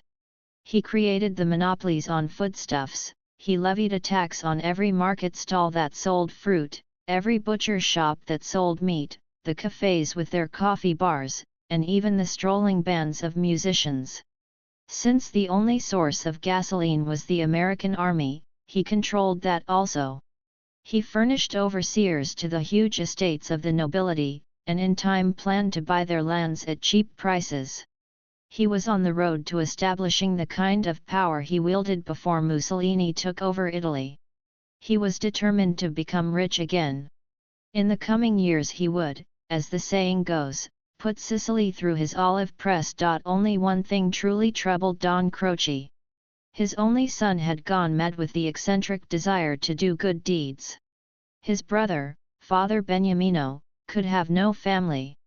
The Don had no one of his blood to whom to bequeath his empire. He had no trusted warrior chieftain, young and tied by blood, to be a mailed fist when his velvet glove proved unpersuasive. The Don's people had already marked young Salvatore Giuliano, and the abbot Manfredi had confirmed his potential. Now more legends of this young boy's exploits were sweeping Sicily. The Don smelled an answer to his only problem. Chapter 8. The morning after their escape from Montelepra, Turi Giuliano and Espanu Pisciata bathed in a swift-running stream behind their cave on Monte d'Ora. They took their guns to the edge of the cliff and spread out a blanket to enjoy the pink-streaked dawn. The Grotta Bianca was a long cave that ended in a mass of boulders that reached to the ceiling, or almost. When they were lit, Libois, Turi and Espanu had managed to squeeze over those boulders and discover a passage that ran right through to the other side of the mountain. It had existed before Christ, dug by the army of Spartacus, hiding from Roman legions. Far below, tiny as a toy village, lay Montelepra. The many paths that led to their cliff were thin chalky worms which clung to the sides of the mountains. One by one the grey stone houses of Montelepra were turned to gold by the rising sun. The morning air was clear, the prickly pears on the ground were cool and sweet, and Turi picked one up and bit into it carefully to freshen his mouth. In a few hours the heat of the sun would turn them into juiceless cottony balls. Gecko lizards, with huge balloon-like heads on tiny insect legs, crawled over his hand, but they were harmless despite their obscenely frightening appearance. He flicked them aside. While Espanu cleaned the guns, Turi watched the town below. His naked eye picked out tiny black dots, people going into the countryside to work their little pieces of land. He tried to locate his own house. Long ago he and Espanu had flown the flags of Sicily and America from that roof. Gleefully cunning children, they had accepted praise as patriots, but the real reason was to keep the house under observation while they roamed the tops of the nearby mountains, a reassuring link to the adult world. Suddenly he remembered something that had happened 10 years ago. The fascist officials of the village had ordered them to take down the American flag from the Giuliano roof.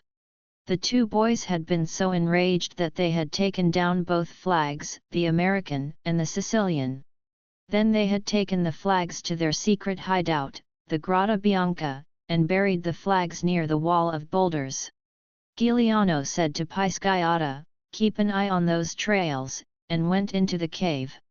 Even after 10 years, Giuliano remembered exactly where they had buried the flags, in the right-hand corner where the boulders met the earth.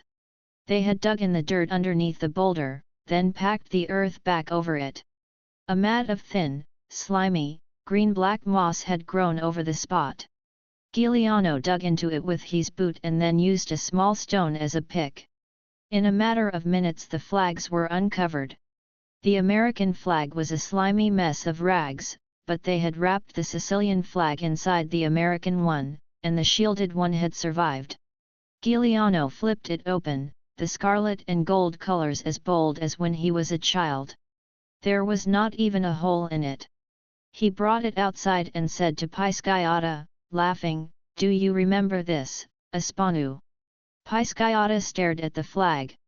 Then he too laughed, but in a more excited way. "It's fate," he shouted and jumped up and snatched the flag from Giuliano's hand. He went to the cliff's edge and waved it at the town below. They did not even have to speak to each other. Giuliano tore off a sapling that grew on the cliff face. They dug a hole and propped the sapling up with stones, then attached the flag to the sapling so that it flew free for all the world to see. Finally, they sat on the cliff edge to wait. It was midday before they saw anything, and then it was just a lone man riding a donkey on the dusty path that led to their cliff. They watched for another hour, and then as the donkey entered the mountain range and took the upward path, Pisciotta said, "Damn, that rider is smaller than his donkey. It must be your godfather, Adonis." Giuliano recognized the contempt in Pisciotta's voice. Pisciotta, so slender, so dapper, so well-formed, had a horror of physical deformity. His tubercular lungs, which sometimes bloodied his mouth, disgusted him, not because of the danger to his life, but because it marred what he thought of as his beauty. Sicilians have a fondness for giving people nicknames related to their physical failings or abnormalities, and once a friend had called Pisciotta paper lungs. Pisciotta had tried to stab him with his pocket knife. Only Giuliano's strength had prevented murder. Giuliano ran down the mountainside for a few miles and hid behind a huge granite rock. It was one of his childhood games with Aspanu. He waited for Adonis to pass him on the trail, then he stepped out from his sheltering rock and called, "Stand where you are." He pointed his Iupara. Again it was the childhood game. Adonis turned slowly in such a way that he shielded the drawing of his pistol. But Giuliano, laughing, had stepped behind the sheltering rock, only the barrel of his lupara gleamed in the sunlight. Giuliano called, "Godfather, it's Turi," and waited until Adonis put his gun back into his waistband and shrugged out of his knapsack. Then Giuliano lowered his Iupara and stepped into the open. Giuliano knew that Hector Adonis always had trouble dismounting because of his short legs, and he wanted to help him. But when he appeared on the path, the professor slid down quickly, and they embraced. They walked up to the cliff, Giuliano leading the donkey. "Well, young man, you've burned your bridges," Hector Adonis said in his professional voice. "2 more dead policemen after last night. It's no longer a joke." When they arrived on the cliff face and Pisciotta greeted him, Adonis said, "As soon as I saw the Sicilian flag I knew you were up here." Pisciotta grinned and said good-humouredly, "Turi and myself and this mountain have seceded from Italy." Hector Adonis gave him a sharp look. "That self-centeredness of youth, stating its own supreme importance. The whole town has seen your flag," Adonis said. "Including the Maresciallo of the Carabinieri. They will be coming up to take it down." Pisciotta said impudently, "Always the schoolmaster giving knowledge. They're welcome to our flag, but that is all they'll find here. We're safe at night. It would be a miracle for the Carabinieri to come out of their barracks after dark." Adonis ignored him and unpacked the sack on his donkey. He gave Giuliano a pair of powerful binoculars and a first aid kit, a clean shirt, some underwear, a knitted sweater, a shaving kit with his father's straight-edge razor and 6 bars of soap. "You will need these up here," he said. Giuliano was delighted with the field glasses. They headed the list of things he needed to acquire in the next few weeks. He knew his mother had hoarded the soap over the last year. In a separate package were a huge hunk of grainy cheese speckled with pepper, a loaf of bread, and 2 large round cakes that were really bread stuffed with prosciutto ham and mozzarella cheese and crowned with hard-boiled eggs. Adonis said, "La Venera sent you the cakes. She says she always baked them for her husband when he was in the mountains. You can live on one for a week." Siciliano smiled slyly and said, "The older they get the better the taste." The two young men sat in the grass and tore off pieces of the bread. Siciliano used his knife to cut off hunks of the cheese. The grass around them was alive with insects, so they put the food sack on top of a granite boulder. They drank water from a clear stream that ran only 100 feet below them. Then they rested where they could see over the cliff. Hector Adonis sighed. "You two are very pleased with yourselves, but it is no joke. If they catch you, they'll shoot you." Siciliano said calmly, "And if I catch them, I'll shoot them." Hector Adonis was shocked at this. There would never be hope of a pardon. "Don't be rash," he said. "You're still only a boy." Siciliano looked at him for a long moment. "I was old enough for them to shoot me over a piece of cheese. Do you expect me to run? To let my family starve? To let you bring me packages of food while I take a vacation in the mountains? They come to kill me, and so I'll kill them. And you, my dear godfather? When I was a child, didn't you lecture me on the miserable life of the Sicilian peasant? How oppressed they are, by Rome and its tax collectors, by the nobility, by rich landowners who pay for our labor with lire that can barely keep us alive. I went to the marketplace with 200 other men of Montelepra and they bid for us as if we were cattle. 100 lire for a morning's work, they said, take it or leave it. And most of the men had to take it. Who then will be the champion of Sicily, if not Salvatore Giuliano?" Hector Adonis was truly dismayed. It was bad enough to be an outlaw, but to be a revolutionary was more dangerous. "That's all very well in literature," he said. "But in real life you can go to an early grave." He paused for a moment. "What good did your heroics the other night do? Your neighbors are still in jail." "I'll free them," Giuliano said quietly. He could see the astonishment on his godfather's face. He wanted his approval, his help, his understanding. He could see that Adonis still thought of him as the good-hearted village youth. "You must understand how I am now." He paused for a moment. Could he say exactly what he thought? Would his godfather think him insanely proud? But he went on. "I am not afraid of dying." He smiled at Hector Adonis, the boyish smile Adonis knew so well and loved. "Really, I'm astonished by it myself. But I'm not afraid of being killed. It doesn't seem possible to me." He laughed aloud. "Their field police, their armored cars, their machine guns, all of Rome. I'm not afraid of them. I can beat them. The mountains of Sicily are full of bandits. Passatempo and his band. Terranova. They defy Rome. What they can do, I can do."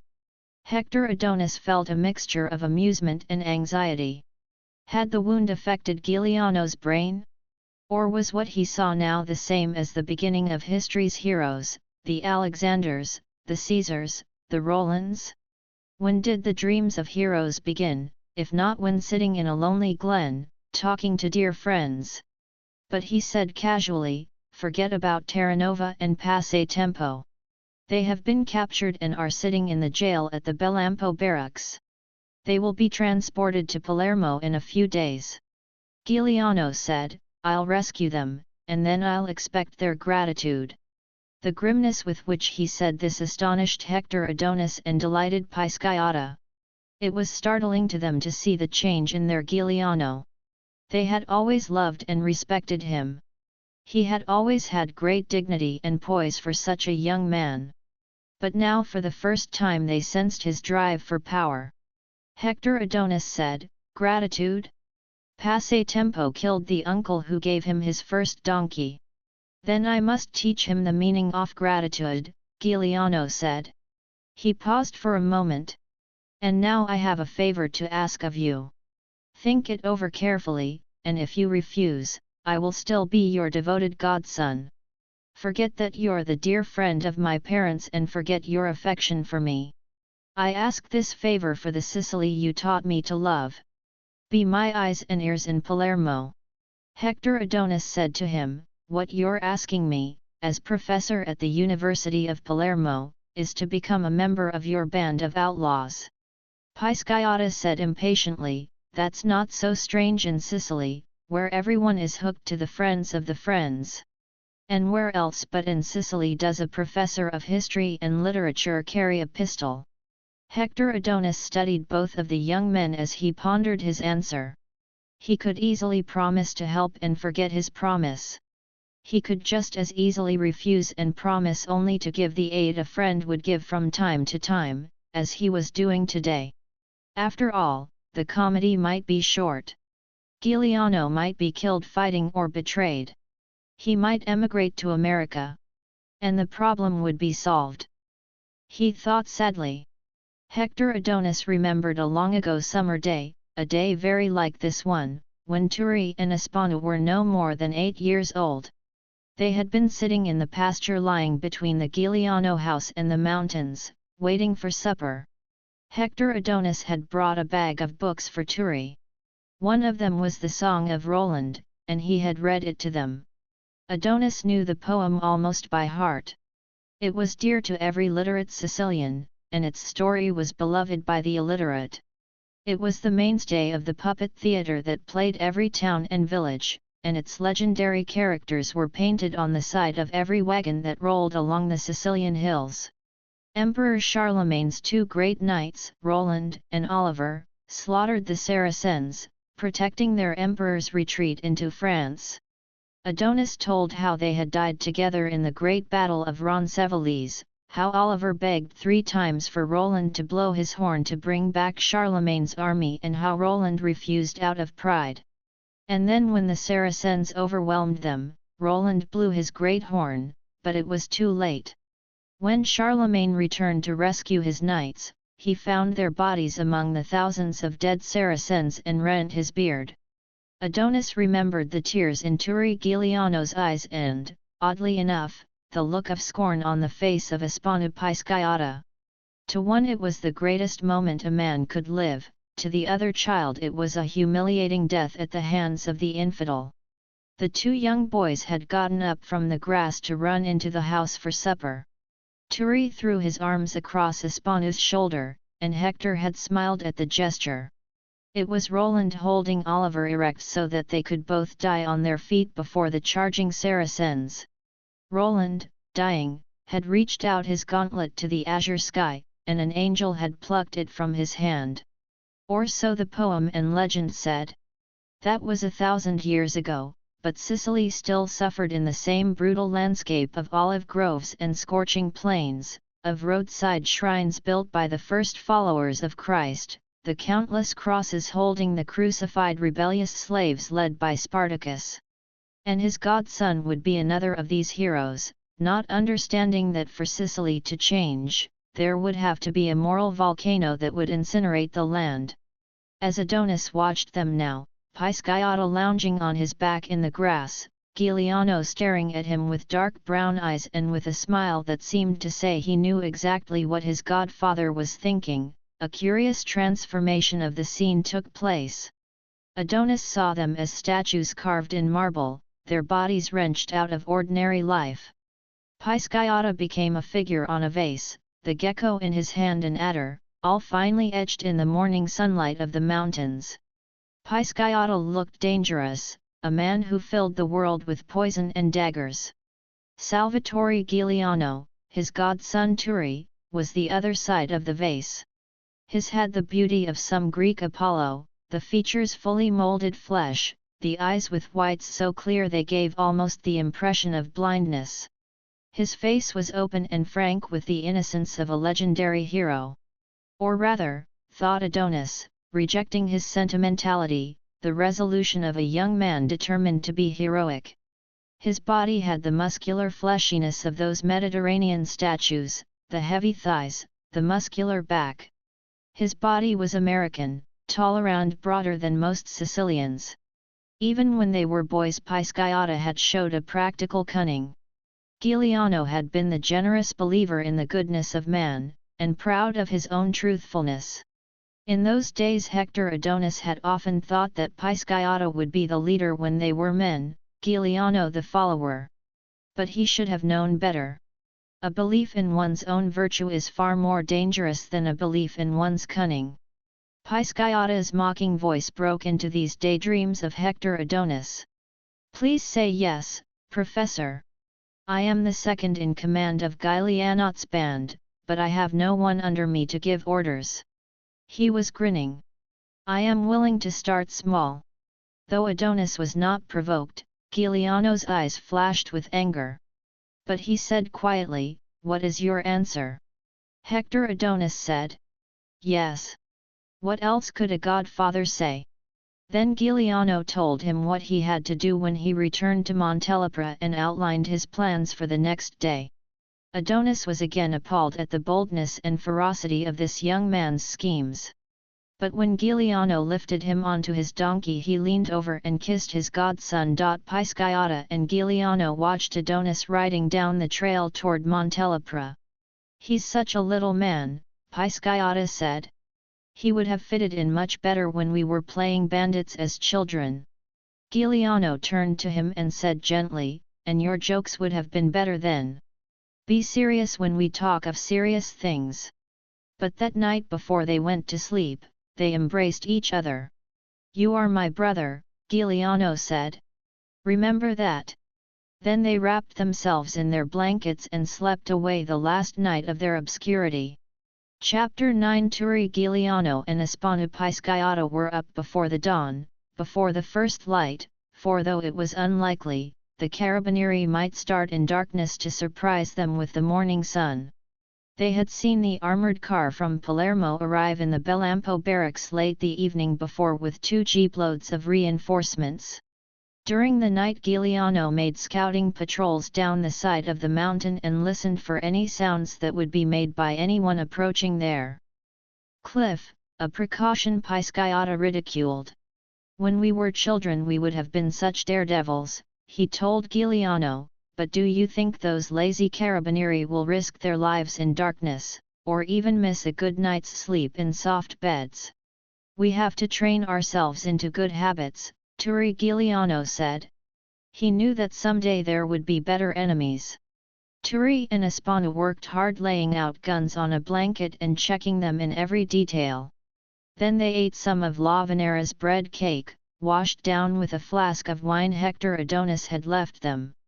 The cake, with its heat and spices, lay glowingly in their stomachs. It gave them the energy to construct a screen of saplings and boulders on the edge of the cliff. Behind this screen, they watched the town and the mountain paths with their binoculars. Giuliano loaded the guns and put boxes of ammunition into the pockets of his sheepskin jacket while Pisciata kept watch. Giuliano did his job carefully and slowly. He even buried all the supplies and covered the ground with huge rocks himself. He was never to trust anyone to check these details. So it was Pisciata who spotted the armoured car leaving the Bellampo barracks. "You're right," Pisciata said. "The car is going down the Castellamare plain away from us." They grinned at each other.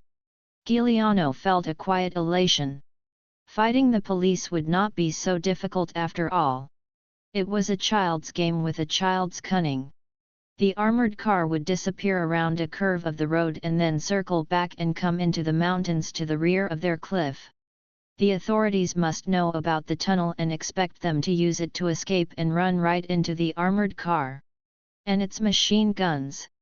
In an hour the Carabinieri would send a detachment up the sides to Monte d'Ora in a frontal attack to flush them out. It helped that the police thought of them as wild youths, simple outlaws. The scarlet and gold flag of Sicily that they flew from the cliff edge confirmed their careless impudence, or so the police would think. An hour later, a troop van and a jeep carrying the Maresciallo Roccofino left through the gates of the Bellampo barracks. The 2 vehicles travelled leisurely to the foot of Monte d'Ora and stopped to unload. 12 carabinieri armed with rifles deployed on the tiny paths that led up the slope. Maresciallo Roccofino took off his braided cap and pointed it toward the scarlet and gold flag flying over the cliff above them. Turi Giuliano was watching through the binoculars from behind the screen of saplings. For a moment he worried about the armored car on the other side of the mountain. Would they have sent some men up the opposite slope? But those men would take hours to climb, they could not be close. He put them out of his mind and said to Pisciotta, Aspanu, if we're not as clever as we think, we won't be going home to our mothers in a plate of spaghetti this night, as we used to do when we were children. Pisciotta laughed. We always hated going home, remember? But I have to admit, this is more fun. Shall we kill a few of them? No, Giuliano said.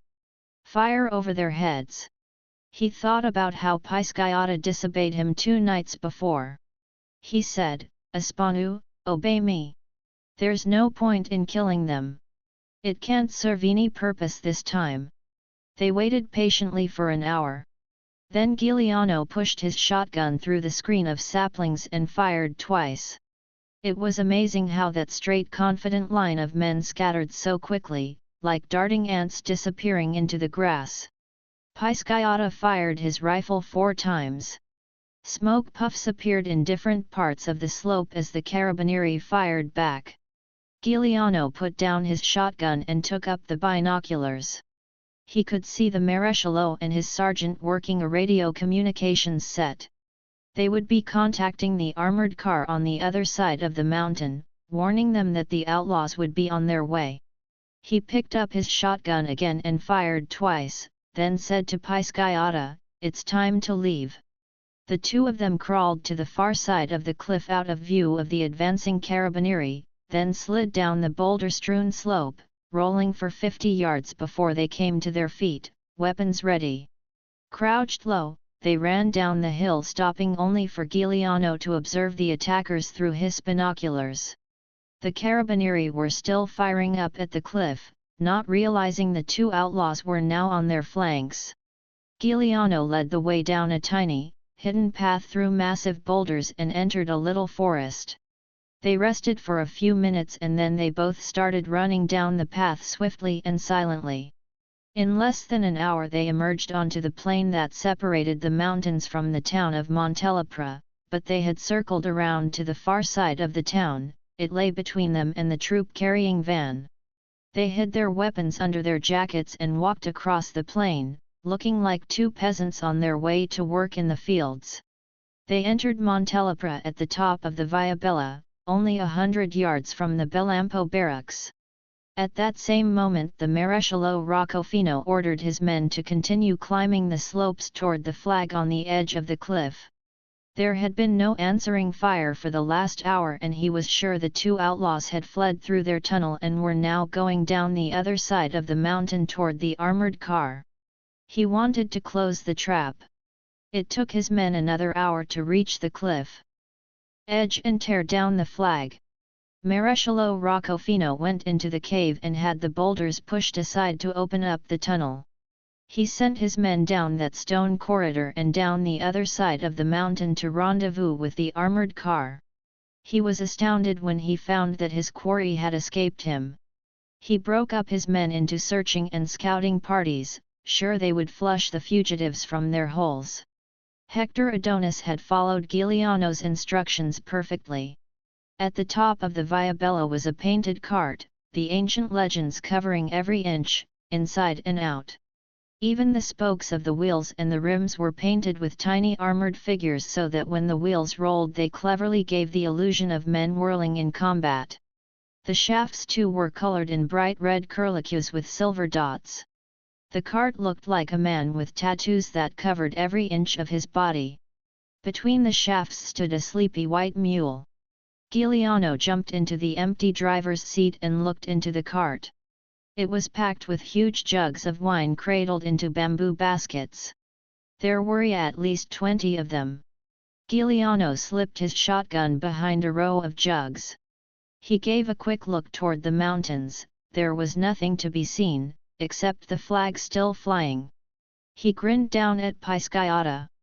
"Everything is in place," he said. "Go and do your little dance." Pisciotta gave a little salute, serious yet mocking, buttoned his jacket over his pistol, and started walking toward the gates of the Bellampo barracks. As he walked he glanced down the road that led to Castellamare, just to make sure there was no armored car on its way back from the mountains. High up on the cart seat, Giuliano watched Pisciata walk slowly across the open field and onto the stone path that led to the gate. Then he looked down the Via Bella. He could see his house, but there was nobody standing in front of it. He had hoped he might catch a glimpse of his mother. Some men were sitting in front of one of the houses, their table and wine bottles shaded by an overhanging balcony. Suddenly he remembered the binoculars around his neck and he undipped the strap and threw them into the back of the cart. A young carabinier stood guard at the gate, a boy no more than 18. His rosy cheeks and hairless face proclaimed his birth in the northern provinces of Italy. His black uniform with white piping, baggy and untailored, and his braided, fiercely military cap gave him the look of some puppet or clown. Against regulations he had a cigarette in his adolescent, Cupid's bow mouth. Approaching on foot, Pisciata felt a surge of amused contempt. Even after what had happened in the last few days the man did not have his rifle ready. The guard only saw a scruffy peasant who dared to grow a mustache more elegant than he deserved. He said roughly, "You there, you lump, where do you think you're going?" He did not unsling his rifle. Pisciata could have cut his throat in a second. Instead he tried to look obsequious, tried to suppress his mirth at this child's arrogance. He said, "If you please, I wish to see the Maresciallo. I have some valuable information." "You can give it to me," the guard said. Pisciata could not help himself. He said scornfully, "And can you pay me too?" The guard was astounded by this impudence. Then he said contemptuously but a little warily, "I wouldn't pay you a lira if you told me Jesus had come again." Pisciata grinned. "Better than that. I know where Giuliano has come again, the man who bloodied your noses." The guard said suspiciously, "Since when does a Sicilian help the law in this damned?" Pisciata moved a little closer. "But I have ambitions," he said. "I've put in an application to become a carabinier. Next month I go to Palermo for my examination. Who knows, both of us might soon be wearing the same uniform." The guard looked at Pisciata with a more friendly interest. It was true that many Sicilians became policemen. It was a road out of poverty, it was a small piece of power. It was a well-known national joke that Sicilians became either criminals or policemen and that they did equal damage on both sides. Meanwhile Pisciata was laughing inwardly at the thought that he would ever become a carabinier. Pisciata was a dandy, he owned a silk shirt made in Palermo. Only a fool would preen in that white-piped black uniform and that ridiculous braided stiff-billed cap. "You'd better think twice," the guard said, not wanting everybody to be in on a good thing. "The pay is small and we'd all starve if we didn't take bribes from smugglers. And just this week 2 of the men of our barracks, good friends of mine, were killed by that damned Giuliano. And every day the insolence of your peasants who won't even give you directions to the barber in town." Pisciata said gaily, "We'll teach them some manners with the bastonado." Then, with a confidential air, as if they were already brothers in arms, he said, "Have you a cigarette for me?" To Pisciata's delight, the moment of goodwill fled. The guard was outraged. "A cigarette for you," he said incredulously. "Why in Christ's name should I give a piece of Sicilian dung a cigarette?" And now finally the guard unslung his rifle. For a moment Pisciata felt the savage urge to throw himself forward and slit the guard's throat. "Because I can tell you where to find Giuliano," Pisciata said. "Your comrades searching the mountains are too stupid to find even a gecko." The guard looked bewildered. The insolence had him confused, the information offered made him realize he had better consult his superior. He had a feeling that this man was too slippery and could get him into trouble of some kind. He opened the gate and motioned Pisciata with his rifle to enter the grounds of the Bellampo barracks. His back was to the street. At that moment, Giuliano, 100 yards away, kicked the mule awake and started his cart onto the stone pathway to the gate. The grounds of the Bellampo barracks consisted of 4 acres. On the land was the large administration building with an L-shaped wing that held the jail cells.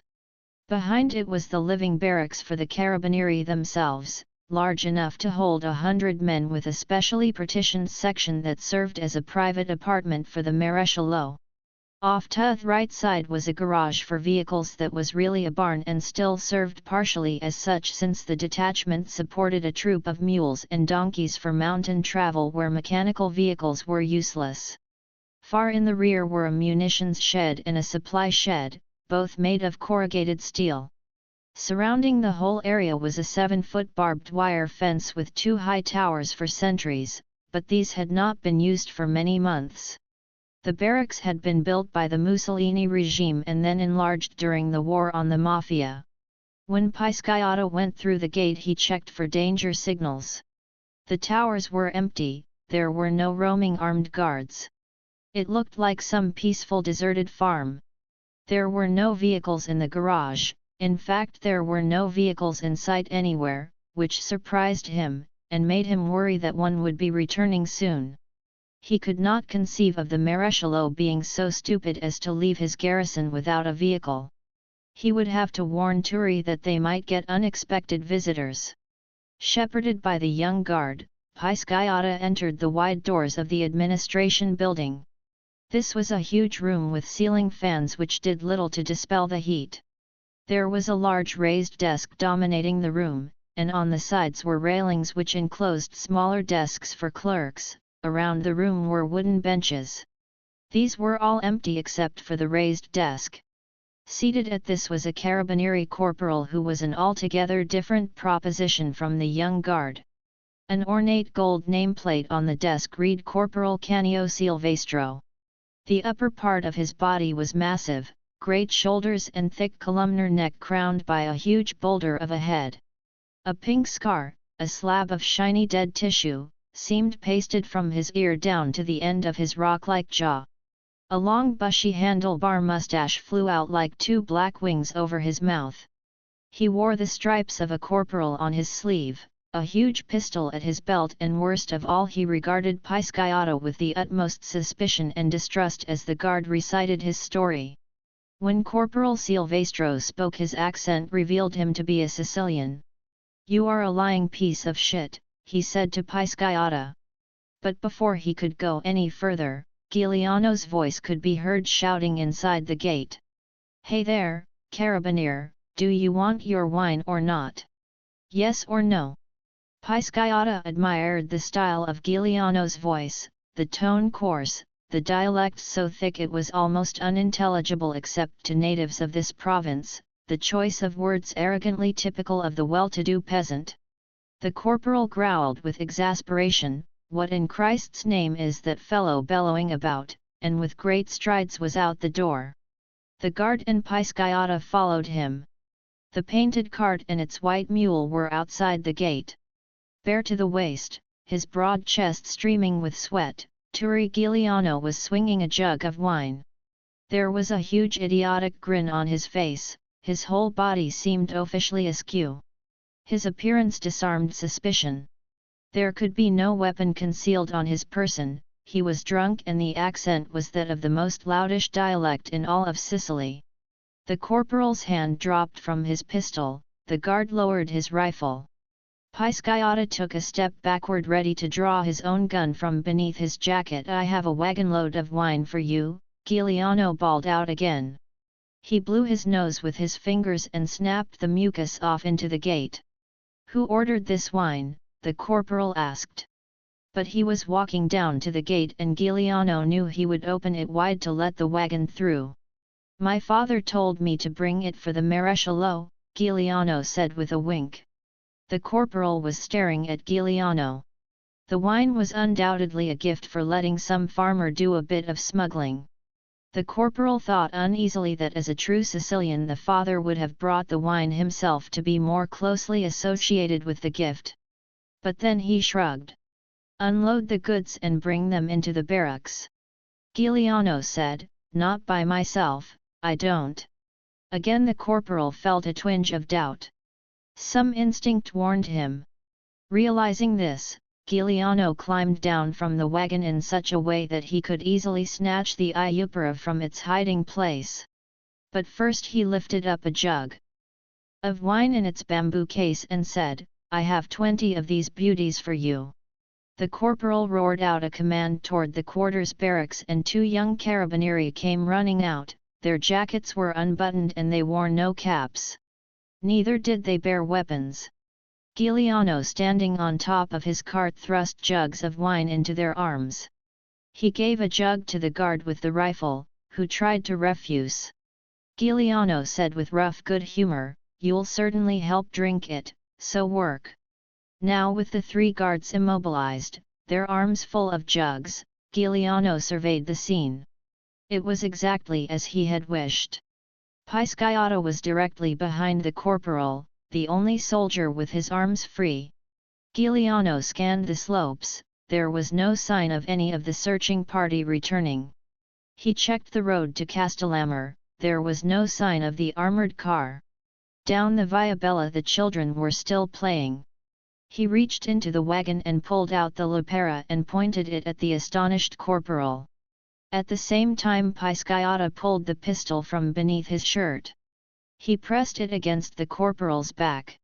Don't move an inch, Pisciotto said, or you'll barber that great mustache of yours with lead. Giuliano kept the Iupara on the other 3 frightened guards. He said, keep those jugs in your arms and everybody go into the building. The armed guard hugging the jug let his rifle drop to the ground. Pisciotto picked it up as they moved inside. In the office, Giuliano picked up the name plaque and admired it. Corporal Canio Silvestro. Your keys, please. All of them. The corporal's hand rested on his pistol and he glared at Giuliano. Pisciotto knocked his hand forward and plucked out his weapon. The corporal turned and gave him a cold examining stare that was deadly. Pisciotto smiled and said, excuse me. The corporal turned to Giuliano and said, my boy, run away and become an actor, you're very fine. Don't go on with this, you'll never escape. The Maresciallo and his men will be back before nightfall and will hunt you to the ends of the earth. Think it over, my young fellow, what it is to be an outlaw with a price on your head. I'll be hunting for you myself and I never forget a face. I'll find out your name and dig you out if you hide yourself in hell. Giuliano smiled at him. For some reason he liked the man. He said, but if you want to know my name, why don't you ask? The corporal looked at him scornfully. And you'll tell me, like an idiot. Giuliano said, I never lie. My name is Giuliano. The corporal put his hand to his side for the pistol Pisciotto had already removed. Giuliano liked the man more for that instinctive reaction. He had courage and a sense of duty. The other guards were terrified. This was the Salvatore Giuliano who had already killed 3 of their comrades. There was no reason to think that he would leave them alive. The corporal studied Giuliano's face, memorizing it, then, moving slowly and carefully, took a huge ring of keys from a desk drawer. He did so because Giuliano had the shotgun pressed tightly against his back. Giuliano took the keys from him and tossed them to Pisciotto. Release those prisoners, he said. In the prison wing of the administration building, in a large caged area, were 10 citizens of Montelepra who had been arrested the night of Giuliano's escape. In one of the separate small cells were the 2 locally famous bandits, Passatempo and Terranova. Pisciotto unlocked their cell doors and they gleefully followed him into the other room. The arrested citizens of Montelepra, all neighbors of Giuliano, flooded into the office and crowded around Giuliano to embrace him with gratitude. Giuliano permitted this but was always alert, his eyes on the captive carabinieri. His neighbors were in a delighted good humor at Giuliano's exploit. He had humiliated the hated police, he was their champion. They told him that the Maréchal had ordered them to be bastinaded, but the corporal had effectively stopped this punishment from being carried out by the sheer force of his character and his argument that such an action would create so much ill will that it would affect the safety of the barracks. Instead, the next morning they were to have been transported to Palermo to appear before a magistrate for interrogation. Giuliano held his iupera muzzle down to the floor, afraid that an accidental shot would go into the crowd around him. These men were all older, neighbors he had known as a child. He was careful to speak to them as he had always spoken to them. "You are welcome to come with me to the mountains," he said. "Or you can go visit relatives in other parts of Sicily until the authorities come to their senses." He waited, but there was only silence. The two bandits, Passatempo and Terranova, stood aside from the others. They were extremely alert, as if poised to spring. Passatempo was a short, squat, ugly man with a gross face marked by childhood smallpox, his mouth thick and unshaped. The peasants in the countryside called him the Brute. Terranova was small and built like a ferret. Yet his small features were pleasant, his lips molded into a natural smile. Passatempo had been the typical greedy Sicilian bandit who simply stole livestock and killed for money. Terranova had been a hard-working farmer and had started his career as an outlaw when two tax collectors came to confiscate his prize pig. He had killed both of them, slaughtered his pig for his family and relatives to eat, and then fled to the mountains. The two men had joined forces but had been betrayed and captured when they were hiding in a deserted warehouse in the grain fields of Corleone. Giuliano said to them, "You two have no choice. We will go to the mountains together, and then if you like you can stay under my command or go off on your own. But for today I need your help, and you do owe me a small service." He smiled at them, trying to soften the demand that they submit to his orders. Before the two bandits could answer, the corporal of the Carabinieri committed an insane act of defiance. Perhaps it was out of some injured Sicilian pride, perhaps out of some inborn animal ferocity, or simply that the fact that the noted bandits in his custody were about to escape enraged him. He was standing only a few paces from Giuliano, and with a surprising quickness he took a long step forward.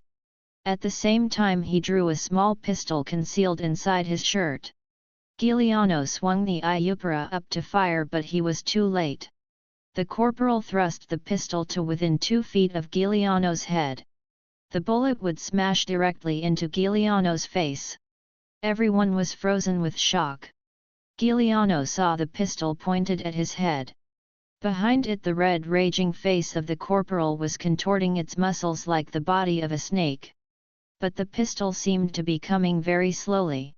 It was like falling in a nightmare, falling forever and yet knowing it was only a dream and that he would never hit the bottom.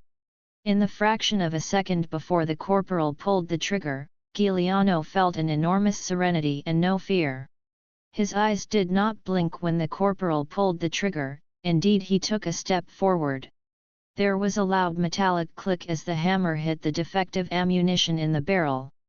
A fraction of a second afterward, he was swarmed over by Pisciotta, Terranova, and Passatempo, and the corporal was falling under the weight of bodies. Terranova had grasped the pistol and was twisting it away. Passatempo had the corporal by the hair of his head and was trying to gouge out his eyes. Pisciotta had his knife out and ready to plunge it into the corporal's throat. Giuliano caught it just in time. Giuliano said quietly, "Don't kill him," and pulled them off the corporal's now prone and defenseless body. He looked down and was dismayed to see the damage that had been done in that flashing moment of mob fury. The corporal's ear was half ripped off his skull and was bleeding great gouts of blood.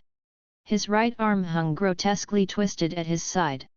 One of his eyes was spouting blood, a great flap of skin hung over it. The man was still not afraid. He lay there awaiting death, and Giuliano felt an overwhelming wave of tenderness for him. This was the man who had put him to the test, and who had confirmed his own immortality. This was the man who had certified the impotence of death. Giuliano pulled him to his feet and to the astonishment of all the others gave him a quick embrace. Then he pretended that he was merely helping the corporal to stand erect. Terranova was examining the pistol. "You are a very fortunate man," he said to Giuliano. "Only one bullet is defective." Giuliano held out his hand for the gun. Terranova hesitated for a moment, then gave it to him. Giuliano turned to the corporal. "Behave yourself," he said in a friendly tone, "and nothing will happen to you or your men. I guarantee it." The corporal, still too dazed and weak from his injuries to reply, did not even seem to understand what was being said. Passe Tempo whispered to Pisciata, "Hand me your knife and I'll finish him off." Pisciata said, "Giuliano gives the orders here and everybody obeys." Pisciata said it matter-of-factly so as not to alert Passe Tempo that he was ready to kill him in an instant. The Montelepre citizens who had been prisoners left hastily. They did not want to be witnesses to a massacre of Carabinieri. Giuliano shepherded the corporal and his fellow guards to the prison wing and locked them in the communal cell together. Then he led Pisciata, Terranova, and Passe Tempo on a search through the other buildings of the Bellampo barracks. In the weapons shed they found rifles, pistols, and machine pistols, with boxes of ammunition. They draped the weapons over their bodies and loaded the boxes of ammunition into the cart. From the living quarters they took some blankets and sleeping bags and Pisciata threw 2 Carabinieri uniforms into the cart just for good luck. Then, with Giuliano in the driver's seat, the kin brimming over the top with looted goods, the other 3 men, walking with weapons ready, spread out to protect against any attack. They moved quickly down the road toward Castellamare. It took them over an hour to make their way to the house of the farmer who had loaned Hector Adonis the cart and to bury their loot in his pigpen. Then they helped the farmer cover his kin with olive green paint stolen from an American Army supply depot. Maresciallo Roccofino returned with his search party in time for dinner. The sun was falling out of the sky and it had never burned so brightly that day as the Maresciallo's rage burned at the sight of his men imprisoned in their own cages. The Maresciallo sent his armored car screaming down all the roads for a trace of the outlaws, but by that time Giuliano was deep in the sanctuary of his mountains. Newspapers all over Italy gave the story great prominence. Just 3 days before, the killing of the 2 other Carabinieri had also been front-page news, but then Giuliano had